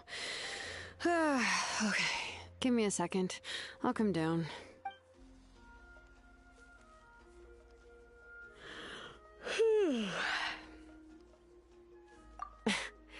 I climb trees to fly further and see farther. I don't usually stop for a nap. Well, we're not all like you. Always full of energy, even after flying around all day. Yeah. So, you've come all this way and interrupted my precious nap time. Might I inquire as to, why? I'm sorry, Shilonen, but it couldn't wait. Does the name T'Pol mean anything to you? He's a craftsman, apparently. Huh. T'Pol. Yeah, that rings a bell. I think that's Puma's child. Nope, I'm afraid you're a few years too late. Why are you looking for him?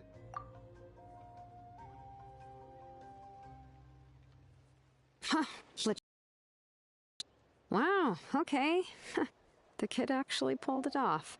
Well, looks like, no more rest for me today. Pulled it off? You mean he's tried making something like this before? Yeah, he started trying to build a flying machine, right after he got back from the Flower Feather clan. So right after he went wingless, then. Was this flying machine anything like the gun you made me?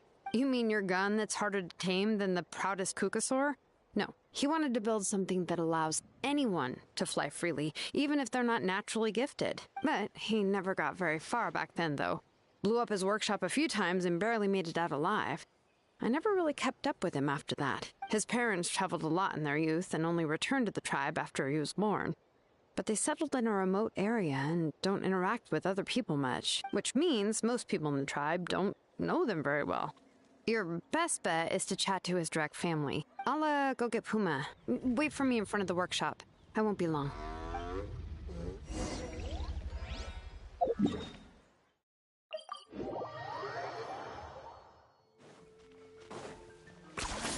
You really are a one-trick pony, you know.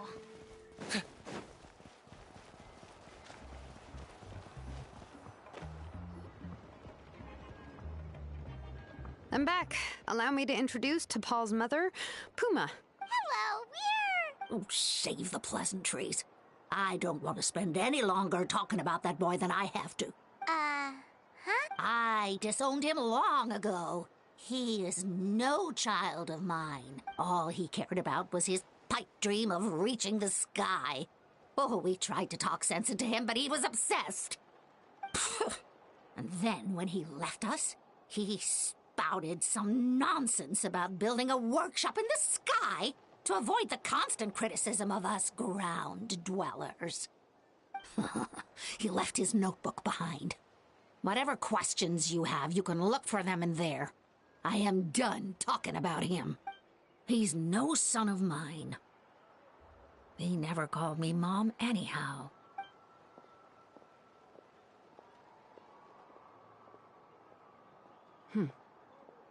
Wow, they've really fallen out. Paimon sure wasn't expecting that.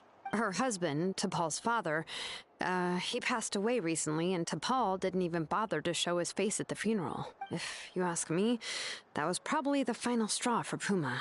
I'll go keep her company. If there's anything else you need, just come and find me. Thank you. Okay, so this notebook is the only lead we got now, right? What's in there?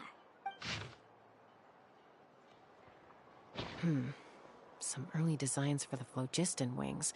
Ochkanatlan, the Cinder City. So, was he serious about the workshop in the sky? Oh, yes.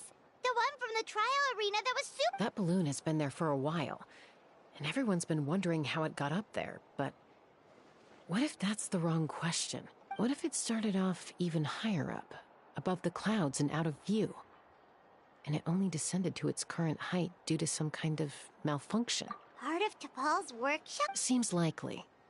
If T'Pol's base had been hiding above the clouds this whole time, that would definitely explain why Isidore couldn't find it. I totally called it! But how do we get up there? Just... By myself? Possibly. But with a passenger, no chance. I doubt even phlogiston wings could take you up that high. At least, not without that relic T'Pol mentioned in his notebook. Yeah, and he's probably holding on to it. We'll have to find another... Nope.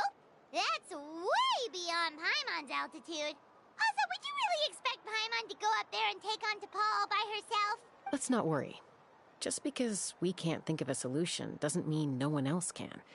I'm not the only flying expert in my tribe, you know. Oh, good point. And Mutoda. He was quite the flying ace back in the day, too. Let's head back and see what they suggest.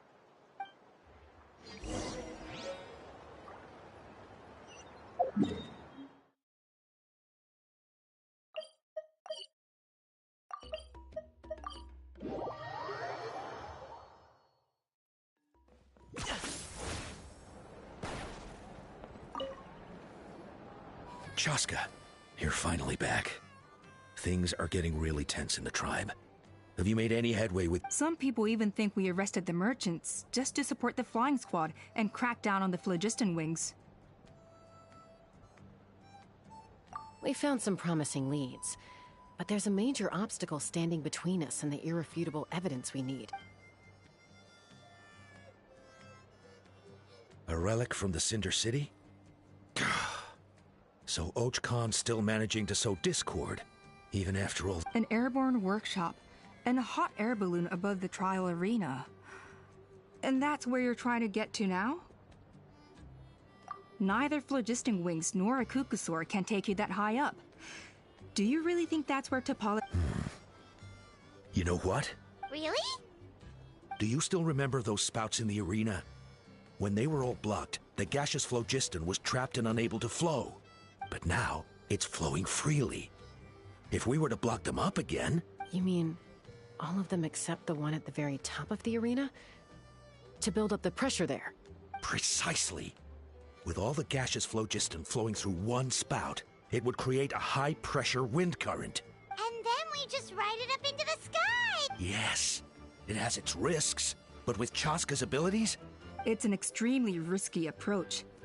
But I agree that it's feasible. If you want to give it a try, check with Inkanak at the trial grounds. She can explain how to block the spouts. Chaska, if anyone has a hope of seizing this evidence from the high heavens, it is you.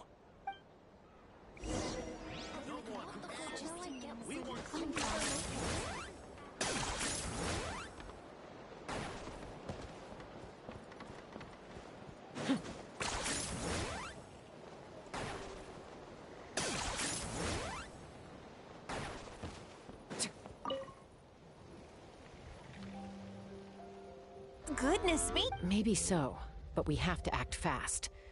What's the quickest way for us to block off the spout? From a technical perspective, I'd have to advise taking some measurements and carefully planning this out first. But I'm guessing that then we'll have to take the rough and ready approach. See the solid phlogiston over there? Our prior inspections revealed that some kind of stable structure has formed inside, making it highly damage resistant. It's not without its weak points, but unless they're all struck at the same time, the structural integrity won't be threatened. So, what happens if we do strike them all at... It'll collapse. Okay, I see where you're going with that. Yeah, you got it. As long as you hit all the weak spots at once from the right angle, the solid phlogiston will fall right on top of the spout and block it up. You're right about rough and ready. Sounds like my kind of plan.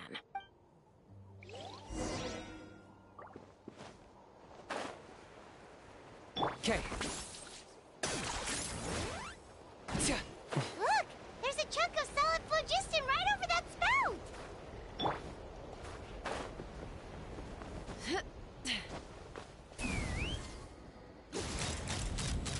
Lockdown!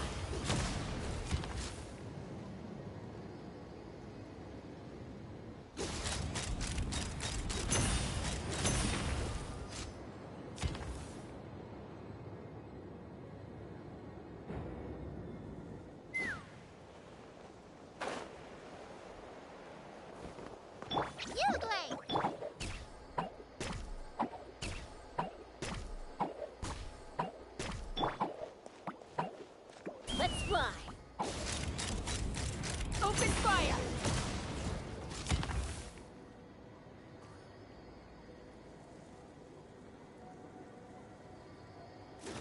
Giddy up! Okay.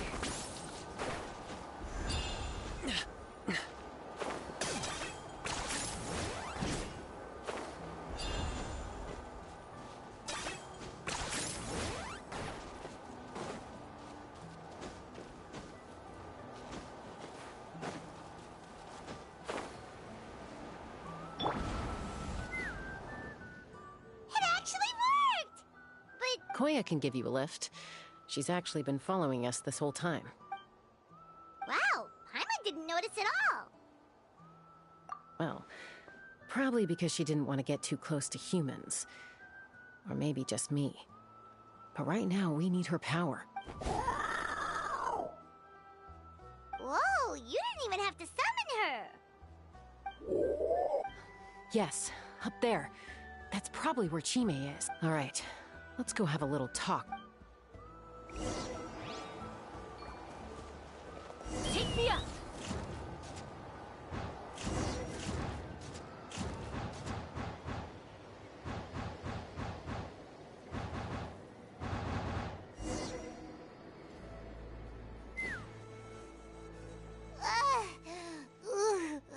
Haven't ever flown that fast before. She feels so ready to throw up. Aha. Just as I thought. It might look like a regular hot air balloon from the outside, but up close, it's clearly been heavily remodeled. And sure enough, it only descended below the cloud line because the custom-built machinery malfunctioned. I should be able to figure it out with DePaul's notebook. Thankfully, I know a little DIY from fixing up my guns when they're having issues. That should just about do it. Now all it needs is a nice hard kick. Maybe that works on your guns, but... Huh? We're really moving!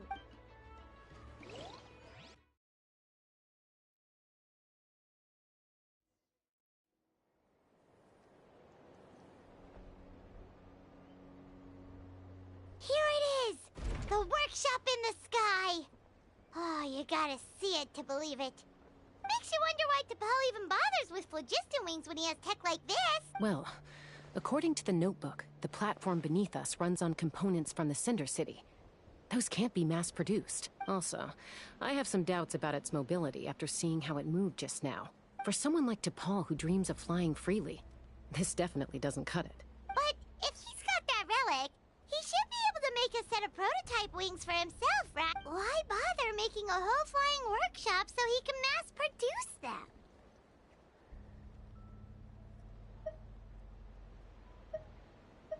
But this doesn't add up. If he's already achieved the power of flight, then he must have bigger dreams we don't know about. But what? With any luck, we'll find the answers in his workshop.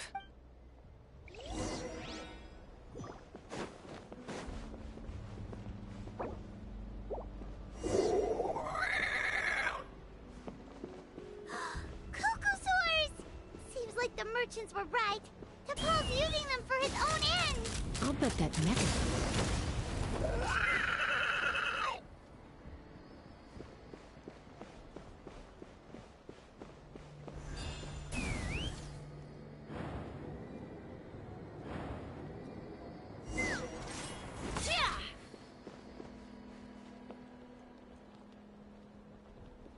Let's fly!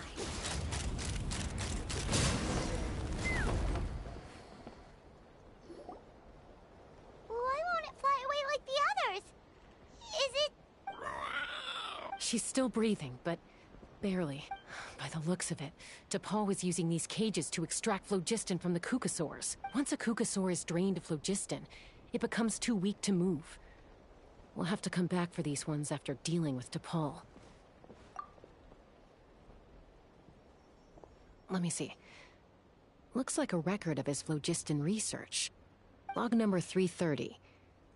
With the support of... I was finally able to launch the airborne workshop. Even though it relies on the relic for 80% of its power supply, I've at least taken the first step. Log number 348. Research on the relic is progressing well. I should be able to replicate the technology and scale up production very soon. Has proposed a name for this groundbreaking invention, the phlogiston wings. I think I'm getting close. Soon I will achieve my dreams. Log number 377. Encountered some issues with the new smaller model phlogiston wings. The gaseous phlogiston showed some volatility during the refinement process. Thinks we should proceed at a more cautious pace with the refinement experiments. But after so many past failures, I have to prove that I will succeed this. Log number 114. Ran an experiment using Cucosaurs to refine gaseous phlogiston. Log number 117. I have started recruiting merchants and hunters to capture wild Cucosaurs. Log number 121. Major breakthrough in the efficiency of phlogiston yield. Huh? So many parts have been crossed out! Yeah, probably the contact he alluded to in his other notebook. Guess he has a benefactor. Did anyone else notice how the numbering system in this notebook suddenly changed halfway through? We haven't got time for textual analysis, I'm afraid. Grab the notebook and let's press on.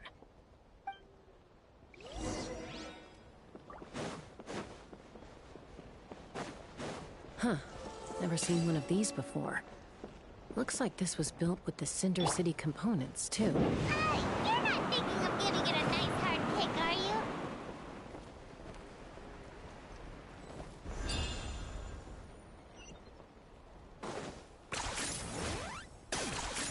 Whoa! What's that mechanism doing? It's asking for a nice hard kick where it hurts. Aim for the weak spot.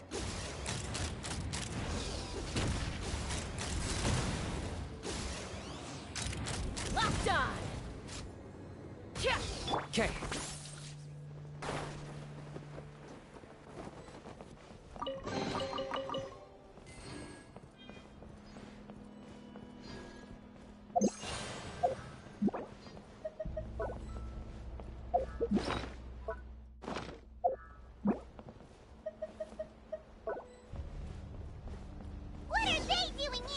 It's T'Pol's henchmen. He must have brought them here using the relic in his prototype wings. Watch out!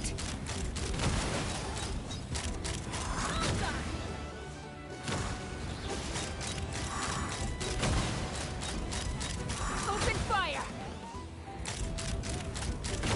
Locked on!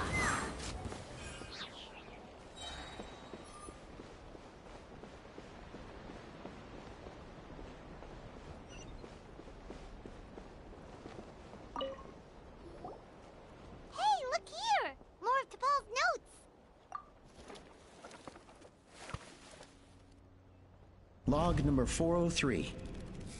Introduced me to some new comrades who fully support my ideas. I told them that some Saurians are blessed with wings, and some people with natural gifts, while the less fortunate among us can only look on longingly as they seize the skies. But I also told them that progress can erase individual differences. Think of the tools humanity has made to fight back against wild beasts. I promised them that our research will be the new frontier of human progress. With our phlogiston wings, the power of flight will no longer be for a select few to enjoy. Imagine a world where the skies are for all to share. I only hope that when we finally achieve this goal, we'll be proud of me. Imagine a world where the skies are for all to share. Yes, what a wonderful world that would be. If only it were possible. We could respond faster, and so many tragedies could be prevented. But T'Pol, what about the Saurians you're draining dry of phlogiston? You're not sharing the sky, you're stealing it! Bad move. I won't let you get away with it. I'm fine. Let's keep moving. I don't think we'll find anything else here.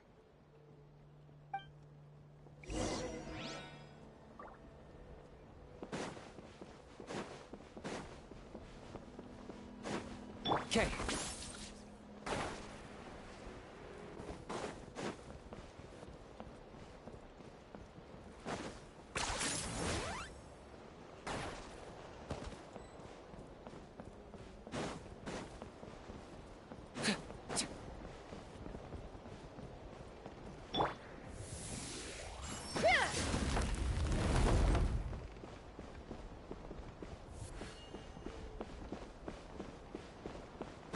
Okay.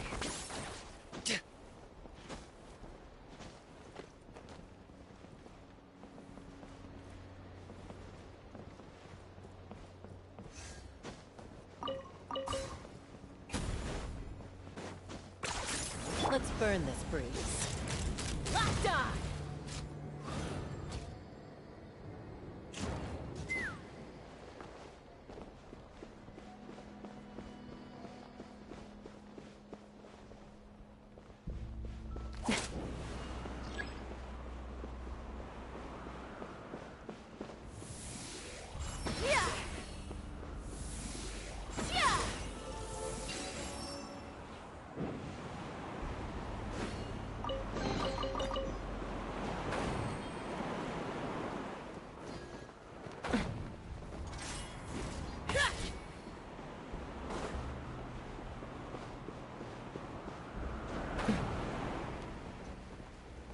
Okay. I can't believe he captured so many Kukasaurs. But right now, we have to focus on solving this problem at the source.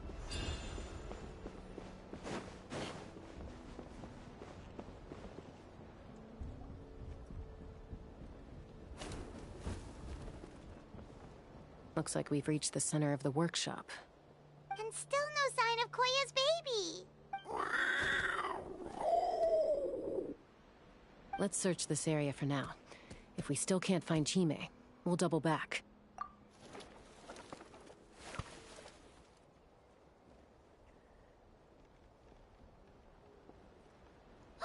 Chaska, Traveler, come quick! What is it? Did you find Chime? Not yet, but look! It's another one of T'Pol's notebooks! All right.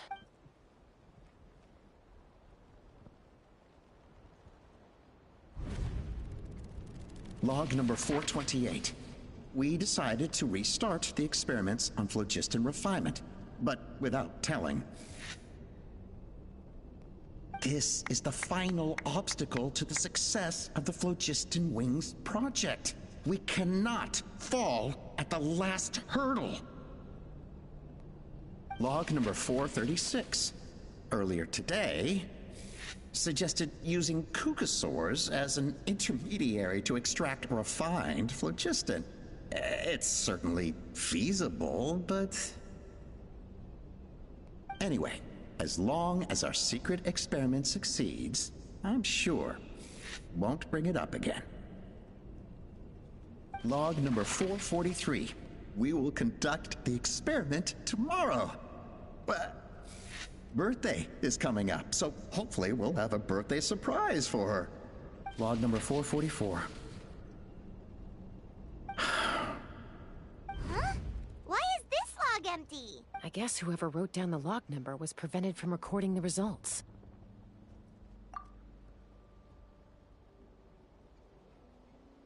Log number 0. We lost many comrades in the accident. Among them are friends, lovers, and children. But we cannot stop now. We will keep their legacy alive and carry their dreams forward. As of today, we are scrapping the artificial refinement method. Instead, we will focus all our efforts on phlogiston extraction from live Kukasaurs. They are arrogant beasts whose existence in the wild serves no one but themselves.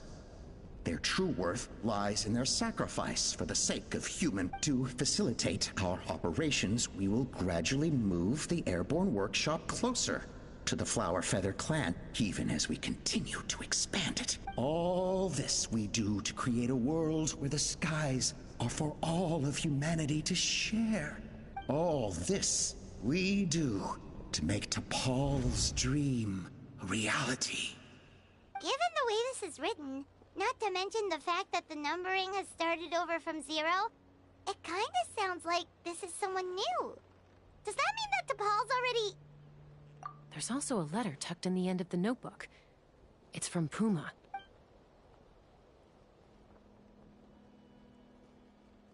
T'Pol, I don't know where you are right now, so I don't know how to reach you. My best bet is to send this letter to the Flower Feather clan. Your father is gravely ill. Oh, I know we've had our differences in the past, but he is still your father. Won't you come and visit him? Please. I know you never liked him and cared even less for me. All you ever yearned for is the sky. And your birth mother. But we'll still be waiting here for you if you do come back.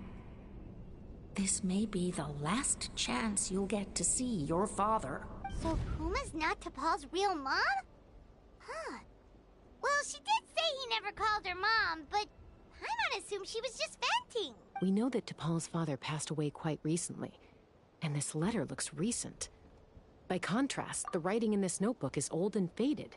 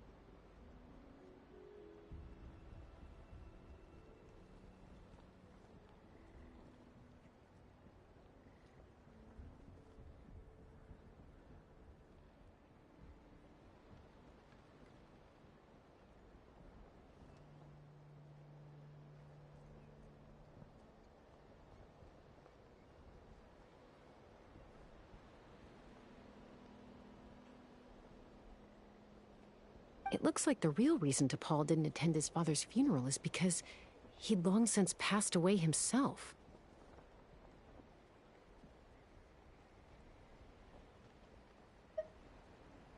If we ask ourselves why this letter was sent to the Flower Feather clan, why T'Pol always yearned for the sky, and how he got his hands on a relic from the Cinder City, it all points to one answer.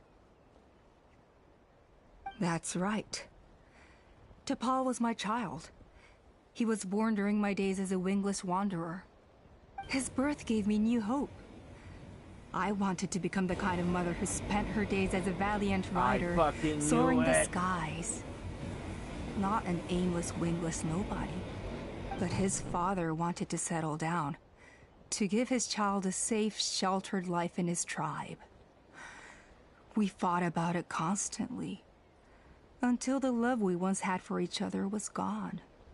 He started a new family, with another traveler who was also looking to return home.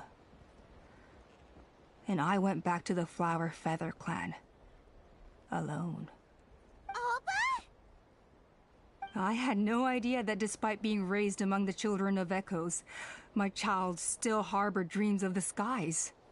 Can you imagine, Chaska? The joy and surprise I felt when he showed up at my door, asking to join the flying trials.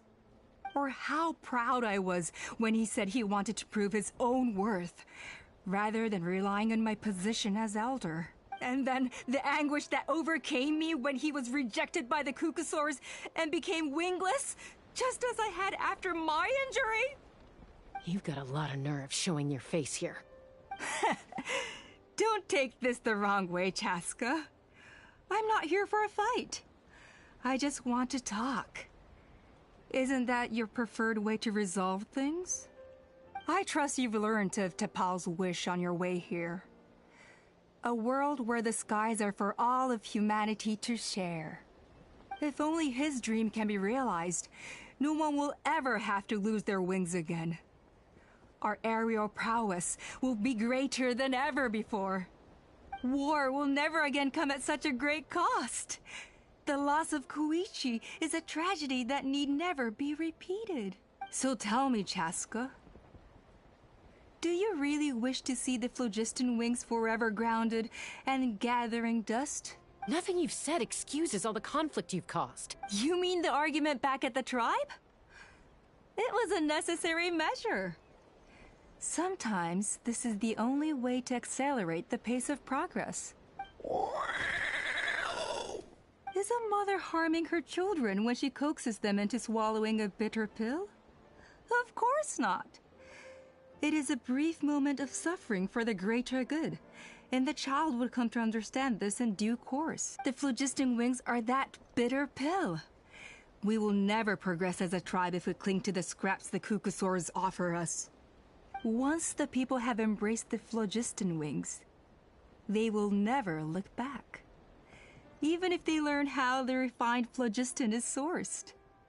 They will convince themselves that the sacrifice of a few Kukasaurs is a small price to pay for our dominion over the skies. But this I had not anticipated.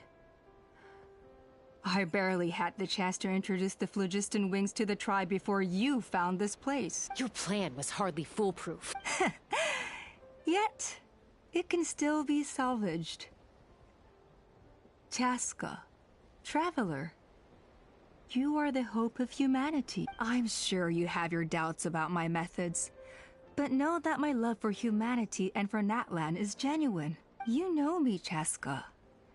And you know that I've always treated everyone in the Flower Feather clan as my own children, as fellow humans. Surely you can understand my perspective. Ulpa, Natlan doesn't belong to humans alone. And truthfully, neither do I.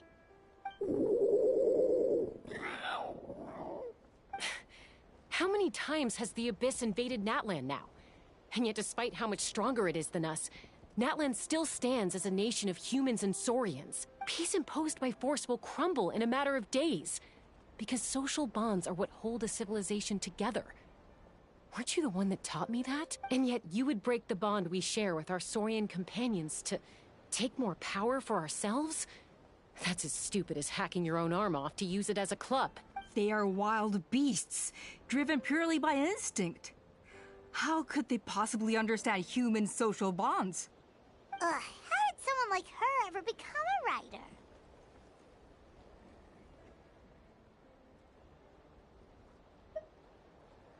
Ha! You overestimate them. They bow to the strong and shun the weak. That's all there is to it. They never gave Tepal a second glance when he was at his lowest, nor me when I returned injured from the Cinder City. It's all about survival of the fittest for them. Plain and simple. They obeyed me once I proved myself stronger than them, but the moment it serves them better, they'll abandon me in a heartbeat. You're wrong, Alpa. They only reject the wingless because they don't want to fly anyone to their death. Chaska, I will promise you this. Only the unruliest wild cucosaurs will be used for phlogiston extraction. The ones who have nothing else to offer to humanity. Well, that's too bad. Because I know a few unruly wild cucosaurs who don't think that idea is gonna fly. Namely my mom, my sister, and me. And the others? To us, they're friends, family, even children. So if you want to put any of them in one of your cages, you're gonna have to go through us. Is that right? I knew you might be difficult to convince. Maybe this will change your mind.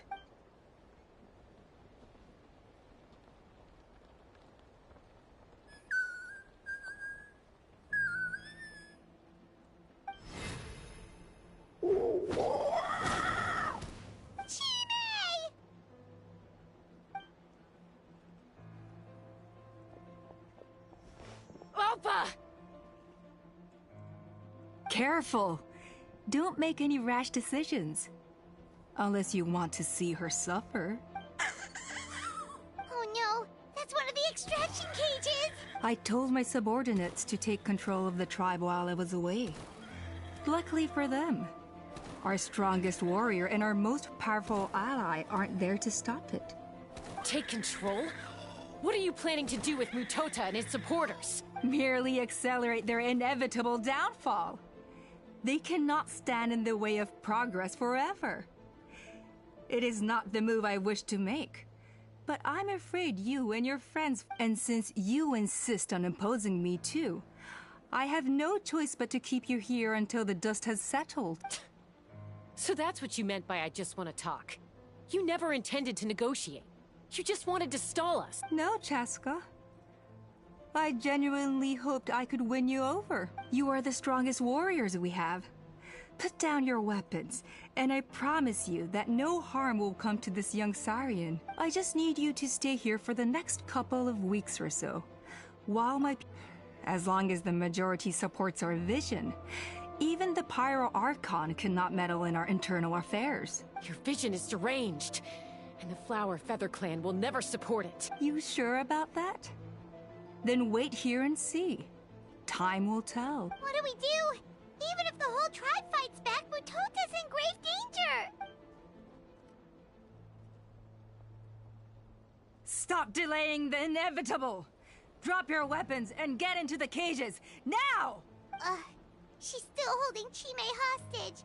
Is there really no other way?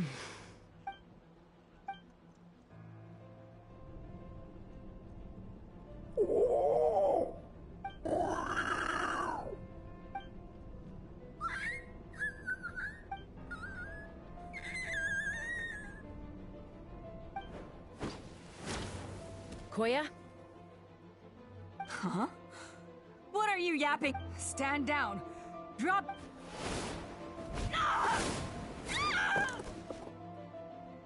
No! The relic!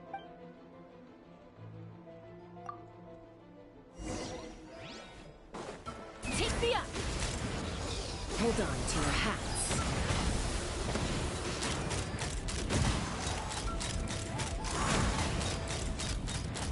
Give up, Alpa.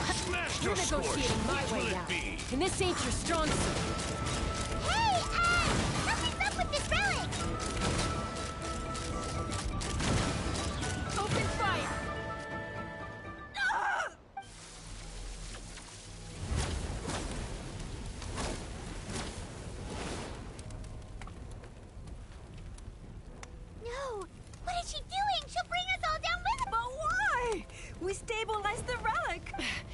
Maybe it got damaged in the fight.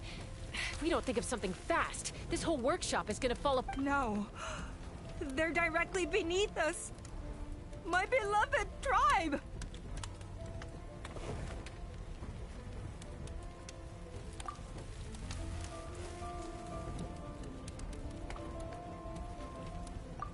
Okay. It's too powerful. This ain't a toy like last time. I don't think I can just throw it aside. But we need to get it far away before it explodes. Then the tribe will be safe, and so will this workshop. Koya, remember when we were kids? Come on, let's take this thing high up into the sky. Don't worry, I know I can get rid of it before it explodes. We're talking some surface wounds at most. All I need is for you to catch me at the end. Just like old times. I can't hold it back anymore. We have to go!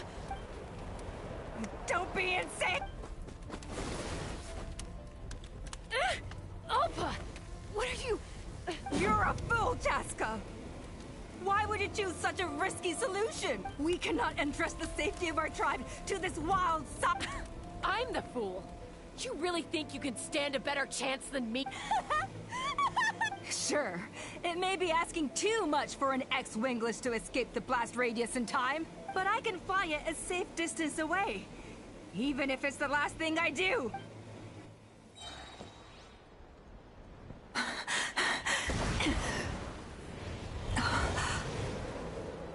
Here. This should be high enough to save the clan. What? You don't get to die a hero today.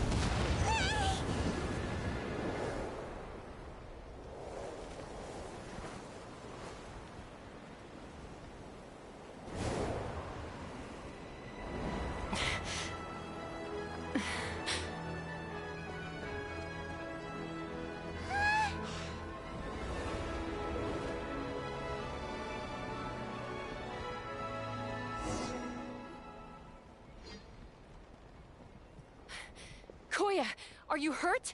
Let me take a look at you. What do you mean, I'm fine? Didn't I tell you to catch me on your back? Why did you try to shield me from the blast? Accident? Yeah, right. Seriously, you're as stubborn as ever. Chaska! Koya! How are things looking here?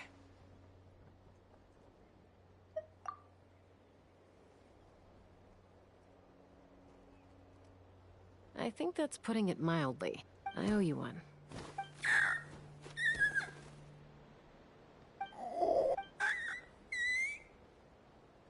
Oh, but be honest. Do you still think Kukasaurs can't form bonds? Mom, I'll figure out the refinement problem. I'll find a way. You don't need to worry about it. I just need some more time. That's all I ask.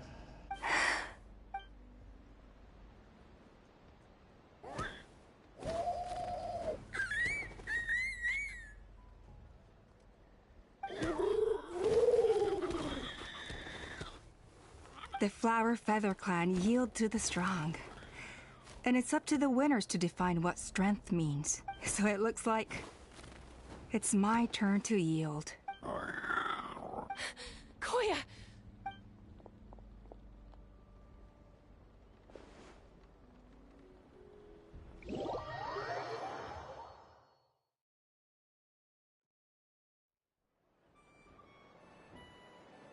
So, you're absolutely sure it's not because of the explosion? Yes, for the 10,000th time, I'm sure. The blast barely touched her. The reason she fainted was old injuries playing up, compounded by overexertion in recent days. The moment she finally relaxed, All the built-up stress finally caught up with her. And no wonder. Honestly, she's just like you. Anyway, now you know how we feel when you go off risking life and limb. Your mother and I would both appreciate it if you lived less dangerously. You know she wrote to me from the Masters of the Nightwind, just to scold me for not doing enough to keep an eye on you. If she wasn't so busy with work, you can bet she'd come back here and chew us both out in person. I'll find an opportunity to apologize to her. I promise. You'd better. No more avoiding us, okay? And don't get me started on all the checkups you've missed. Got it. Got it. Huh? Koya, you're awake. I'll go let everyone know. Hey, but we're not done talking. What are we gonna do with her, Even after everything that's happened, she still hasn't figured out how to start the conversation with you. She keeps saying, I don't think Koya has forgiven me yet. But if you ask me, she's the one who's scared to open up and have an honest conversation. For all her confidence, she's a very sensitive soul underneath. You'd think as a peacemaker, she of all people would know how to reconcile with her family after a falling out. She must have been a handful growing up. Thank you for being there for her. And of course, thank you for keeping her safe when you were up there in the sky. Koya, Uncle Cusco, we're here! Ha! I was just telling her that she's not to go chasing danger with Chaska ever again. Cusco, I understand how you must feel. But it's all thanks to Koya and Chaska's efforts that the airborne workshop didn't come crashing down on our heads. Oh, Paimon almost forgot to ask. They didn't hurt you while we were gone, did they? Thankfully, when her co-conspirators tried to arrest me, I was out coaching Koya and Junan. The two of them were a huge help. They took care of things while I went around rallying the resistance. So, in the end, Alpa's would-be revolt didn't really get off the ground. And as it turns out, not all of the wingless want to see our dear Saurian friends replaced with phlogiston power gizmos. I'm so sorry you got mixed up in this, by the way. We should have caught on to Alpa's scheme sooner. We could have saved so many Kukasaurs from getting hurt. Most of the airborne workshop has now been dismantled. We've just left one small, harmless part intact, and repurposed it as a jail for Alpa and her cronies. Let's see how they like being locked up in a sky prison! So, it looks like there's just one last conflict left to resolve. Peacemaker, you're up. I said I had to wait until things had blown over, didn't I? And now they have. But I still have no idea what to say. Koya, I just want to say, I'm sorry for how things went down back then.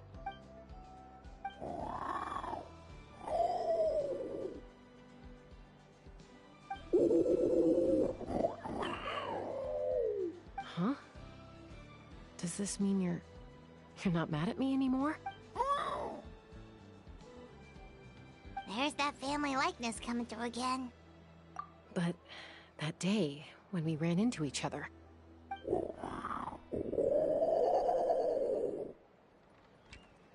Huh? So then, when did you finally make your peace with it? Oh, it's Chime and Chimpu! They're here too!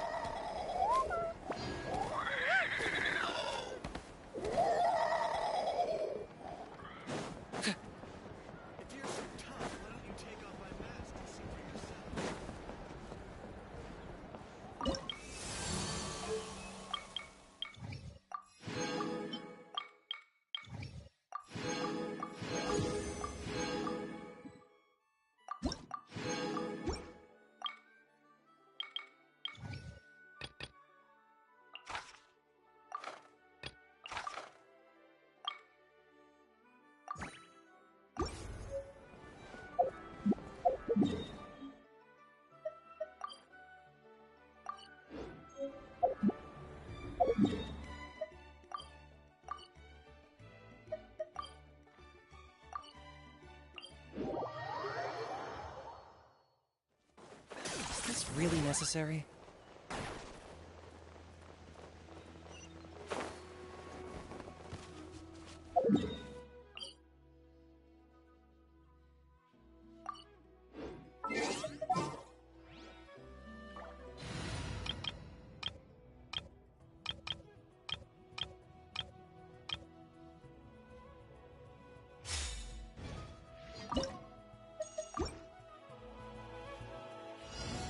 Proper send-off!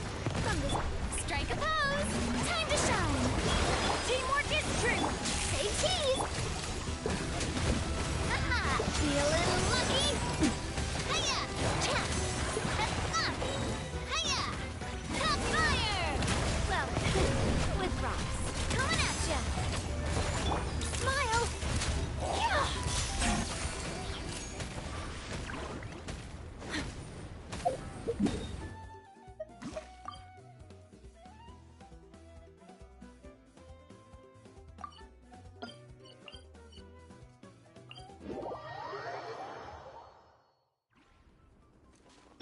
Yeah!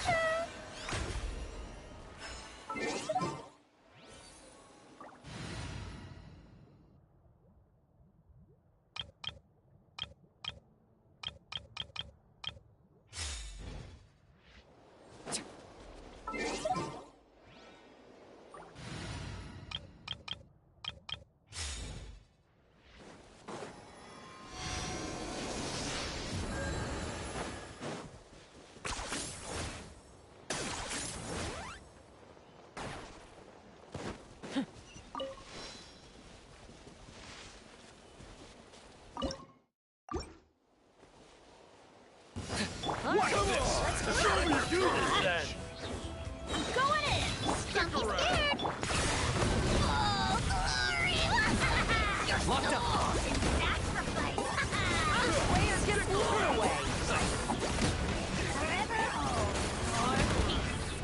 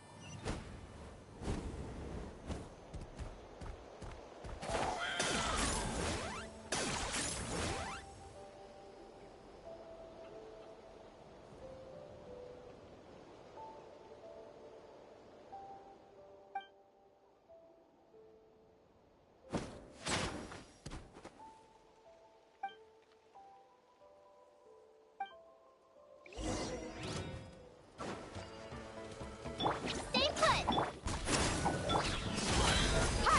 I got him cornered!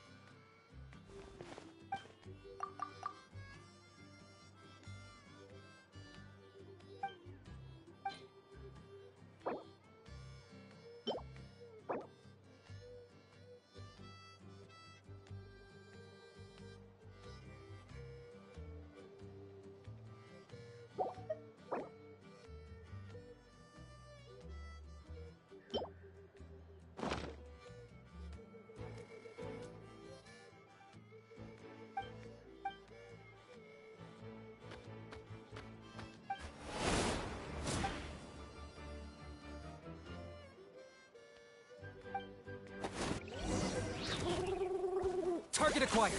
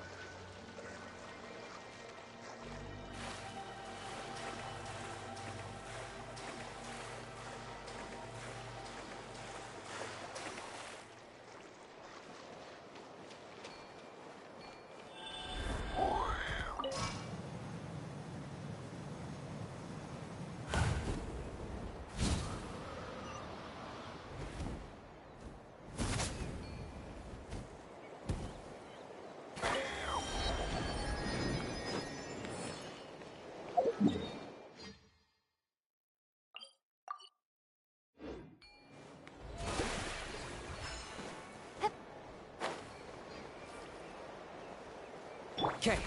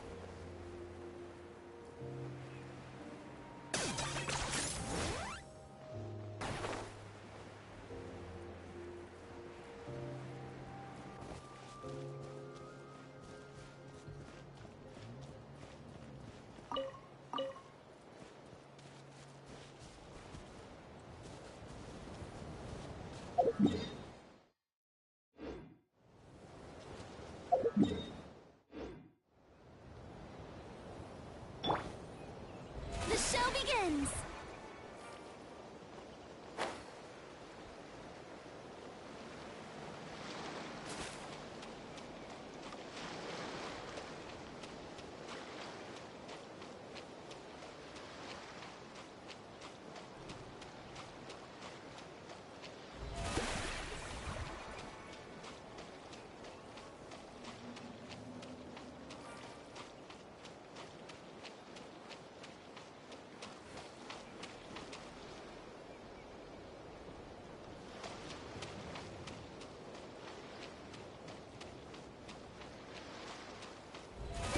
Present!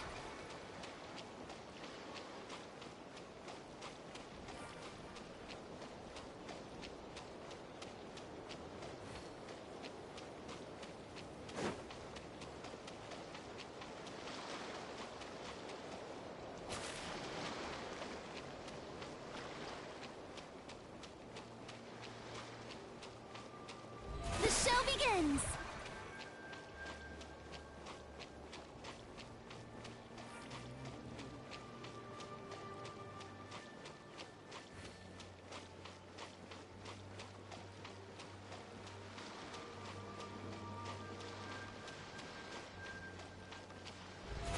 Oh, brilliant!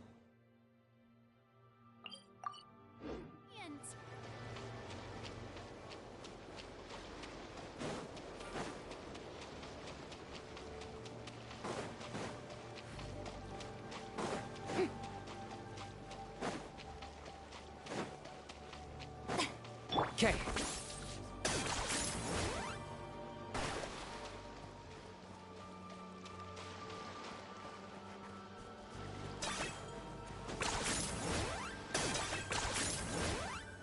Yeah.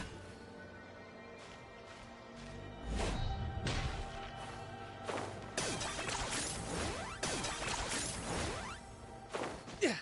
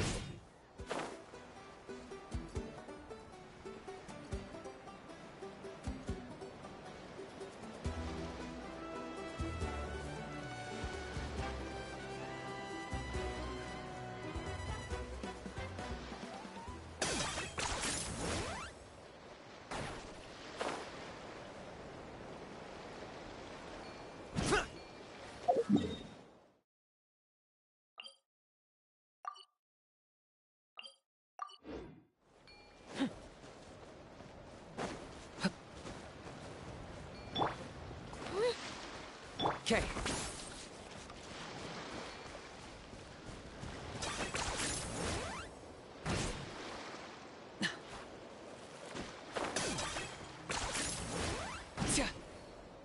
Right here.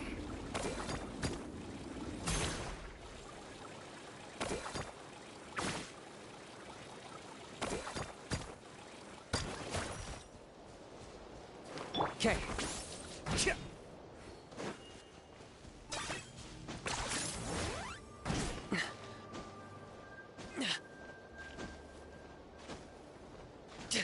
Right here.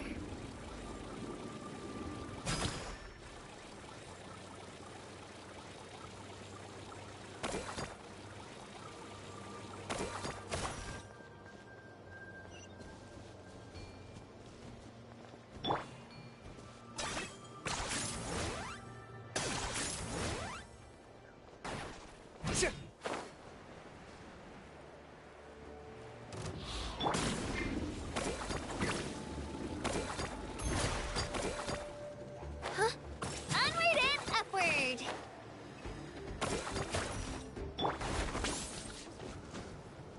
Yeah.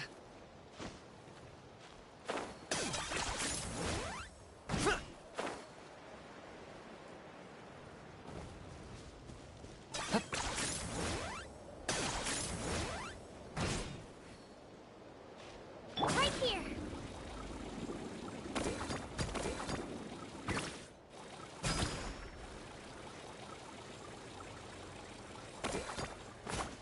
Okay.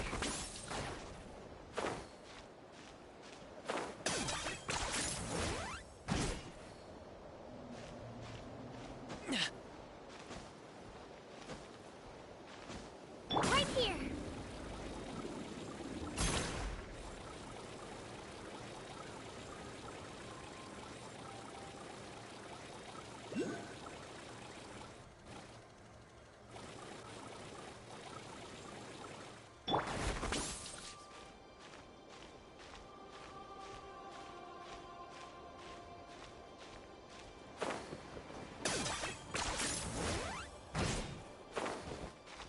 Right here.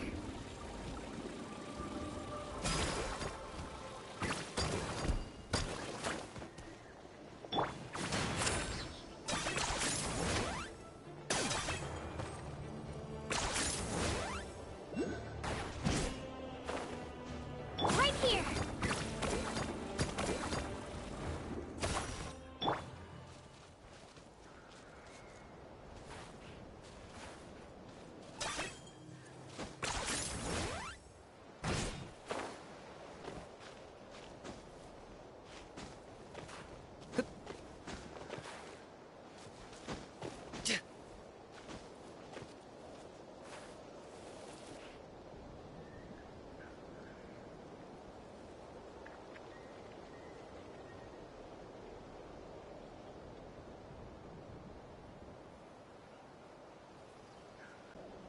Hal loves being antagonistic. Just ignore him when he's mouthing off.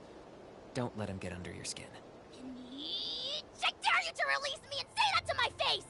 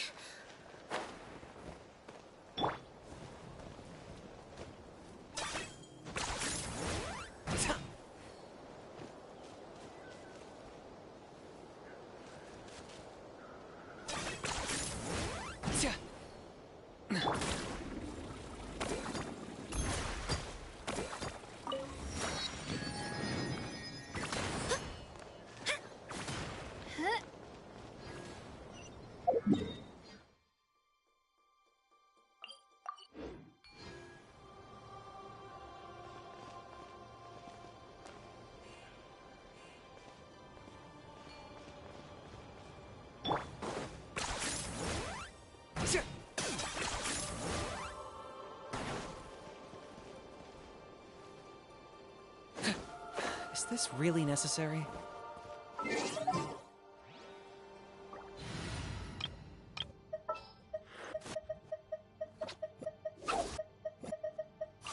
I trust you have packed.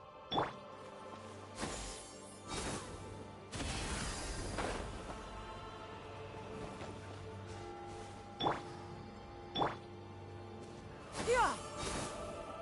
Scatter!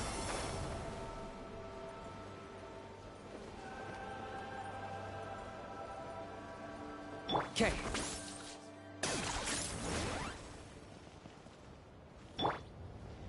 Yeah! Skyward! Scatter!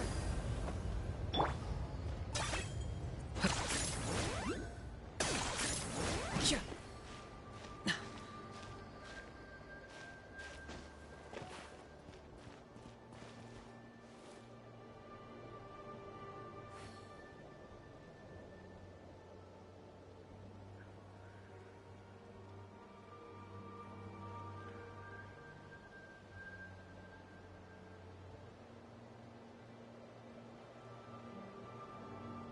Here's how I allocate my energy on a job. 70% goes to investigating, 10% to making a final decision, and the remainder for execution.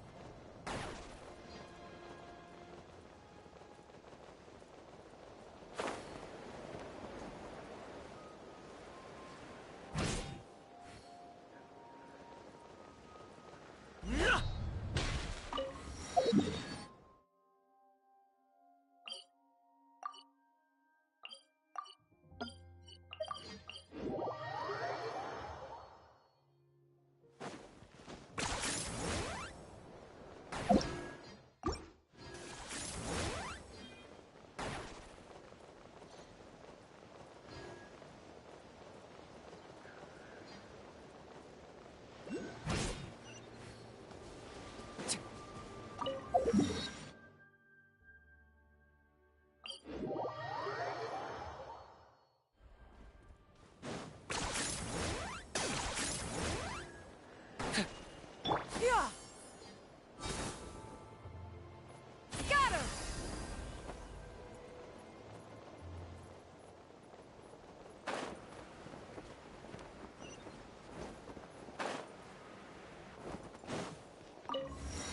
Yeah!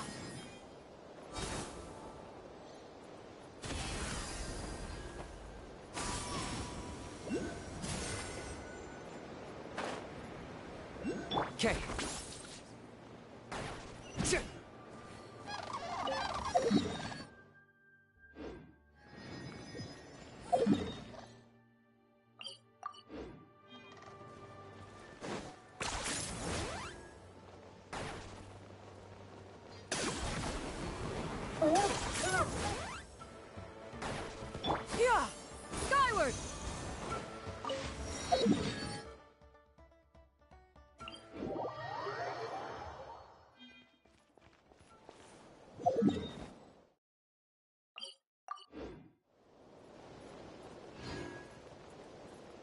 Okay.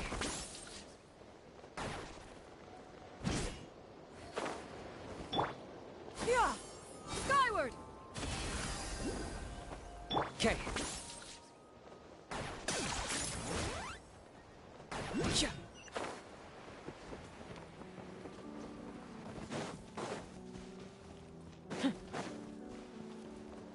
Right. Yeah!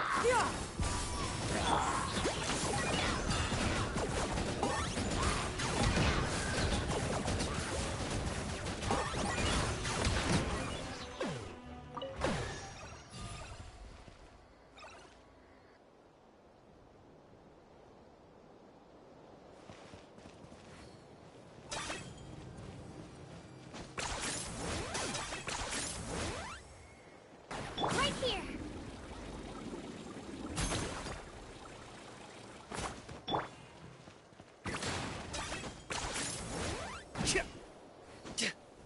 Right here.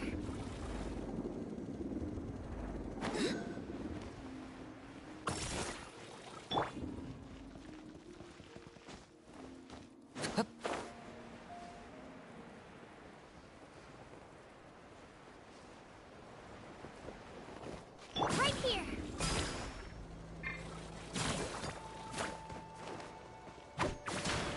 Hup.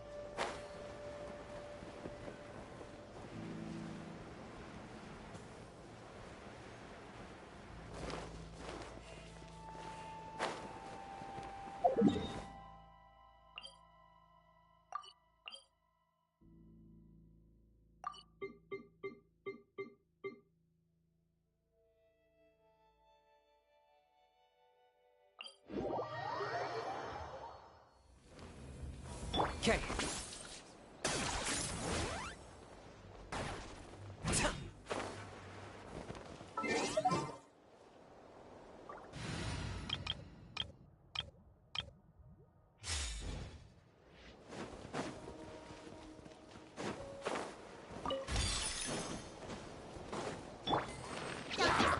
Everybody stand!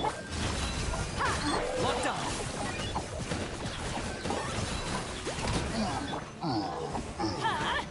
Out of the way!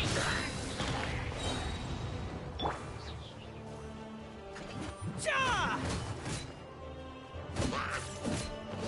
Ja. Yeah!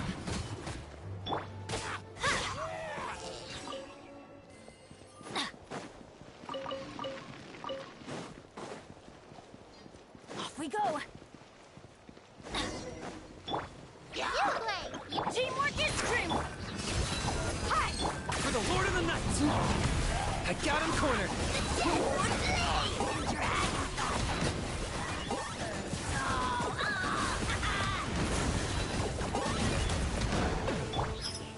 Gloves off!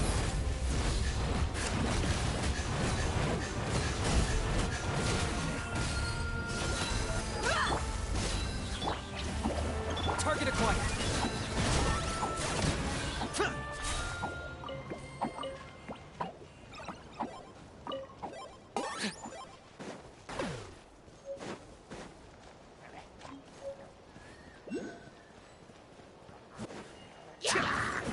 Locked up!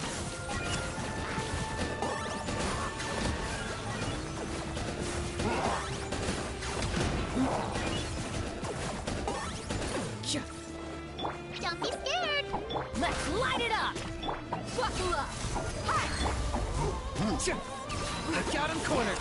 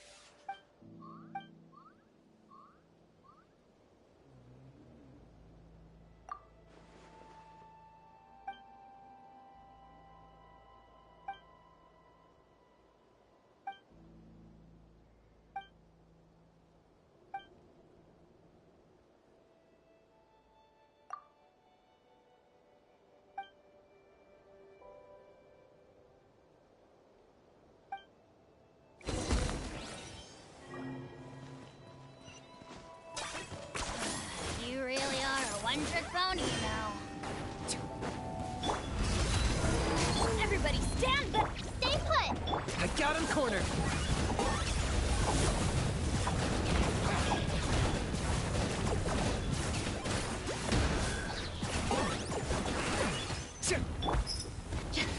Let's light it up!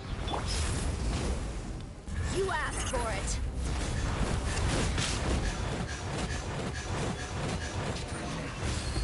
Look alive! Huh?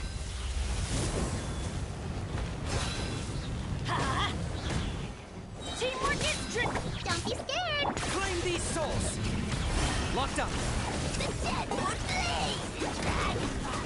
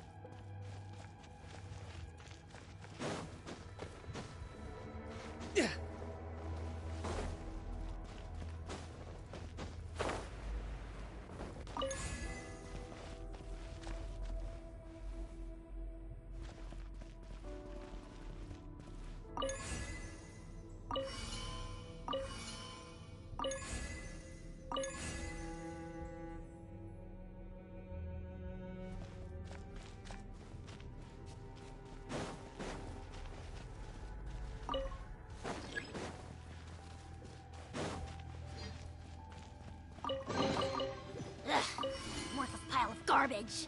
Stop yapping, just take it or leave it.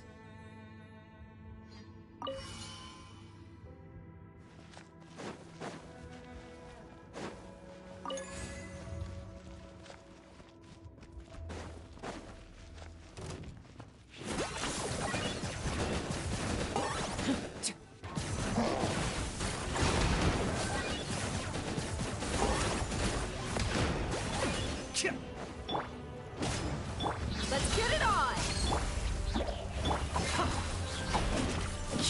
I got him cornered.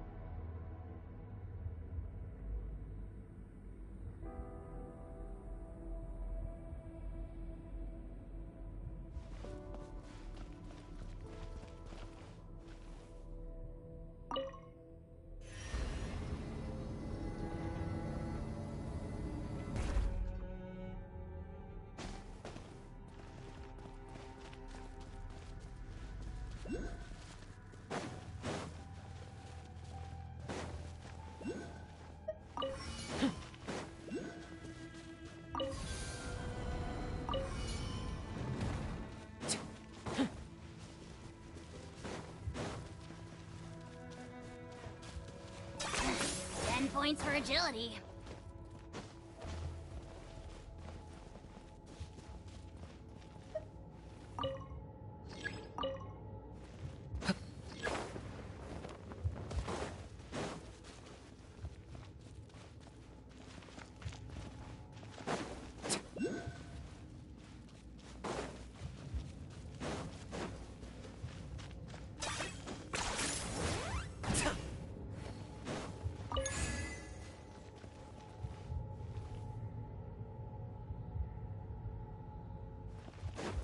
Is this really necessary?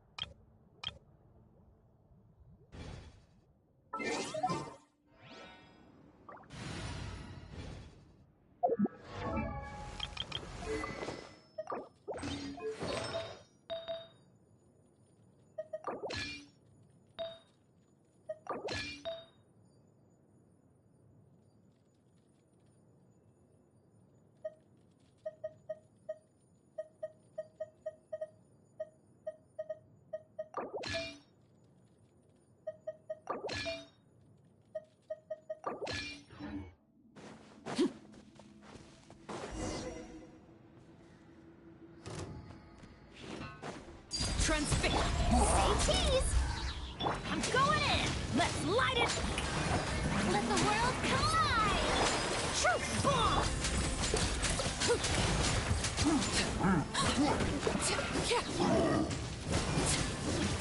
Everlasting as the moon! Laid bare! Hold that pose!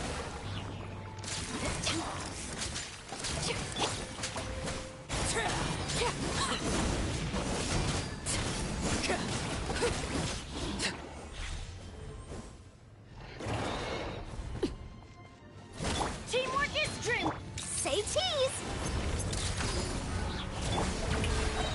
Off we go! Huh? Let my name echo in song! Overrule! Breaking news! Witness my rise! Transfixed!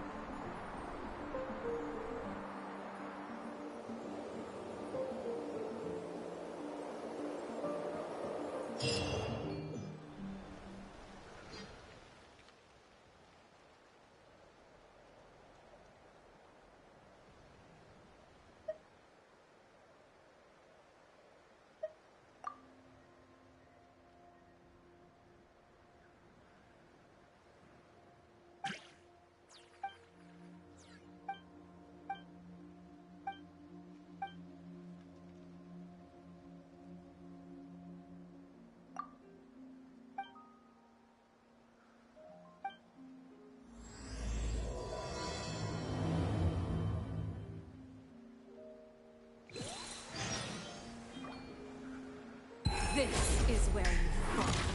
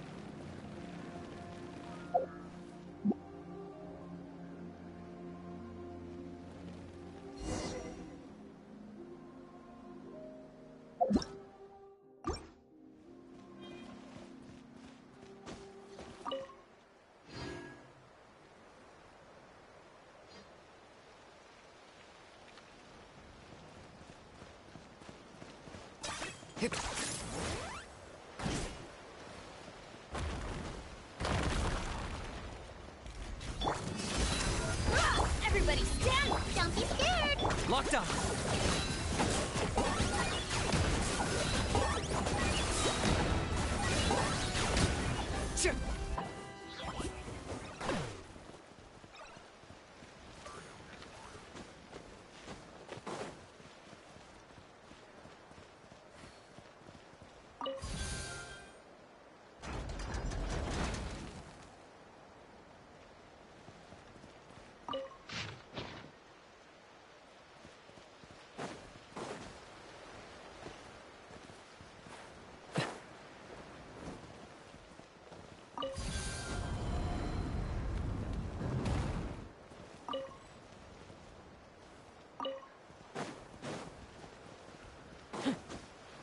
Is this really necessary?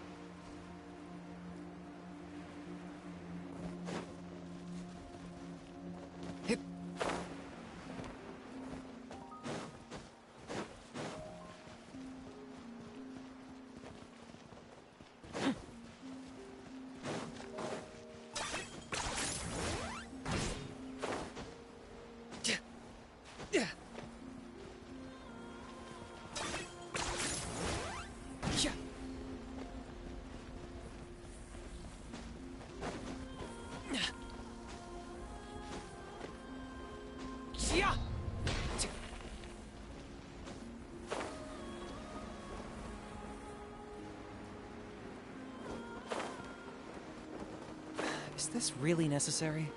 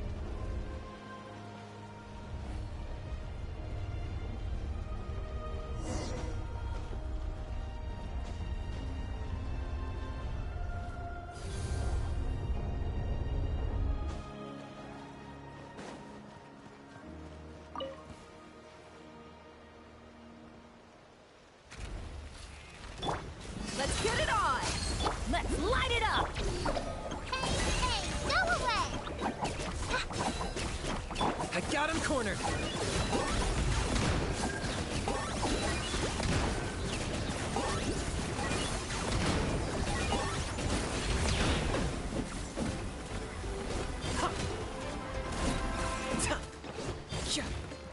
Stay put!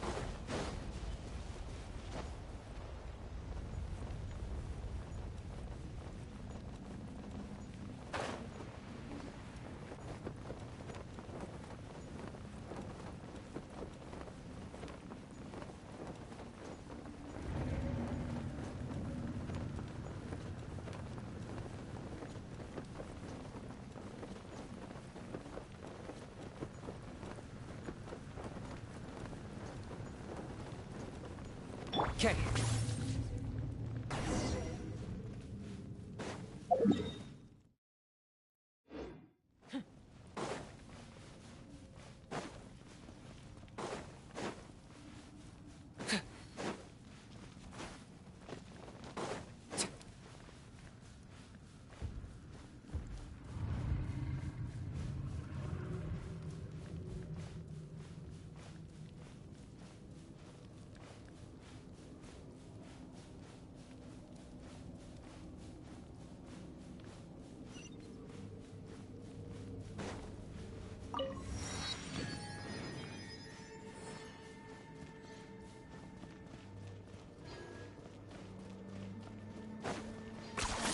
You really are a one-trick pony, you know.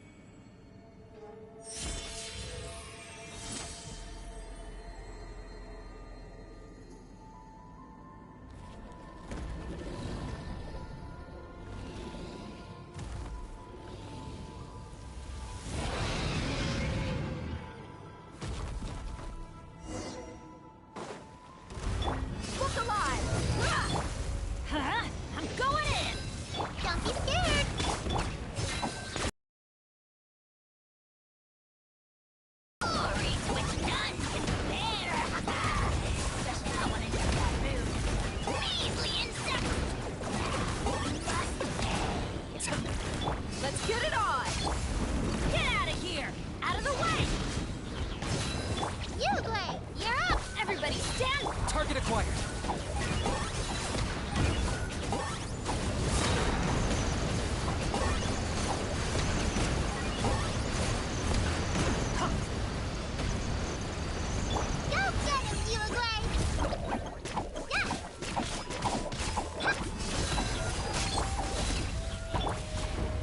I got him cornered.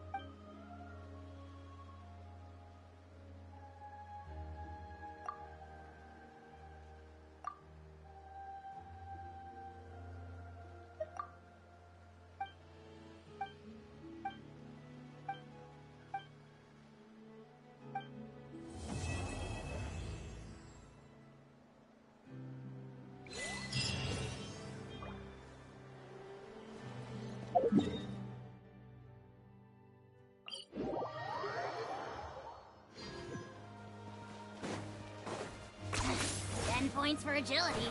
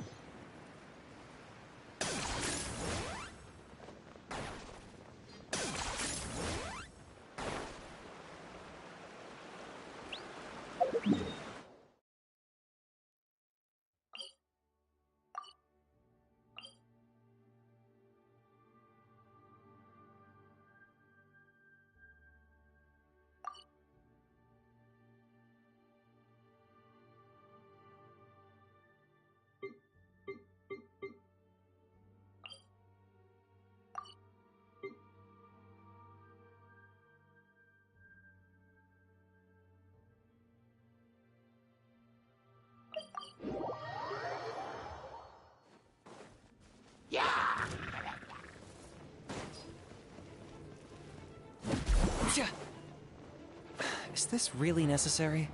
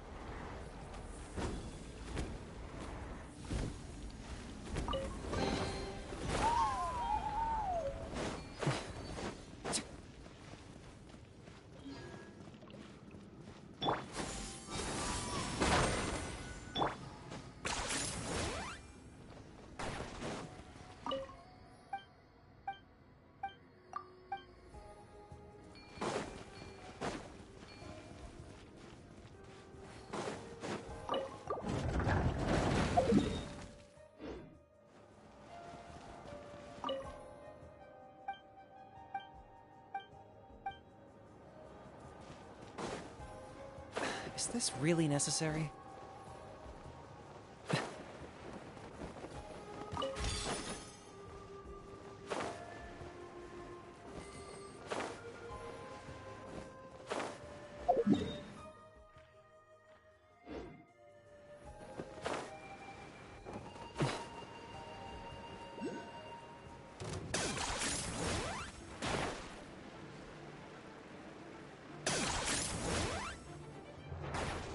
Is this really necessary?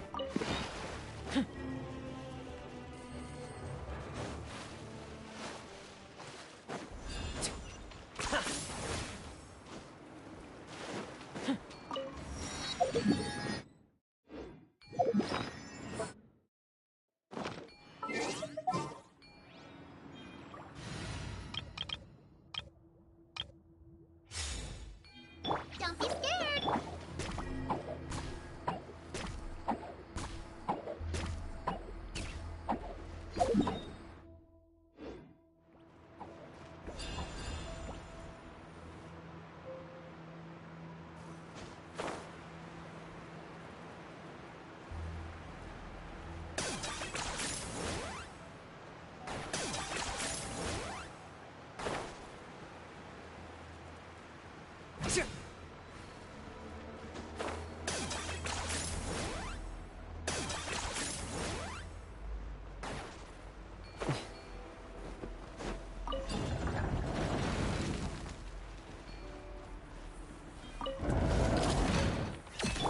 Look alive! Teamwork is true! You, Glaze! Claim these souls! Submit your souls in sacrifice! Scared, speechless. Forever hold your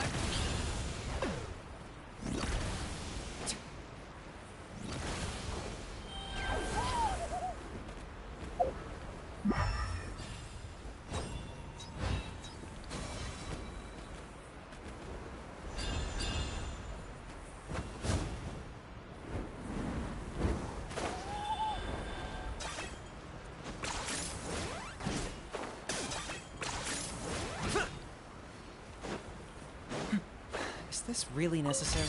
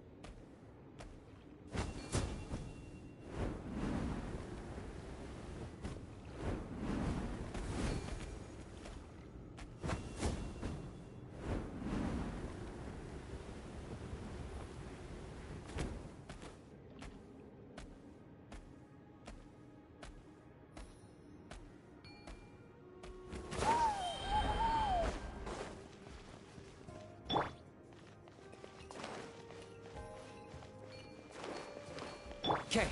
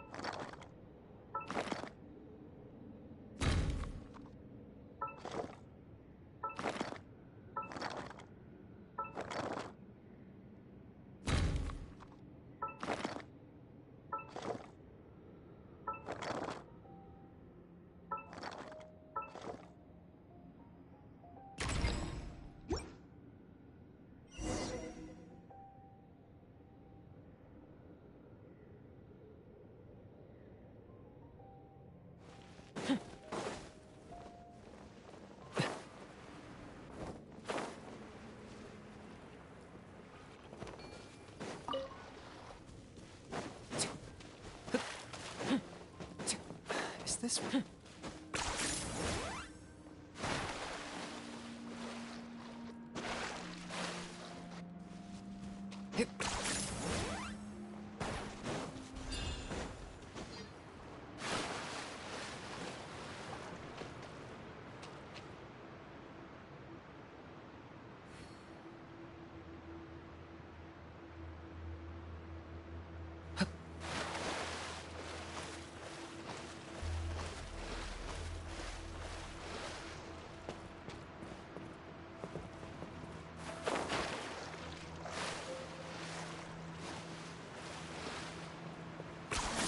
You really are a one-trick pony, you know.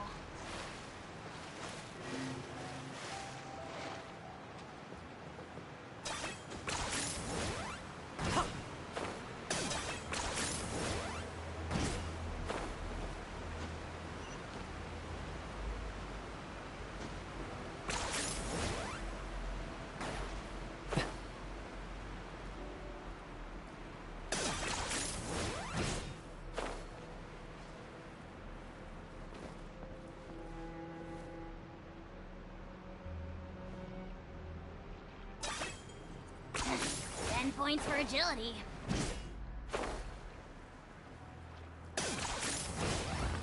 Is this really necessary?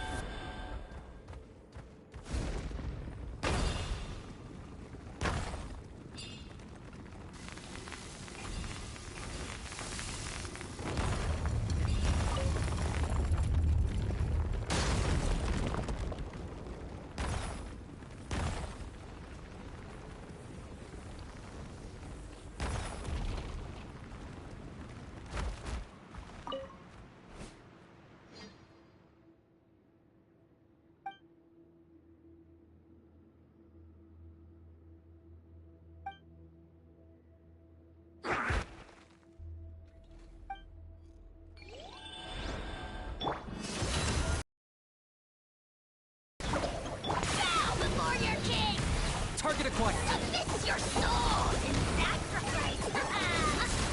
Scared, speechless? Then forever hold your peace.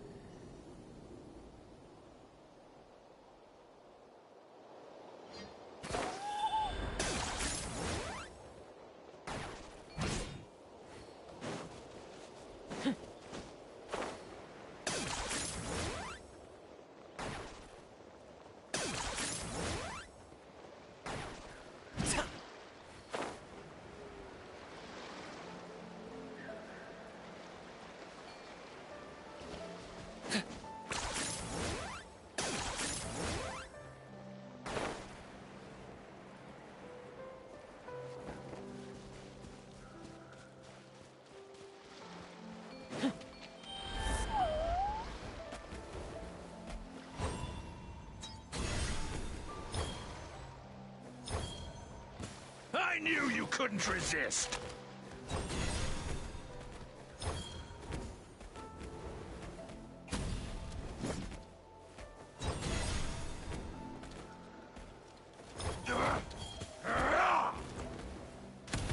The night wind blows!